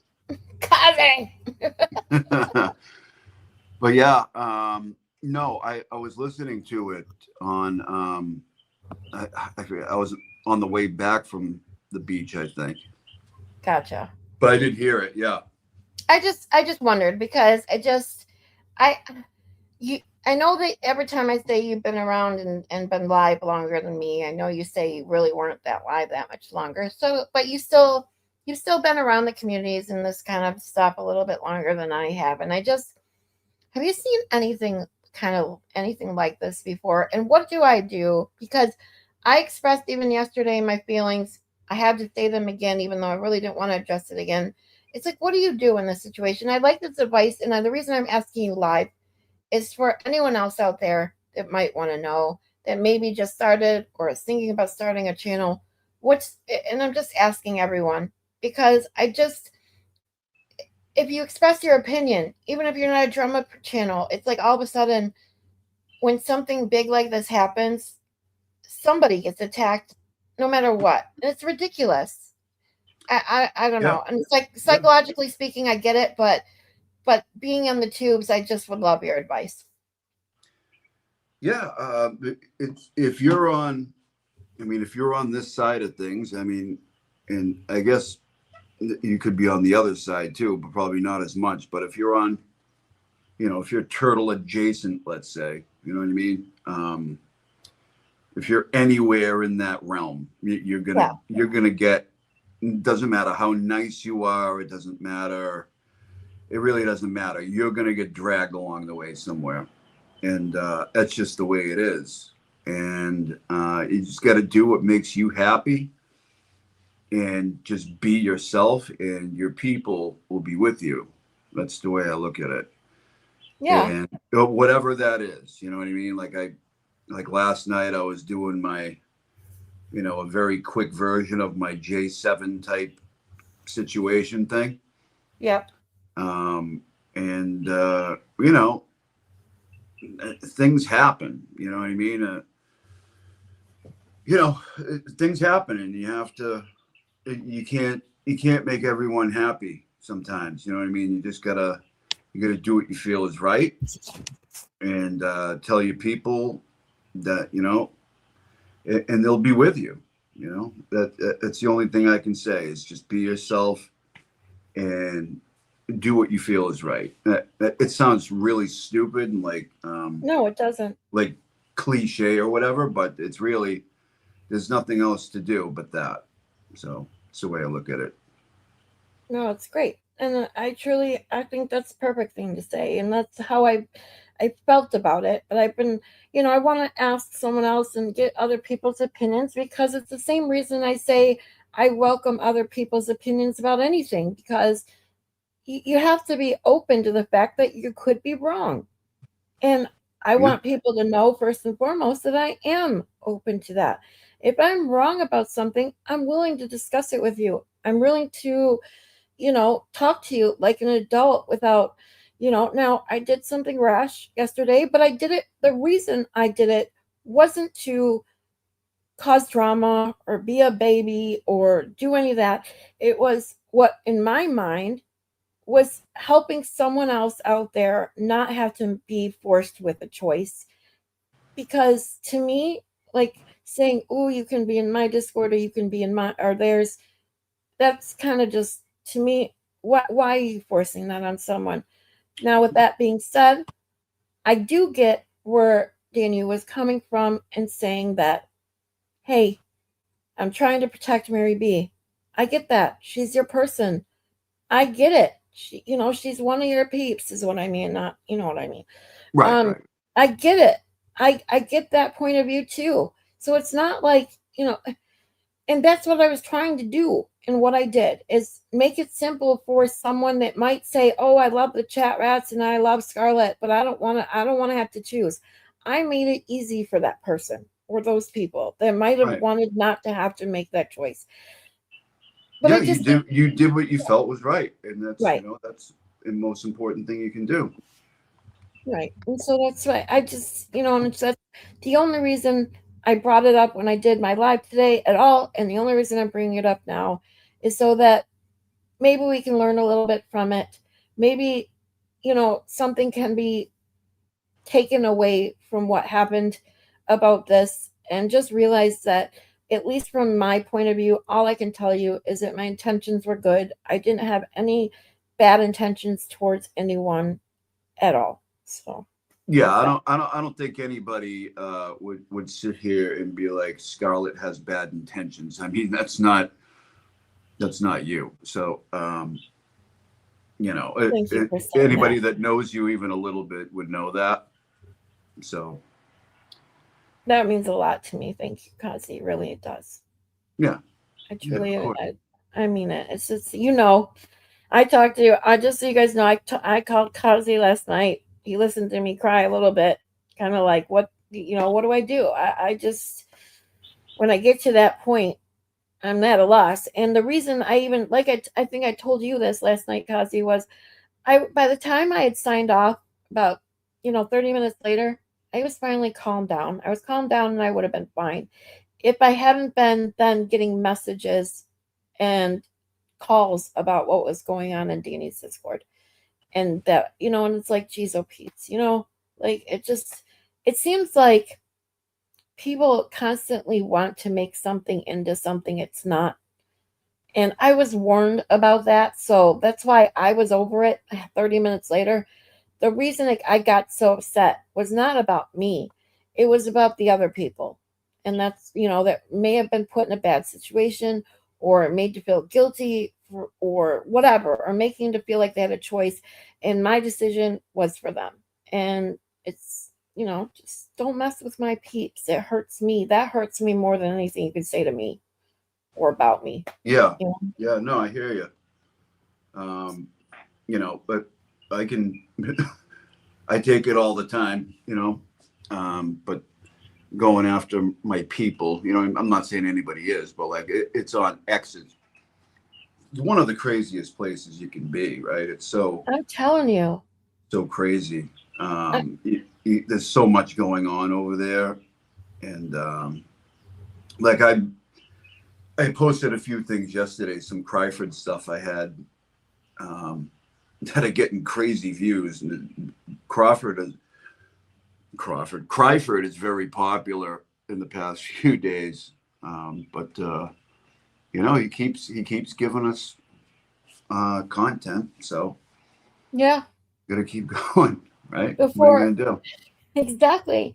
And before I deleted my ex account, which I did, and I'm seriously, I don't think I'm gonna open a new one. I don't know if you heard me talking about it earlier, but anyway, before I did delete it, one of my posts was the when he had started his ridiculous, disgusting overview of Baker's live from the other night. Oh yeah. He had 7 viewers, and I took a screenshot of it, and I said, I beat these numbers every single day, and I'm not even monetized. Yeah, that's what he's getting if, he's not either talking about, or reviewing something like that, or having Fiddy on his show. That's what he's getting. So Exactly.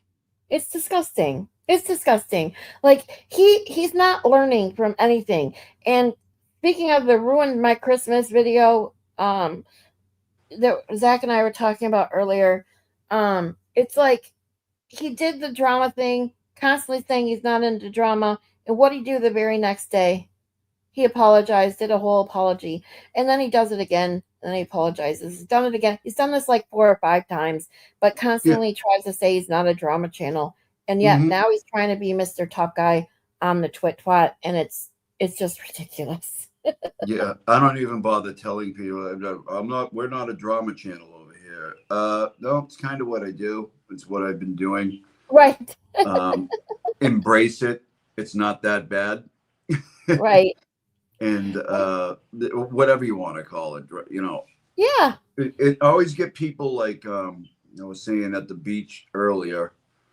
People like, well, why aren't you looking at cases or whatever? Why aren't you breaking down cases? Like, I don't do that. I never did that. Like, why would you think I would do that? Yeah. Yeah. Well, I will do that. It's definitely not like my main thing. It's just they have like these expectations of people. Like, well, why aren't you looking at legal stuff? Well, just because we're here because of a legal case doesn't mean I'm going to be doing that the entire time. Like, if somebody's going to be goofy, I'm going to make fun of them. Yeah, exactly. And I first and foremost, I really want to say PCB Amy and Nina and Becca and all you guys that are telling me, thank you for saying such nice things. I truly appreciate you all. And then you have Bad Dads there who always makes me laugh too a lot, like Kazi and Baker and Zach says he only goes to X for boobies. But it's like we all, even if you aren't technically a drama channel, it's like we all have our own opinions, and other people, if you want to call that drama, you go right ahead. Go ahead. And that's why I put in my thing yesterday when I said I need to say my piece, but that's why I also said it's mine, not yours. There's a famous morning show on one of our radio stations here that he always signs off or says it's like it's my thoughts, not yours. These are my thoughts, not yours. Yes. And so this is where my channel's idea came from, was obviously true crime and psychology. But the more I've evolved and gotten people to come here, it's been about my chat. and having amazing conversation with people. And even in just doing that, you get into expressing opinions and talking about things that are happening on the tubes. I don't call that drama. I don't call expressing my opinions about things and just having conversation with people that like coming in here and chatting with me and the other people in my chat. I don't call that drama. Drama is when you deliberately come on, you make a big stink about something, and you just keep drawing something out. And then not only that, you normally are exaggerating or flat out lying about something just to get clicks and views and blah blah blah. Yeah. It's like, it's just dumb. It's just so dumb.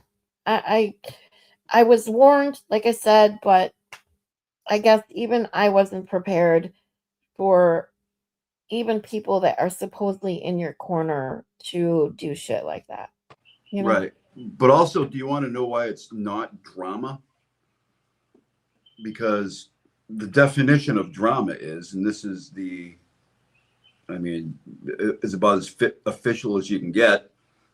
Drama is a form of storytelling performed for an audience, built around action and conflict, and expressed through dialogue and performance. Well, it's not storytelling. We're not telling a story, and it's also fictional. Yes. It's a mode of fiction. I mean, None of this stuff is fiction. It's just, soap operas, plays, films, TV, things like that. That fictional things is drama. That's officially what it is. But I understand, the inference, like why people call it that. Yeah. Exactly. And that's where, like I said, is that when in my eyes, a drama channel, and I hate to bring up her name, but I have to make the point that, like Jess Machado, she just comes on and exaggerates and blows things up for the sake of it, for the audience, as you just said. And even though it may be based on truth and there may be some truth to it, it's not the point. Her intentions behind what she says and does is about getting the same response as what a drama show would do. So. Now hers might be more drama than, you know what I mean? Like, yeah, because she's it's a lot of storytelling and not all of it very true, right? Exactly. All I'm doing on here is showing you people and going, look, they're funny. You know what I mean? This is why. So it's something else. I mean, I guess it's drama and like the way everybody talks about it, but it's not the official definition. It's more like show and tell. Like, here, look at this. Look at Kryford being crazy, and then laughing at him. It's comedy. I don't, comedy sometimes. I don't know. It's weird.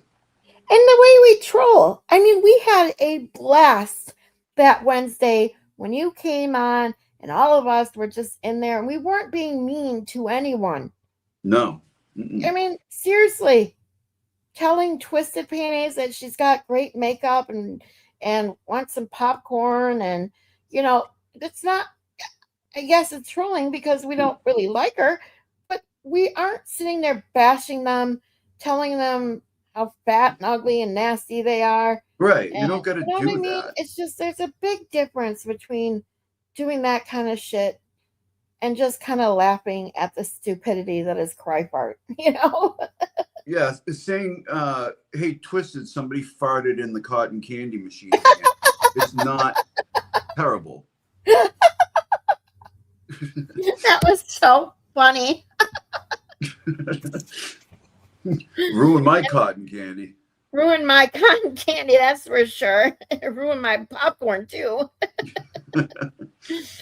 And Becca says I was done with her when she went after Nurse Kim. Now, like I said, I've never watched her. I never did watch her. The very first time I went to her channel, she was eating a big bowl of cereal, and right then and there it turned me off. I didn't know there was a name for it, but several people in my chat told me yesterday that there's apparently a name for that when the noises of chewing sounds and things really make you, like, it literally grinds my like the What really anxiety. grinds my gears. Yeah. Yes, exactly. By the way, Kazi, how's Mrs. Kazi? Have you checked on her lately? When was Easter? When was that? Um, That's the last time I looked. How long I ago? think that was 2 months ago now, Last week? maybe 3. Oh no. It's been a long. It's been since Easter. I better go look. You better check after we get off here, huh? I haven't heard the bell in a while. Uh-oh, maybe she dropped it and couldn't reach it. Probably dropped it. No, I don't think anything worse happened. He's probably dropped it. Yeah, I'm sure she's good. I don't know if you heard my comment. If you watched FNL Friday night or not? But when we got to go up on panel, I was I don't remember what brought up the conversation. Oh, I know what it was. Maylin was talking about handcuffs. And I said, I wonder if Kazi or Mrs. Kazi G or something took her or got out of her handcuffs or not. Because, he hasn't checked on her in a while. It's been since Easter. Better go look. And then the expert goes, "Who's Kazi G?" Exactly. I'm like, What is forgot. what is FML? What is that? FNL, Friday Night Live. It's when we were in Tennessee on the experts channel. He did a live show from there, and I got to go up on panel. Okay. All the Cool. streamers got to go up for a few. So yeah, Cool. Sounds like you had fun. I did. I really did. It was so nice to get the fuck out of Michigan, let me tell you. And even though, I had some anxiety issues and some pain issues from being in a big crowd and having to walk places and things, I had an excellent time. I really did. And I can't wait till next year already. So yeah. Good. Awesome.